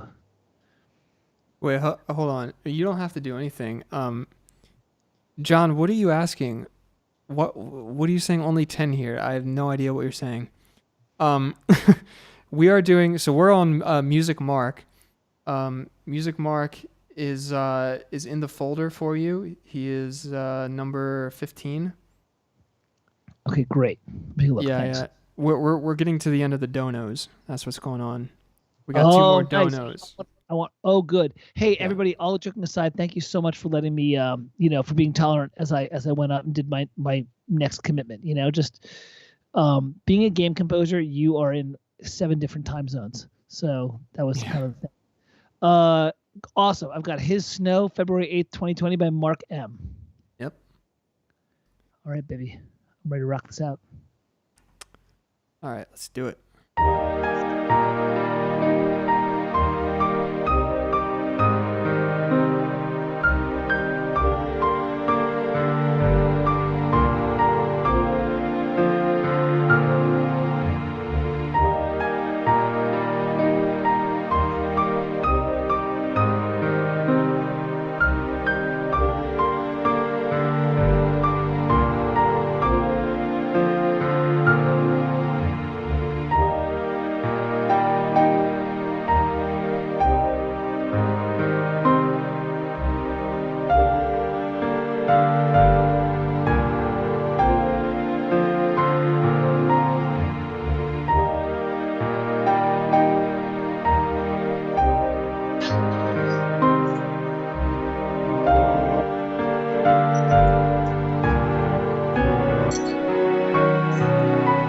Congratulations.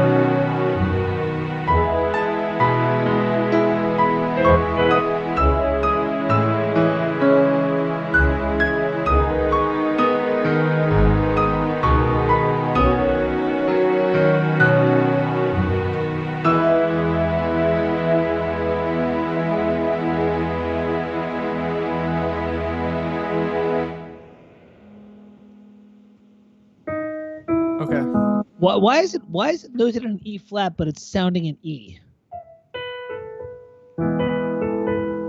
I'm playing E, and it's an E flat. No, it's in E major. What do you mean? His Snow, the thing I'm notated, the violins are notated in E flat major. Yeah, but the ending is like we modulate up. Sorry, I'm only at bar one. Never mind. Okay, got it. Never mind. I'm a dweeb. All right, cool. Dweeb. You need to drink more, Mike. I do, man. Now I'm in a spot where I've been drinking. Like now it's like, oh boy, my commentary is gonna get less valuable and more aggressive. Dude, Mike, did you? Okay, we gotta take a break 1 minute to like just reminisce about this because I don't think you were here, but I know Yuval is here right now in the chat, and I roasted his piece after you left the last time. Okay. Where'd you go? What the fuck? Yeah, I'm listening. Sorry, the dog was my goddamn games. So yeah. But Okay. I heard all that because I'm in my studio. Yeah. So I heard all that. Yeah. So Yuval, I left Okay. and Yuval. No, wait, this week I was here this week for Yuval's piece, I think, right? No. You because Yuval's was the last piece I roasted Friday night. This was like 3 hours after you left. It was last week. Got it. And I had drank at this point. I drank so much wine, and it was like 2 a.m. or something. And I was just here like I couldn't put a straight thought together, like worth a damn. Yeah. Okay. It was like way too much booze, way too much music coming at you, right? Yeah. And so we played through Yuval's piece, which was a choral piece, and it was sung with general MIDI sounds. So it's all and oh, right? No, it was just straight ahs for 4 minutes, and after the piece ended, I just took the mic and I started going,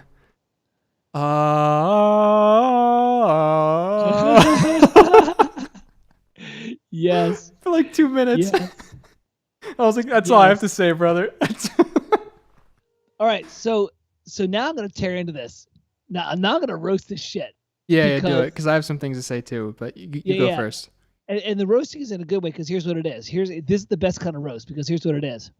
You wrote a great fucking theme. That's a great theme, right? Yeah. And your crappy orchestration skills are fucking blurring the theme. So we're gonna fix shit in about 2 minutes. It's gonna make your theme, which is gorgeous, come out better, right? You know what I'm saying? So you guys, beautiful. Okay, so first things first. You've got your first things first. There's no bar numbers. Go on. Motherfucker, what the fuck are your bar numbers? God damn it. And we're like 4 hours in. All you motherfuckers should have basically pulled your Sibelius file, added bar numbers, and shipped it back to Brad. Come on, man. So who is this? Is this Mark? Mark, what a lovely theme. Right? This kind of beautiful theme. I'm just looking at page 1, bar who the fuck knows, because nobody puts numbers in. Because musicians count to 4. Oh, look, there's an 8. Oh, that means 8 VA. Or actually, what the fuck does that mean? What does 8 mean? 8. 8 what? 8 what? 8 times we're gonna swear? Oh yeah, we're getting close, dude. So look at your voicing. You got violins, B, E flat, and then you got your second violins down on the G, and then you have your violas above that. Don't do that, brother. Swap them. Put them in their sweet spot. So violins should be on the B flat, and violas should just. There's a reason they're listed that way. It's SATB. You know what I mean? Yeah. But here's the thing. You're playing an E flat chord. You've got your third down there, and you've got. This isn't what I call. Brad knows this. I call this DAW warrior error, which is you like to play piano chords, and then you play the fourth against the third, and what do you get? A fucking minor ninth. Okay. Fucking minor ninth. So you know what? Don't fucking do that. You know what? Y'all want me back. And I'm 2 drinks in now because I had 2 drinks of the Play Turtle guys. Now you got me back. So now you can fucking ask this shit. So, but look, here it's such an easy solution. It's such a fucking easy solution. Ready? Watch this. Let's assume you actually voiced this correctly and you put the violas and the violins, you swap the 2. When that melody goes from B flat to A flat, take your violas and move it down to an F to keep parallel tenths. So you'll get this. Oh my God, how beautiful is that, right? Right. All I did was avoid the minor ninth by substituting out the second for the third. Chase Gallmeyer is banned. Ban that fucker now. Guys, I know what the 8 means. Like I realize it's 8 VA, but it's a joke. It's just the number 8 is just hanging out there. Usually you write 8 VA. Jesus Christ, Mark, are you actually gonna argue this shit?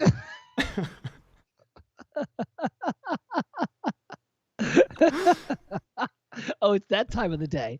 It's like People from this point on are very unlucky. Like earlier they just got kind of sober me going like, yeah, this is fine. It's whatever. Yeah, yeah. You know?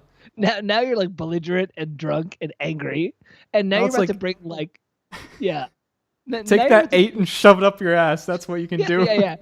You're like, let me tell you something. Like, this is when you got to start dropping like the hammer. When you're like, when I was recording at 20th Century Fox, if I had put that shit in there, I would have gotten laughed out of the building. You got to start dropping that line at this point in time. When I was recording in the studio where they record Back to the Future, motherfuckers.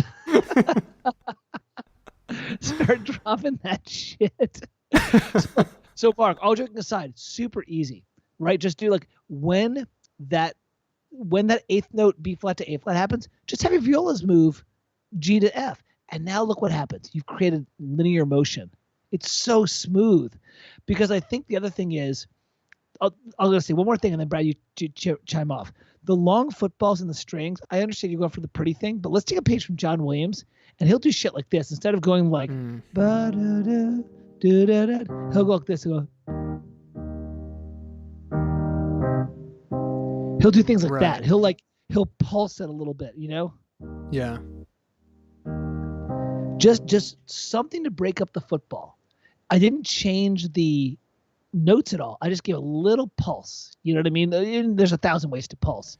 I think that's going to really help you out with that. You know what I mean? So those are my 2 things that I'm going to jump off with from the beginning. Brad, over to you, brother. Yeah, I'm gonna piggyback off of your string commentary and say that I felt like overall this was not a very idiomatic piece for the strings. Like none of these, like, you basically have footballs the whole way through, and same with the horns. I feel like you are probably a piano player, because what this reminds me of is when I was trying to write for orchestra, only being a pianist and not knowing a lot about what the other instruments can do. You know what I mean? It's like the figurations that instruments like to see on the page. Yeah. Yeah. So the piano part is fine. There's some stuff, you know, you got some chord arpeggios and everything, but everyone else is playing footballs the whole time, basically. There's not even any like let's say, okay, we'll grant you the footballs for, you know, the first 2 or 3 pages, but then you might want to do something different, you know? Then you've used that shit up, man. Then you got to use that shit up, you know? Yeah. And you know, and let's take a page from John Williams. John Williams, and I've said this, I am nothing if not consistent with like my fucking rants. John Williams will push the harmonic downbeat to beat 2 all the time. So he'll do like this. He'll go.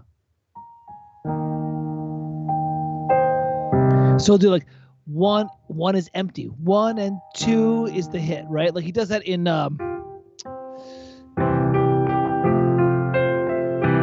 right? He does that in fucking the Hogwarts thing, right? He'll like push it back a beat, right? That little shit makes it so sexy. Like ventilate, right? Put some rests in. Yeah. Football suck. It's a bad sport and it's a bad musical idea. Yeah, I'm glad Hans Zimmer left the chat, or he'd be so happy right now. Because it's just great. It's just a bunch of, you know, but thank God you dodged D minor. So, you know, actually, what was this modulation? I didn't pay a lot of attention to that, but you are it was a legit sense. What is this? An E flat to. Are we in bar 12? We're in bar 12, right? Page 3. I think I'm on bar. Who the fuck knows? Yeah. If we're leading into it, I guess it's measure 11. You've got a what is that? G minor. Yeah, Wait, a G minor B to a B major. Interesting. E sharp and then you got D sharp. The violas and cellos are doubling the D sharp. You got a B and an F sharp. Okay, so it's a B. Oh yeah, it's a dominant. Okay, that's it's an applied dominant. Yeah. And then you've got the added sixth.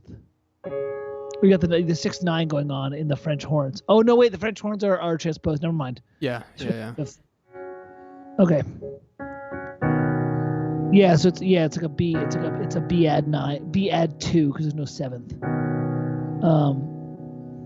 Let me get to that. Actually, that's a pretty sexy modulation. Yeah, it is. That's pretty cool. I didn't have a problem with it. I was just curious what it was. Yeah, like my modulations are always 4-5-1 or 2-5-1, so he's basically doing that. If I was here at E flat, and I wanted to get to E, I would do that. I would basically do that. I would just add a 2. I would add a F sharp minor 7th in there into the B. So that's what I did. Here's my A flat. Oh, I see. Yeah. Right, and then check it out. I would do an F sharp minor 7th with an E in the bass.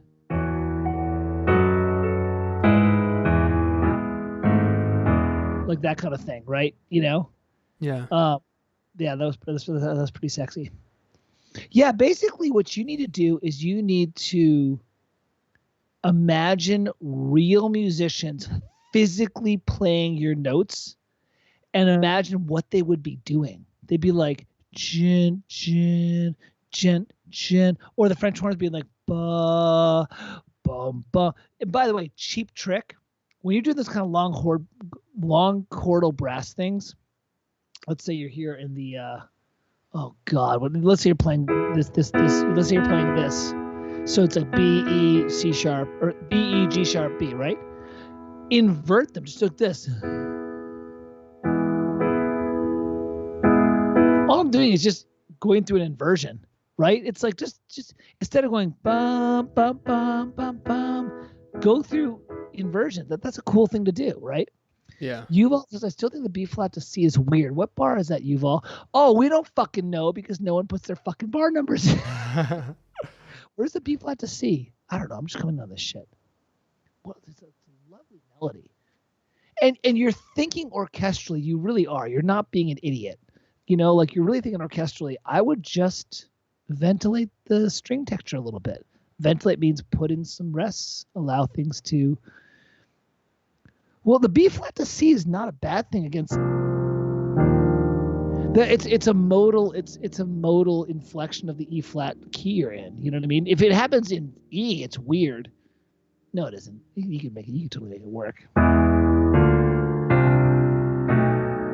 See, I just made it work. All y'all motherfuckers. Ready? E to a B flat 9 with a D in the bass, to a B flat to a C, to a B9 with a B. So there. So you can put a B flat C anywhere you want, Yuval.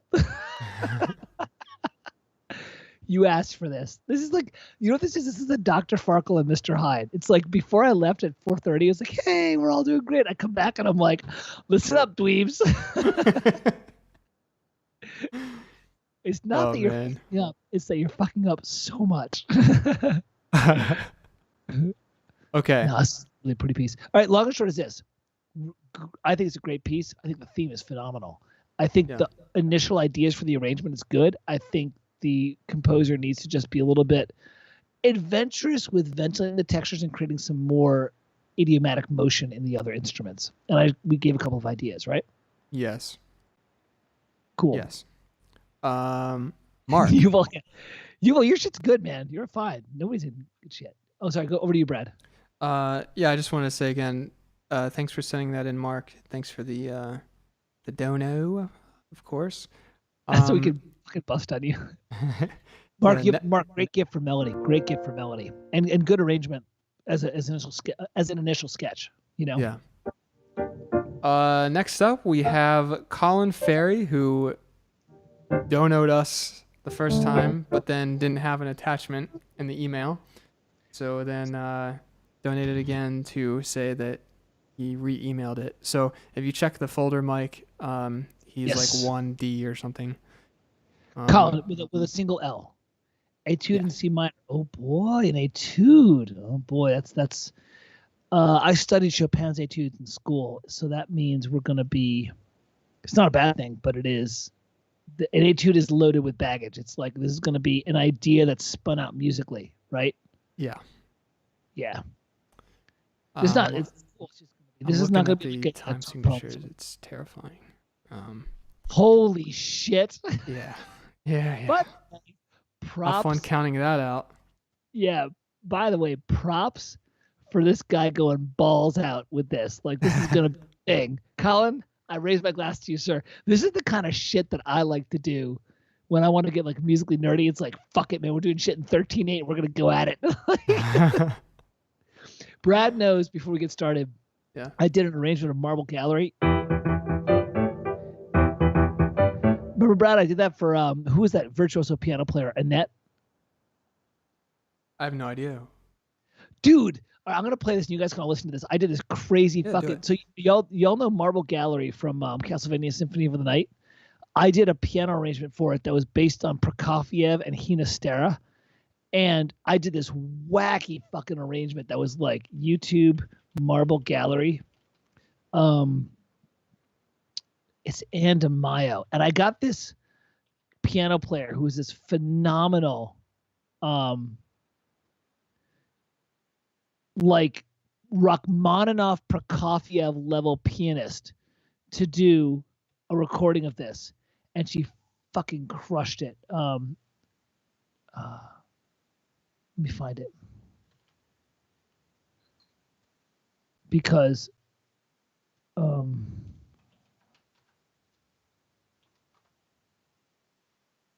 right, well, let's listen to yours first, and I'll find it while I'm doing this because it's freaking crazy. It's not me showing off, but it's more like I love doing shit like this, where it's like we're gonna have a really fucking wild ride. Let's get after it. All right, here we go. Etude, Colin's etude. Yeah. Yeah. I don't fucking know. Oh, fucking. Oh, jeez. Oh, shit. Jesus. Hang on, Brad. Hang on, Brad.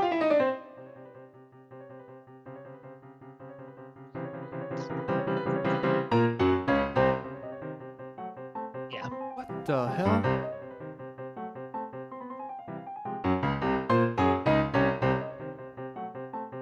Did Prokofiev do shit like this? Yeah, kinda. Jesus, this is a virtuoso.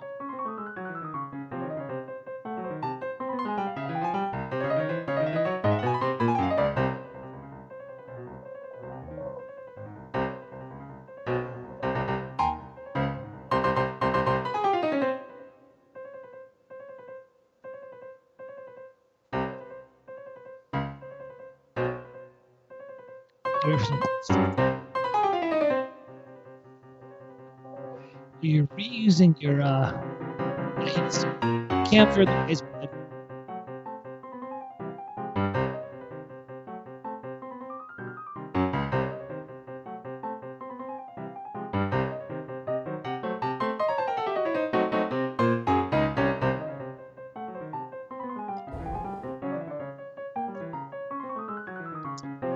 there's the modulation. I was waiting for the modulation.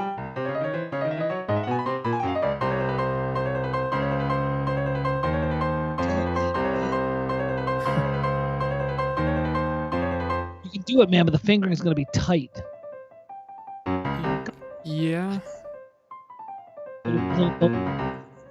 Ooh, yeah, you're right.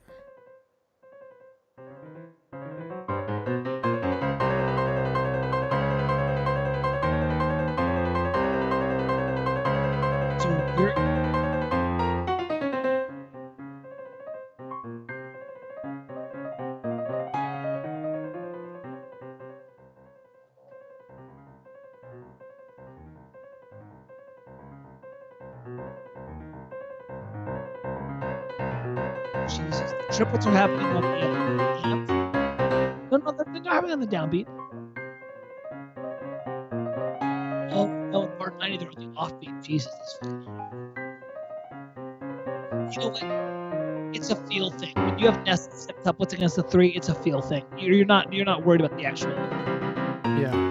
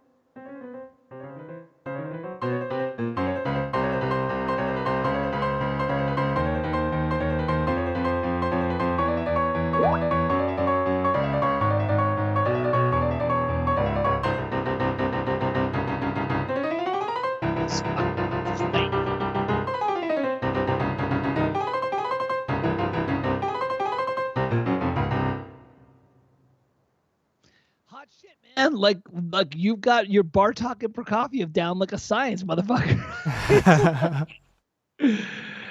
Oh man, Colin, who are you gonna get to play this? And this is not in a negative way.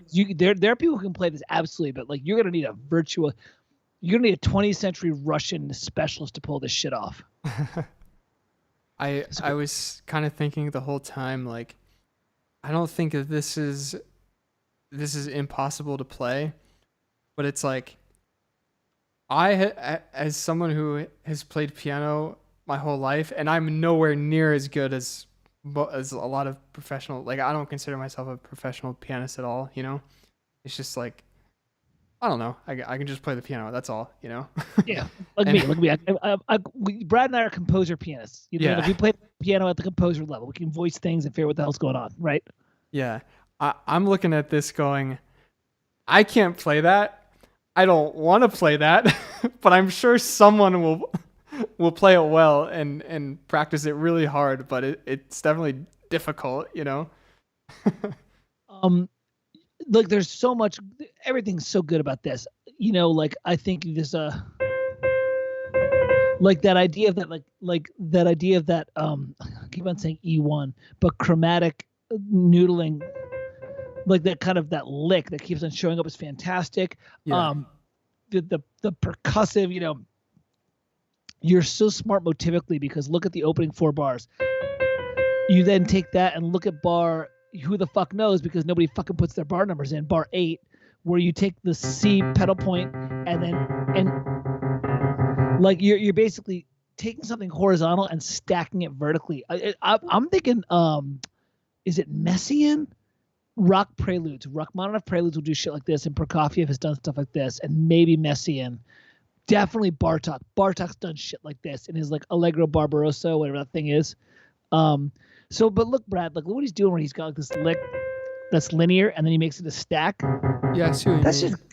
It's just good writing, you know. It's just like it's fucking cool.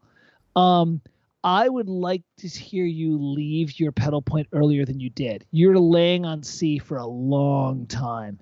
I'm already on page 2, bar 34, and you're doing. I get that you're really milking the idea of this idea, and you're staying on this pedal point. And there's a lot of decorative notes, but at some point, it's like, was it bar 40 that you get to like you go up a half step to a D flat, and it's really cool. And then you're back to C at like bar 44. I was like, I don't know, man. Give yourself 8 more bars of fucking around in D flat. You know what I mean? Yeah. Fuck, man. Good piece. Okay. This measure of 15/16 is driving me a little bit nuts. I'm trying to figure out, is there a better way to do that? But so much of the stuff I think is like the dude playing it and being like, this is how it feels, and I'm gonna let the math get the feel. Like It's almost like I would almost like send a piano player the MIDI of it and be like, that's the feel of it. You know what I mean? Dun, dun, dun, dun, dun, dun, dun, dun. You know. weird. 15/16 is 1 2 3 4 1 2 3 1 2 3 4 1 2 3 1 2 3 4 1 2. But then it's see that's the thing is like I played what is it, Terrestrial Celestial Nation, the one that's in 1916. 1 2 3 4 1 2 3 1 2 3 4 1 2 3. So 15/16, when I look at that, I'm like, okay, that's going to be 3 groups of 4 plus a 3. 1 2 3 1 2 3 1 2 3. But then it's dotted eighth notes against that. It's like, oh god. Yeah. And that's the thing. Like, I'm looking at it, and it's just dotted. I mean, it's just 5 dotted eighth notes. Dun, dun, And I'm just dun, wondering if there's a better way to do that. It's 15/16. I just like want to die. But I don't know. Like, I oh, guess geez, we're in Mahavishnu land when you see that shit. John's like, guys, forget about it being real. No, people can play this shit. People can absolutely play this shit. This is Brad and I have a friend who is a piano virtuoso at University of York. She can play this shit. Give her like a couple of weeks and she can play this shit. Absolutely. Because it's really logical musically. It's really logical. Yeah. You know, it's funny. I never thought I'd say this. Bar like 136 to 137. Your notation is awesome, but like you probably overnotate a little bit. Like doing a marcato with a staccato, it's like, don't worry about it. Just do the marcato. You know, that's like a good point. Yeah. You know what I mean? Like it's like kind of like I don't like stacking articulations. I think that's kind of like an overkill.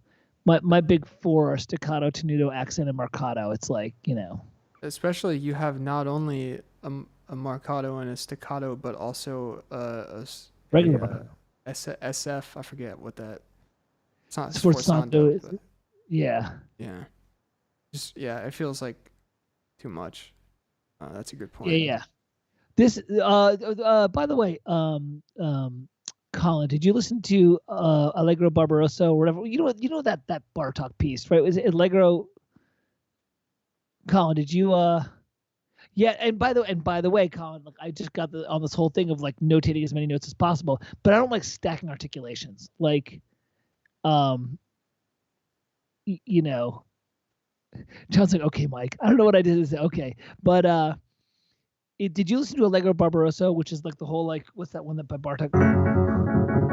Yeah, it's that like really brutal piece by Bartok. It feels like you listen to that kind of stuff. No. Sure. Yeah, why not? This is a great piece. Like, look, here's the thing. This is a piece that is truly absolute music in terms of it is designed to evolve, develop, and it does it great. Like you've got you've got the Schoenberg motif, right? Which you just you're milking in octaves. Like you're developing it musically. Oh geez, Studio Dubs collapsed. I also loved it every time you would like come out of a section with the bum bum ba ba bum ba. Like you always had those big octave stacks with the weird rhythm. Yeah, big drama. Yeah. It just felt so good every time. And I got to tell you, this is a personal thing. I love writing beautiful melodies, but then I also love really grindy dissonance. So I love writing like I did a webinar yesterday where I was like doing my version of like a James Horner theme, and it was like right. Yeah. All that stuff. But then I also love like I love that shit. I love like just getting fucking nasty, and like you just get nasty in this. Like you're just like, yeah, here's a minor second, bitch, and I'm gonna add another minor second, and we're gonna like pound on this shit. Like I'm like, it's just a ballsy move to do that, and you do it really well, I think. Yeah. So this piece sucks. Yeah. So bottom line is this piece sucks. Thanks, Colin.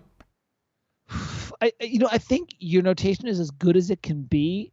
It's very good. It's like you're just asking a lot rhythmically, not of the player. Like you're really thinking rhythmically at a very not disjunct. Like it's just you're not in 4/4. You're hearing this like jagged rhythmic flow, and notation is doing its best to keep up with you. But when you hear the piece, the flow is super there. Like it's like, oh yeah, that totally makes sense. I can flow and follow with the piece, right? Yeah. I'm just gonna move on. If By the way, you, Brad, take yeah? take a moment for a second. I Yeah. put a YouTube thing in the chat. Oh, right. Sean, you'll get a kick out of this. Just don't play the whole thing, but I did one of these things about 4 years ago where I did the Symphony, which is from Castlevania Symphony of the Night, and I did it in the style of Hinastera. And this bitchin' piano player played it. So you got to play it and just like. Oh, Annette. Yeah, right. Okay. Yeah, this is not a pimp out for me. It's like. Okay, so this is guys. Let's roast Mike. Yeah, I don't care. This already got done. Why is this? Oh, there it is. Okay.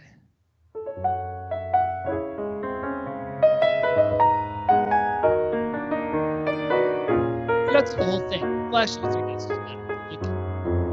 Which is there a part you want me to play? No, just let play the first 2 minutes, or play the first minute and a half. Go for it.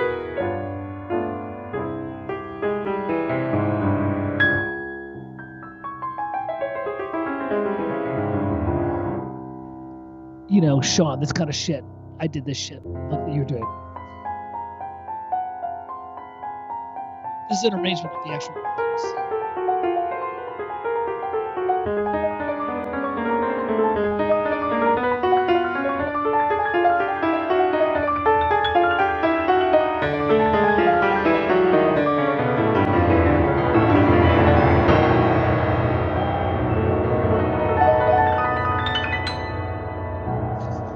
Just made her look.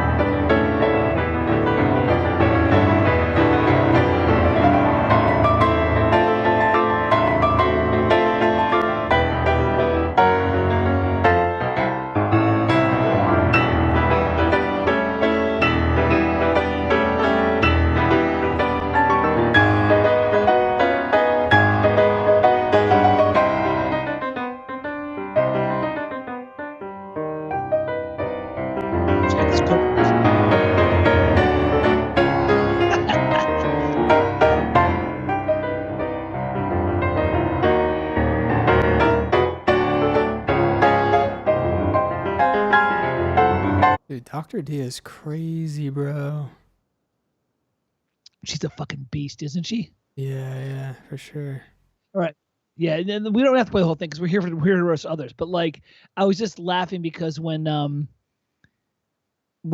Sean posted the piece, I was like, dude, I've been in that world where I'm like gonna like fucking make the piano player just like fucking sweat it, right? yeah. And she delivered. Do it. And she'll destroy it. She's such a beast.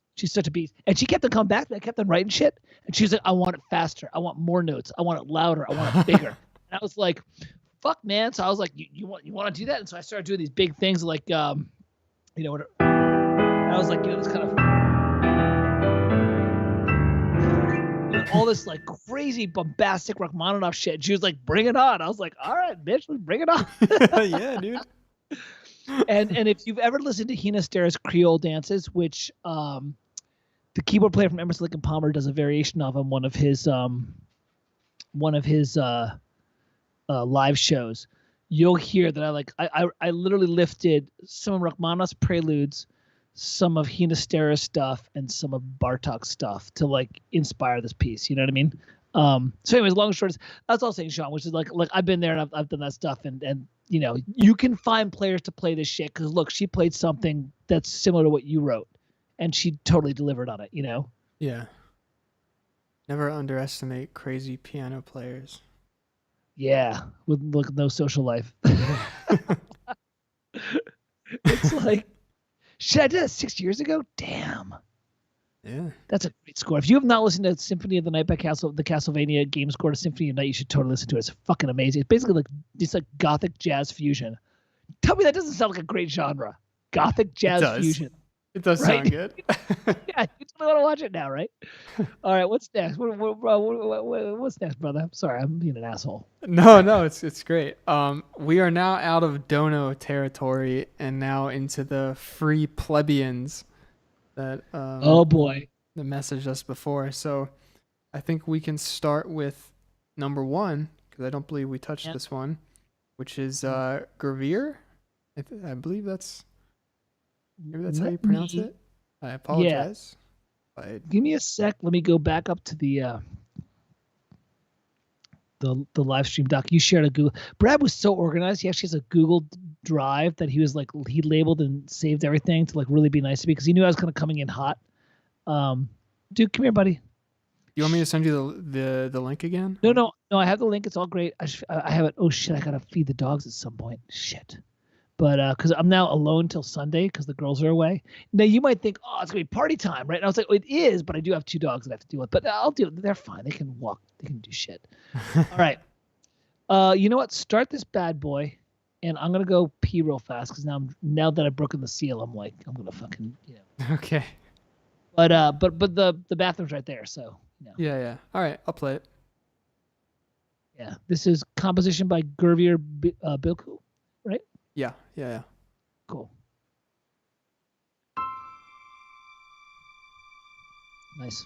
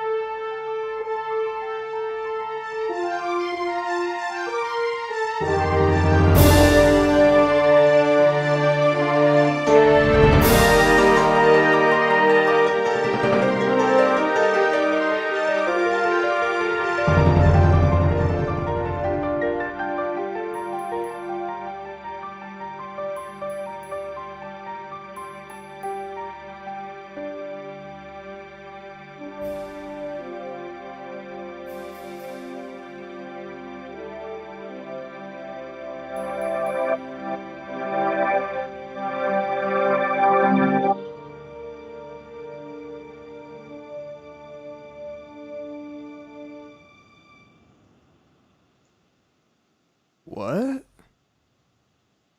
Wait, what happened? Why did the music drop out? You guys hear that?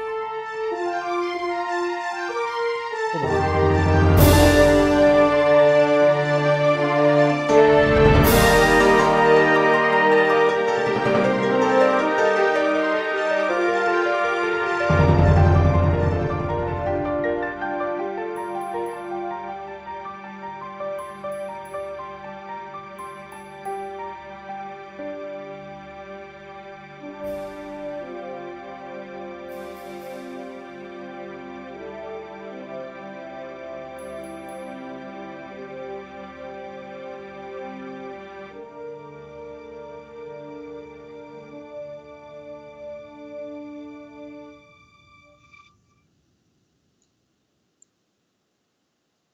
Okay, I don't know what that was. I don't know what I heard the first time. I heard a weird sound effect the first time, but maybe that was me hitting my keyboard and doing something weird. But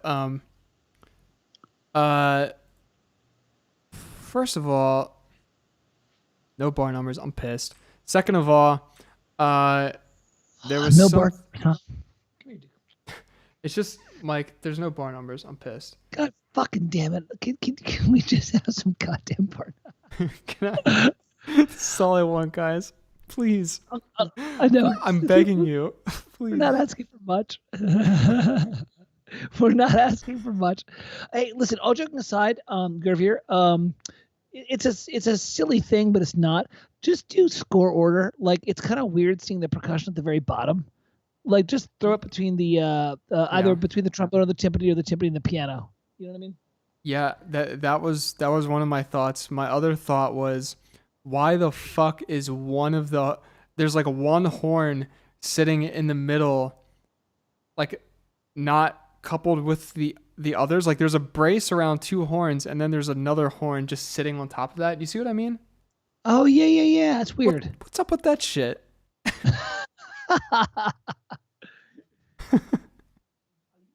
That makes me mad.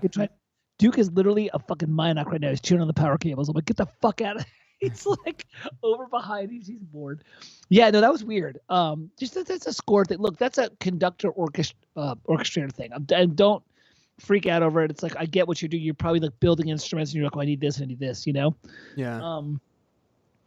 So what is the standard word for percussion? Tuned first, or would know Jason. He'd know that shit. I don't know. I always just kind of like let Sibelius do it, but I know it's in between the brass and the piano. I know that.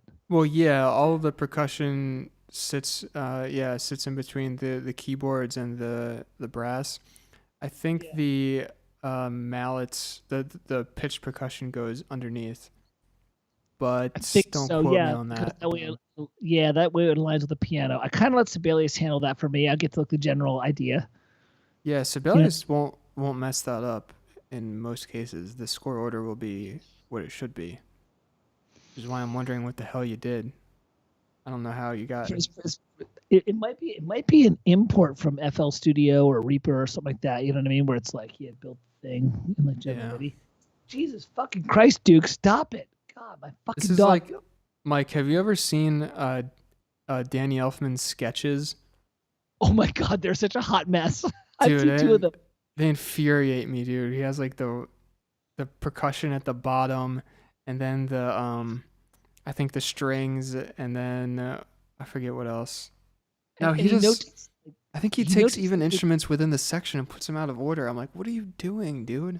Yeah, and he puts things with like an 8 VB in them, so he'll write things as they were sounding in the treble clef, but it'll be like they're an octave below. Yeah. It's because he's doing it all by ear. He's doing it, but he's got a phenomenal ear. Like he's got like one of the best ears in the. That's what's happening. He basically is like hearing shit, and he's like, I'm transcribing and transposing shit, but he has no formal theory. So he's like, so I'm kind of like, you get a pass, dude, because you're, dude, come here, buddy. Yeah, but I've seen a couple of his scores for like Batman and Beetlejuice, and I was like, Jesus, you're a fucking hot mess in terms of notation. Yeah. But I've also seen, I don't know if I told you this, I actually went and did he did a concert suite called Serenado's Schizophrenia. Yeah. And if you were at NYU, which I was, you were able to go to the rehearsal for free. And so I went, which all the composers did that. We all went to the rehearsal because it was literally us 10 rows behind Danny Elfman where they walked through all the pieces. And the funny thing was when it ended, a bunch of like noob wannabes all went up to Danny and like were like, oh, Danny, you're amazing, you're amazing. And like three of us, me, Ronan, and James Sizemore, sprinted back to Steve Bartek, who's his orchestrator. And we're like, dude, can we look at the score? And Steve plunked down this like tome. It was like, because we're like, dude, we know that you're like, Danny's got the voice and he's got the ear, but you're helping him make it happen. And Steve was so flattered because no one ever thinks of him. Everyone's goes, they all want to fawn against Danny. And he opened, and it was fucking like the keys to the kingdom. He's like, here's how I voice the brass. Here's the shit I do with the cellos. And we were all like, and he was going through like this like 600-page score.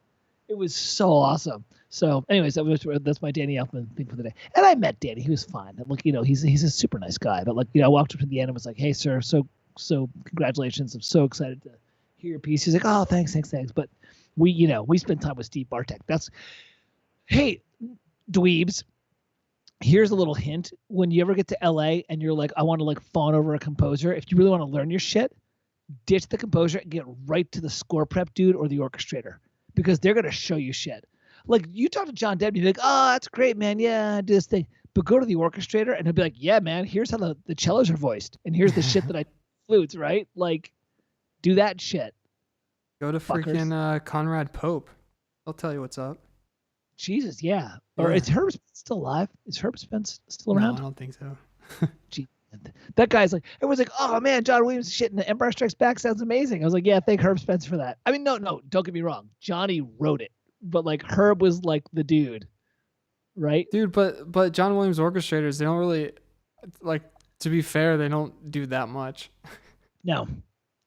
Like I sent Jason Poss one of my sketches, and he was like, because I was asking him, I was like, how much of a dick am I if I send you this sketch? And I sent him my sketch. It was a 4-stave reduction with all the things notated. Mhm. And he was like, yeah, like you're doing what he basically was like, you're making my life easy because you've told me 90% of what I need to do. You know what I mean? Yeah. Like he's like, basically I might do a couple of choices where I swap out your clarinets for like oboes or whatever here or there because of range. I was like, okay, thanks. Because when I sent him my sketch, it was like winds and it was like stacked correctly. And he's like, yeah, I get it. You want 3 flutes and 3, clarinets. So it's kind of like Johnny. When you look at his reductions, you're like, or his sketches, you're like, there's not a lot to do. I just need to blow it out and like, dovetail shit for breathing. Yeah. Yeah. Yeah, he doesn't leave a lot up to interpretation. Can I be a dick for a second and say this in a good way? Yeah.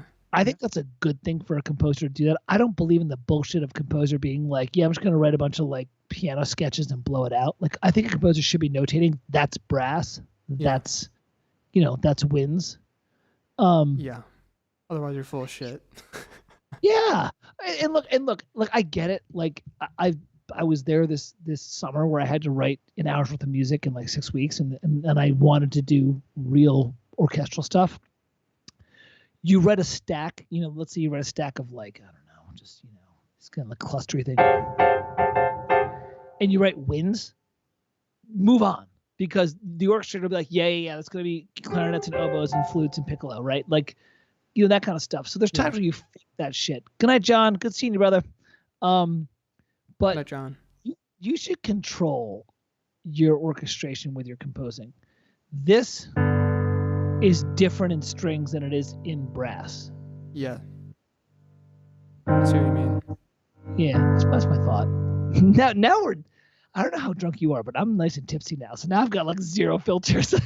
Yeah. The problem now is I have quite a lot of wine in me, and it's also 1:20 in the morning. Oh my God! Tell you what, let's do a couple more because we want to get some freebies in. It's kind of a dick move to be like, oh, it's only pay to like do the thing. Yeah. So look, let's dive into Gervier's thing. Look, Gervier, here's the thing.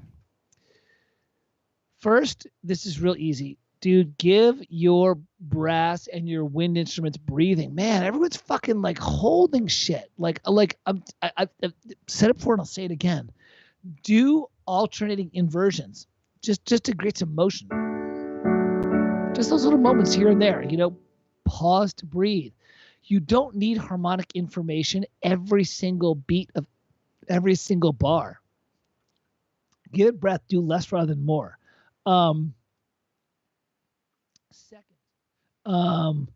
in bar 25, your orchestration there is really good. You've got the violins and the I'm okay with that. In bar 26, like you've got this little pattern with the violin 2 holding a pedal. I don't know. The 3 octaves of the violin 1, viola, and cello are really good. That sounds pretty cool. Wait. I lied. What are you doing? You got the viola's playing a B flat against the violin C, and you got the cello's playing a B flat. What you want this? Why would you do that? Don't do that. Why are you doing that? Yeah, I'm pissed now. I'm real pissed. Not just because of that, but because you have the cello coming in for 8 notes to double the run, and then they just dip. Why? Yeah, man. Yeah, Brad. Yeah, do things in 2-bar and 4-bar structures, right? Yeah, I'm pissed. I'm real pissed now. Oh, dude, I saw that. Dude, my blood started boiling. I don't know why. I think that's a problem. I think I should get that checked out. But I'm real pissed now. You know what? Dude, it's like extend Zoltan, dude, Zoltan's here. Oh man, he woke up. He's like, "Holy shit, you're still going." Motherfucker, we sure are, man. I feel so bad because for me, it's like, it's 7 o'clock, it's fine. But Brad, it's like, dude, it's like 2 a.m. Look, listen, we're gonna give Brad 15 minutes and send him to bed because it's not fair. And then we're gonna call because I gotta feed the dogs and I gotta feed myself and shit like that. But I think honestly, Gervier, just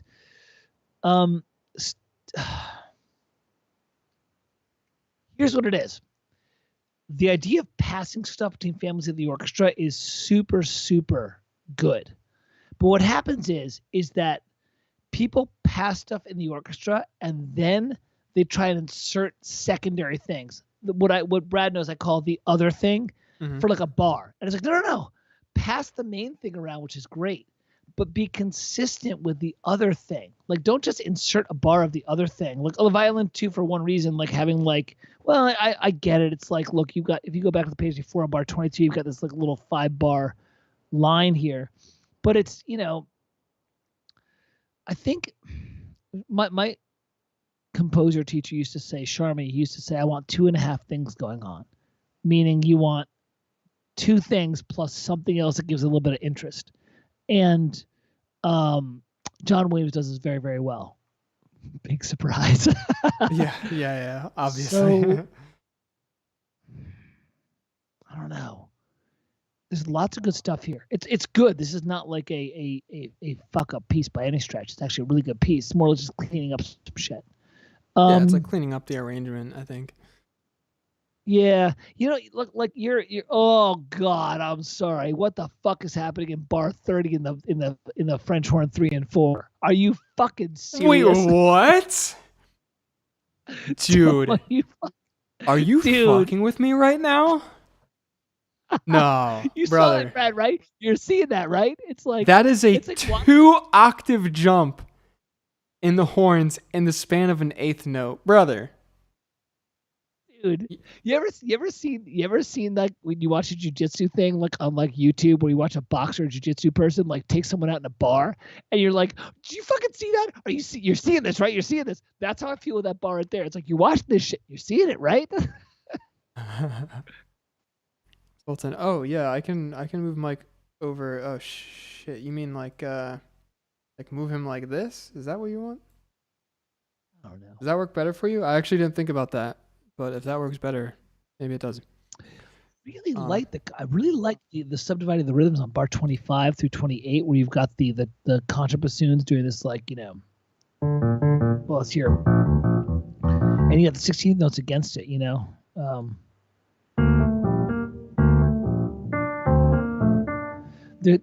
has some really good ideas here. Yeah, dude, that's a nasty jump. You're right into the samples there. You are. You're absolutely right to the samples. Don't do that. Disgusting. Go back and look at Tchaikovsky. Tchaikovsky moves through the intervals of the triad because that's how a horn works. A horn literally works through the overtone series, so it likes triadic stuff. I know. You all want to do that shit. First of all, anything over an octave for a French horn is an obnoxious dick move. It's like, yeah. So, Look in the chat. Someone said, as a horn player, God, please no. There you go. Yes. Yeah, dude. Yeah. Hey, man, this isn't bad. Here's the good thing, though. You're writing good music. It's more about just like being nice to the players. That's all. Yeah. That's an easy fix. Be nice to your players. You got to think about the players, You're drunk.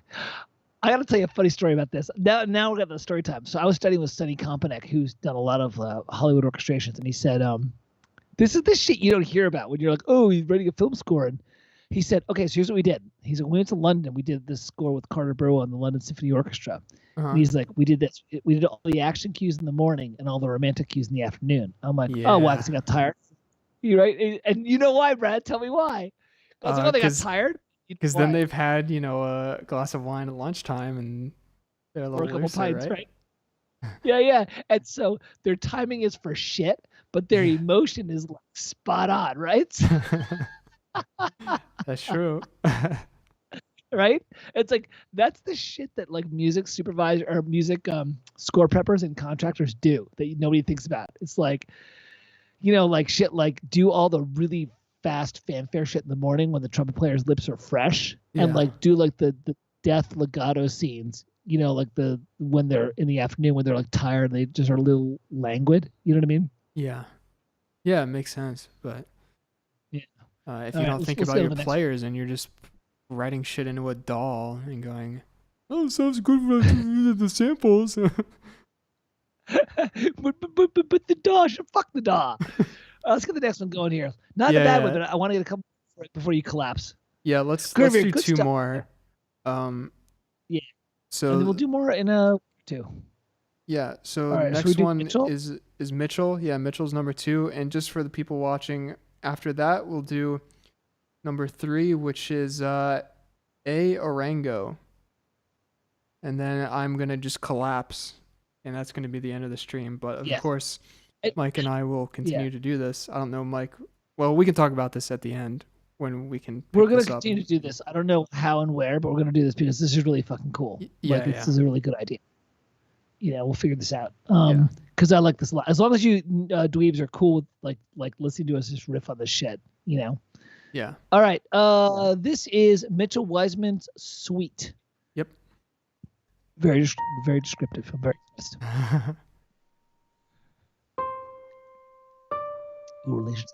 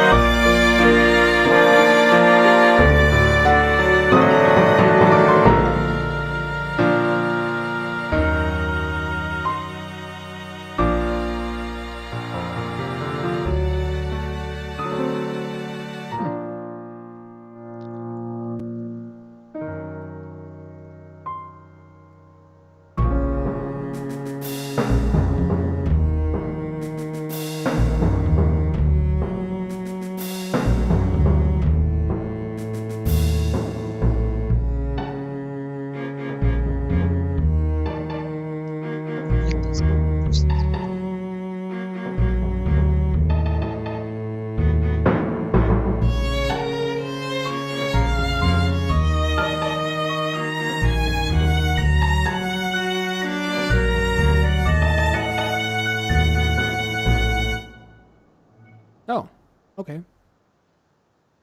That's it. We might get you in actually. Really good ideas here. You're thinking about the right way. And there's funny enough, there's the little elf money thing here, right? There's this weird, twisted, like almost like a Chris Young Hellraiser kind of thing going here. This is a very interesting harp part in the beginning. Yeah, what's it like? This is a kind of like a Ravel Allegro for the harp and string quartet. You know that piece, that Ravel's introduction Allegro for harp and string quartet? Kind of has that thing going. Oh wait, you all probably. I think you're okay. You're right. It was an idea. It was a work in progress. Yeah. Right. It's a work in progress, right? Yeah, it's a work in progress. Which is fine. I just want to look. Is this actually? Oh, this should be fine. Yeah, I was worried about, is the harp part actually playable, but I think it looks fine because I think they're all using the same pedaling. There's no need to change abruptly, and it's also, I think it's quite slow, the tempo. So those like septuplet 30-second notes are really more like the BPM quarter note 45. Pedaling is right.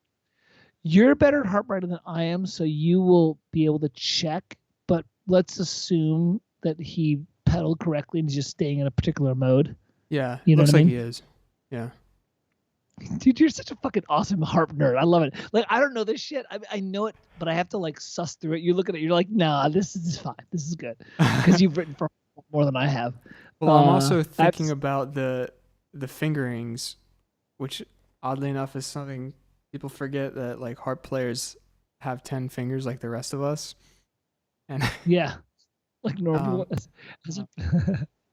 Which like it would be a problem if you look at the septuplets, those 30-second notes on bar. Who the fuck knows what bar? Because bar numbers. Yeah. to watch you actually count. But if you wanted, like if they wrote stuff in the bass clef along with those septuplets, I think it would not be. Actually, you know what? No, they could play that as a gliss. Never mind. This is fine. This is fine. They're gonna do that. That's I just played that. But that's a that is a you could totally pedal that because that's a harmonic minor scale, G harmonic minor, which you could absolutely pedal that to be correct. Right. You know. But motherfucker, look at the C natural before. Well, no, he'll just pedal it on the D. That's fine. He'll just pedal the C he'll just pedal to a C sharp. Okay, that's fine. So lots of good stuff here. The waltz, it's like the first 8 bars. I'm like, is it a waltz? Because it's almost like this weird Hellraiser kind of sound. And then the waltz kind of comes in bar, who the fuck knows, bar 18. And I'm like, oh, okay, now we're like this thing. But like I feel like I'm the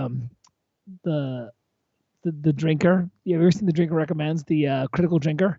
Who's like, oh, this is subverting the waltz. Because it's like, because when I think of a waltz, I'm like, right. And it's like, there's none of that there for the first 8 bars. And I was like, oh, that's fine. That's totally cool. I'm like, oh, okay, you're going to like lead us into this. And then it starts and it's like, you got this like, this kind of like this really twisted. Well, it's actually, it's weird. Like look at the timpani. He's got how would you say that chord? Fuck, not a triplet, but wow. It's triplet, but with 4 notes, whatever the hell that is. It's a quadruplet against the 3.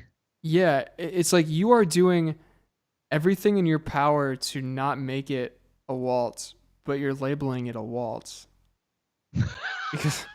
because not only do you have the quadruple tuplet in the timpani, but then like later on you have the violins playing triplets.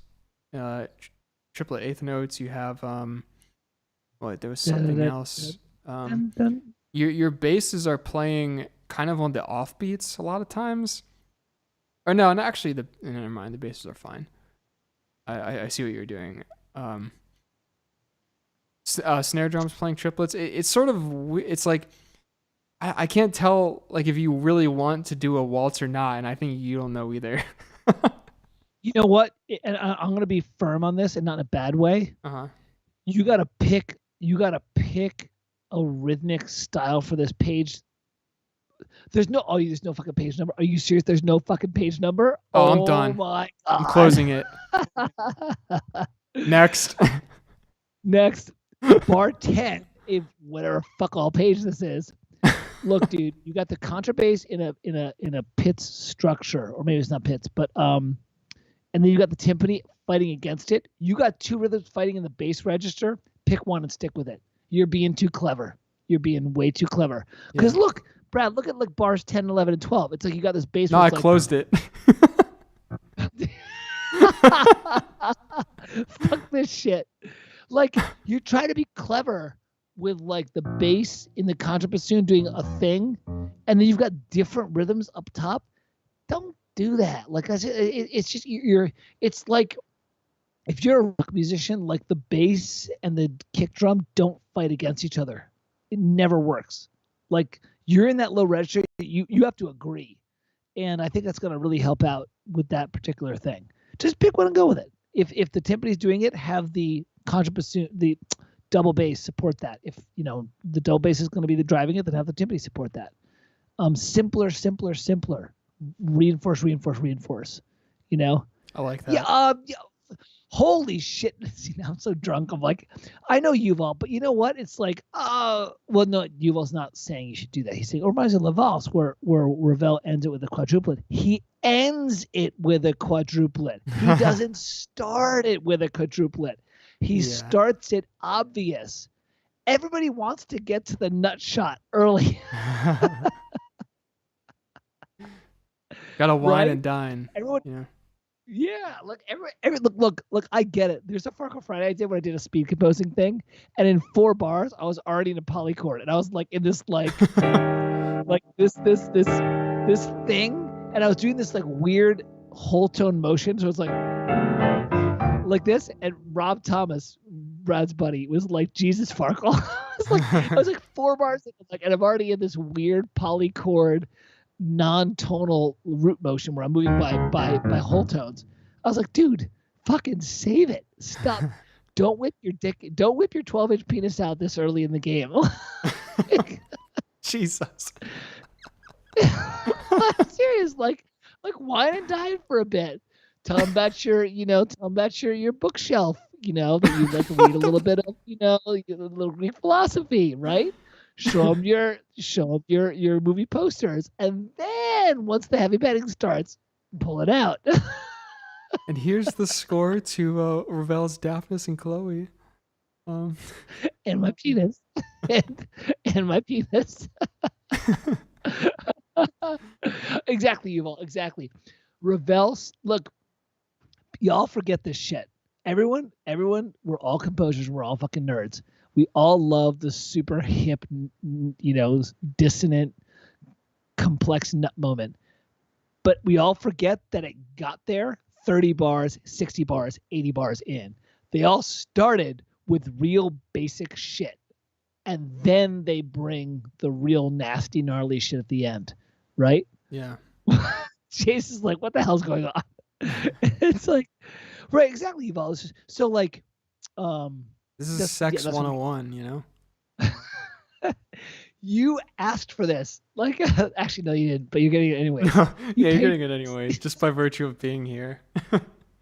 Yeah. You can close the stream anytime you want, So your ideas are really good on bar 10 of page fuck all whatever. I would just commit to one rhythm in the bass and build off that and be simpler, Yeah. Pitomaniac, we'll do intros next time. They're easier than you think. You have to write them last. You have to write intros last. Never write the intro first. Yeah. Because the intros usually come from chunks of the A section, and you can make life really easy for yourself if you just take the A section, pull 60% of it into the intro, and just go with it. Right, Brad? Or that's my take on it. I agree because you taught me. I'm just, But it works. But I'm backing this shit up with reference pieces. I'm not saying every piece does this, but like I could like point to like 20 pieces that do that, and I'm like, there you go, right? And like, I did Tom C. I just got to hear what's going on. It's a hot fucking sex mess, ed.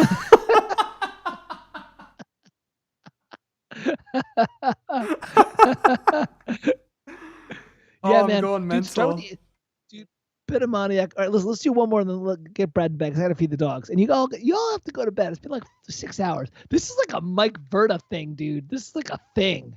Holy shit, we're going balls out. Dude, we're going to demolish Mike Verda, dude. That's what's happening, okay? Mike Verda does like a 1 8-hour stream every 5 years, dude. Okay? Yeah. Oh, okay. Jesus. All right, so we're doing number 3 here. That's the last one. Last one, because you got to go to bed because we have a weekend. Yeah. Arango, is that right? Yep. Hijalmar? Cool. Downloaded. Everybody, thanks so much for hanging out. This has really been fun. This is a bit long. This is 7 minutes long. Let's do the first half. You know what? Let's do the first half, and then we'll actually finish it next week or the week after when we do this again. Sure, we could do that. Quintet. Yeah, okay. That'll be good. Go for it, Brad. All right, let's go. Let's rock.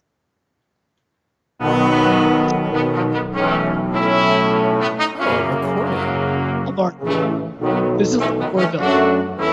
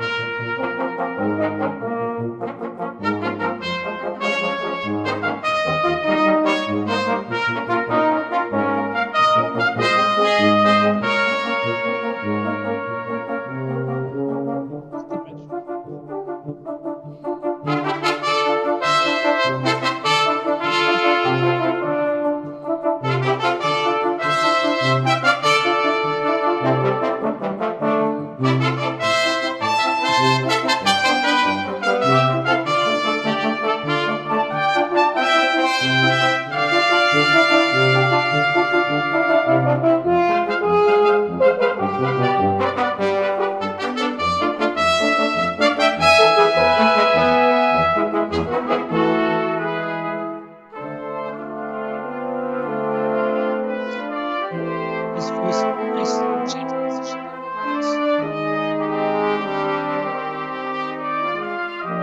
And it's amazing.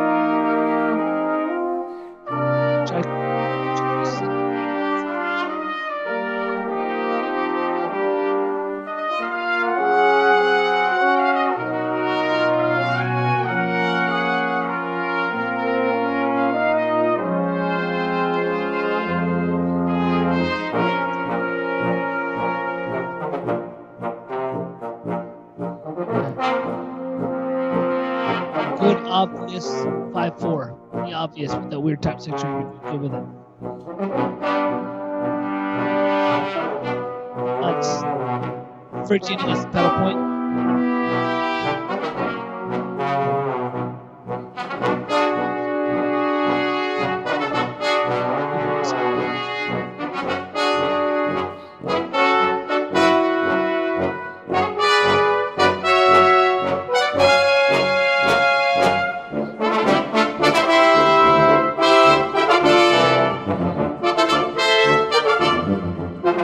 Good pedal.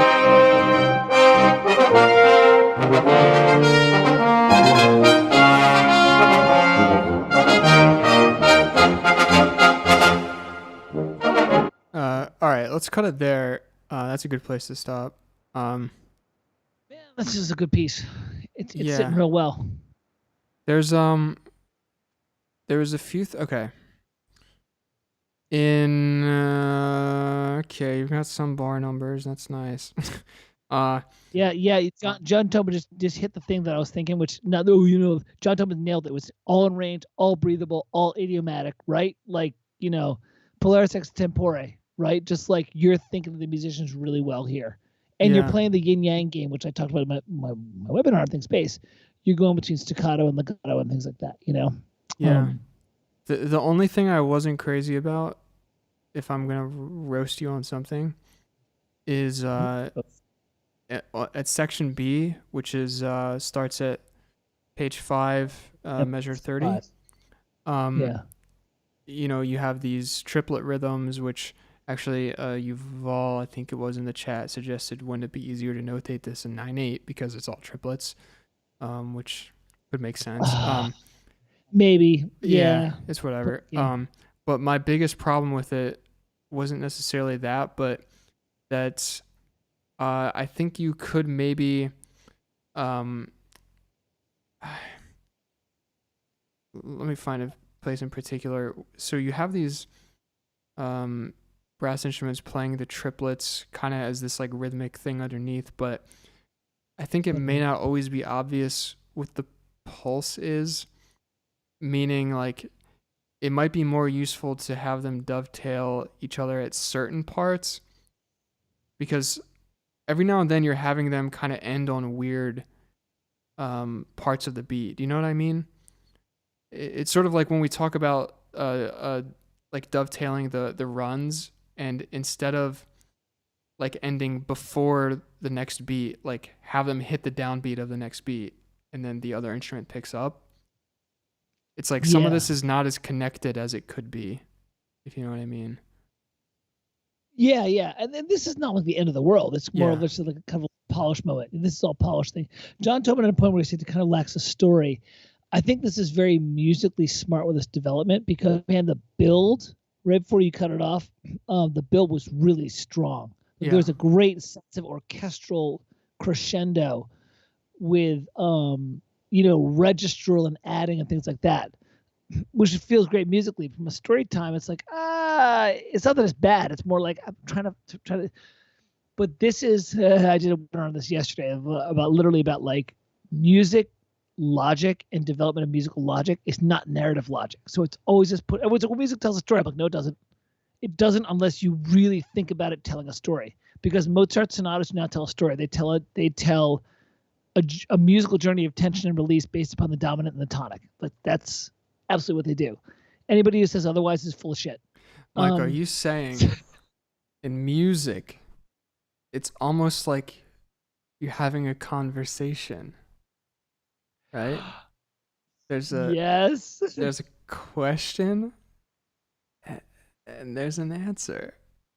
Answer a dodgy question, Ooh.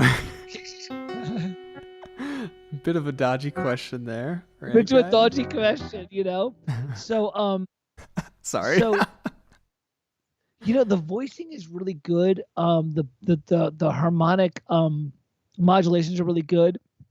It's just a well-built piece.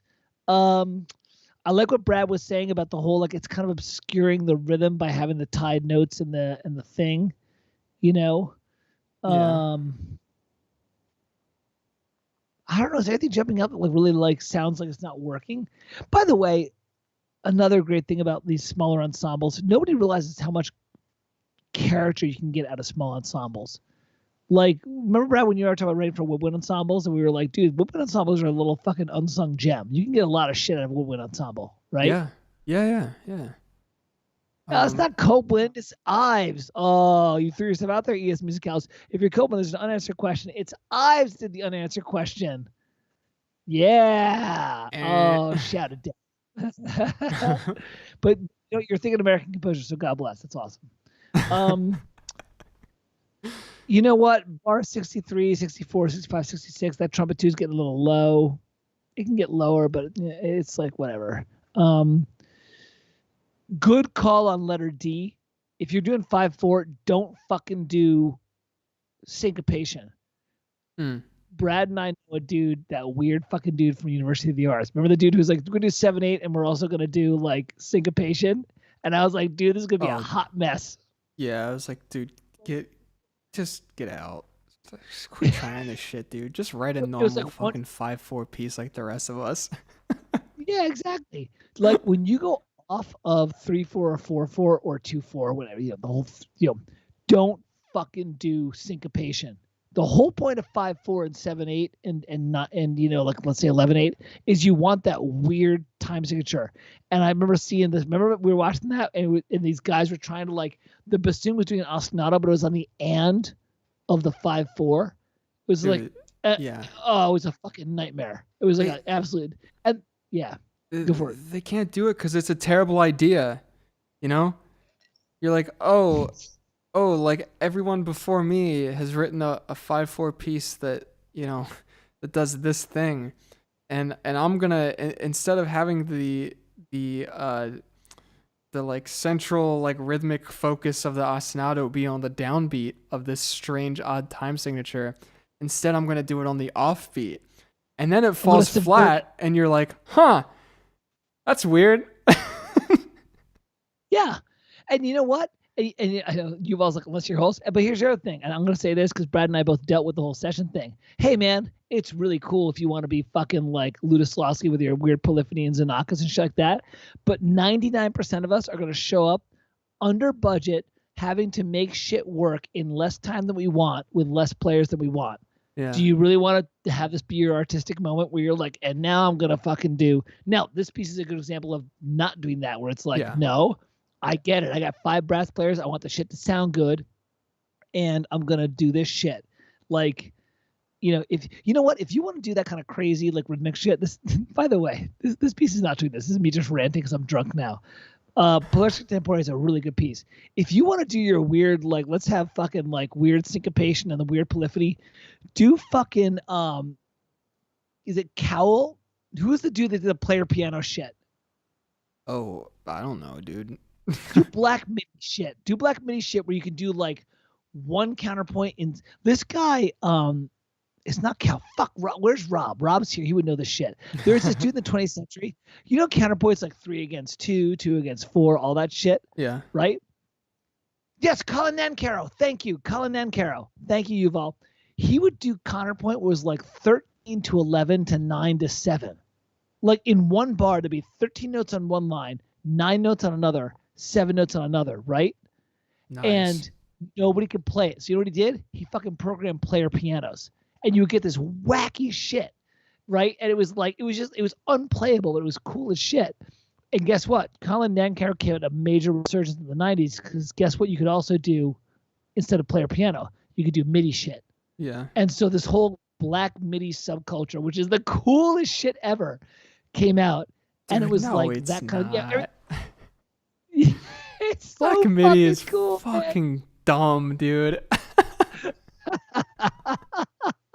It's awesome. It's like the most nerdy of nerdy you can nerd.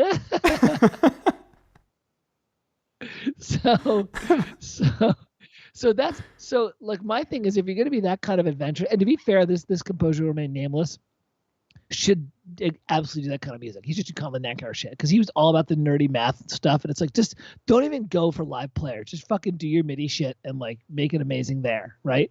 But yeah, like Yuval's right. His shit was crazy. Do you know like Black MIDI's fucking baller. Like the can you get 1 million notes in a minute shit? Like, Dude, that's not cool. It's stupid. It's like, no one hey makes man, that shit. what if I just took my whole body and just on the piano and then did it like 10,000 times in a minute? Like, oh, cool, dude. Nice. Sounds great. Dude, Brad, it's like watching car wreck after car wreck after car wreck, but like sped up. You're like, oh shit, oh shit, oh shit. Stupid. That's what it is. It's so good. And it's not a car wreck in a bad way. It's more like this shit's happening and it's happening again and it's happening again. It's oh god. All right, so listen, what you did not do was Black MIDI. Temperus yeah, so good job. Way to not do that. So we're talking about things that this person did not do and roasting it. It's like good job for making a sane piece of music. Yeah, exactly. All right, listen. It is 8 p.m. Farkle time, which means that's feed the dogs, and it's like 2 a.m. Brad time. Yeah. So we gotta like call. No, it's fine. You gotta sleep in, you know, and like, but Brad, this is a really good time. We should do this again. Yeah, you know? let me just say a couple of things real quick before you go and everyone else goes. Yeah. If I can muster like a sentence. So, Jesus, it's really late, isn't it? Okay. We have a lot of booze.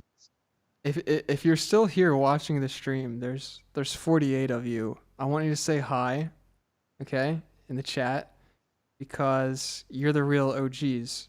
You've stayed until the end, and that's crazy. At one point, there was over 100 people watching, which is wild. Yeah, totally. So say hi. You know, thanks for staying this whole time and listening to us. Just bullshit completely. Like, dude, just drinking, ripping people's shit up, like whatever. I don't know, man. It's oh, Hans Zimmer's back. That's great. Oh, Hans, what's up, buddy? Thanks to everyone who donated earlier in the stream, and thanks to people who became members. Thanks for supporting the channel, supporting the streams. Mike and I definitely intend to keep doing this. Yeah. And we will pick up. There's so many pieces that people wanted us to roast that we didn't get to today that we'll pick up another time. I'm not sure when, Mike. We'll have to talk about that, and I can blast something out and let people know when that's happening. Yeah. Give us a little patience in a good way. Like I'm actually doing I'm moving to a lot more online stuff, so this is right in my alley. And I love hanging out with Brad. We're like the right kind of nerds together. Yeah. I am going to work on something for these streams. I'm trying to work on some fun little alert messages that will pop up when people sign up for memberships or donate. which I think will be a lot of fun. And I'm also gonna look into a bot. I think that'll be fun, a chat bot. Yeah. So I'm gonna think about it. But anyway, we'll keep doing this for sure. So Yeah, totally. yeah. You know what? If you come in, make sure you subscribe to Brad's Film Score Analysis. That's the big thing, because that'll be the alert for that. Like, we'll do this stuff on Brad's channel. I'm gonna do something on my channel separate because it's gonna be awesome, but it'll be like a slightly different thing. But Brad'll come over to that once in a while for that kind of thing. But subscribe to Film Score Analysis and like make sure you stay, because he'll blast out alerts that way. Oh yeah. Well, and also Mike, we gotta pimp you out, brother. Put your I don't know, say hi in the chat or something, and can people click on your name and go to your channel? Michael Worth Composer, and you'll see it. You see my face. It looks my channel. And look, Brad's gonna help me out with some advice. I'm gonna like put a little tag thing on my channel. I don't know what I'm doing with it, but it's a combination of the music that I'm writing. I'm writing music for albums, and also just talking about Farkle Friday kind of stuff. A lot of compositional. Go to my site and you'll see a bunch of free shit.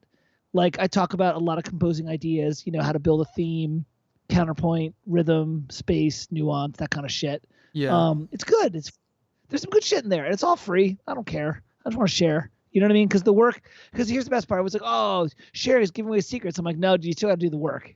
You know what I mean? Right. Like, I could tell you all about how to write an 8-bar theme, but you still have to write 100 of them. So, Yeah.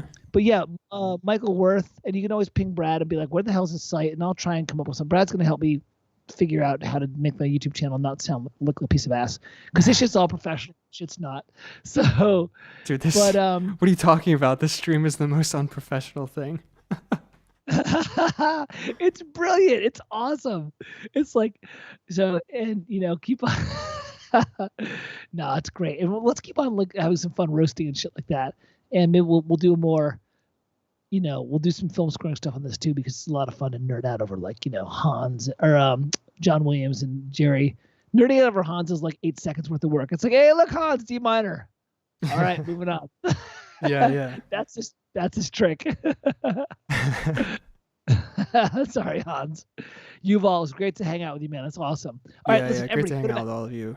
The Hans stuff, the bots talking to each other was hilarious. Oh my god, it was the funniest shit. I couldn't stop laughing with that shit.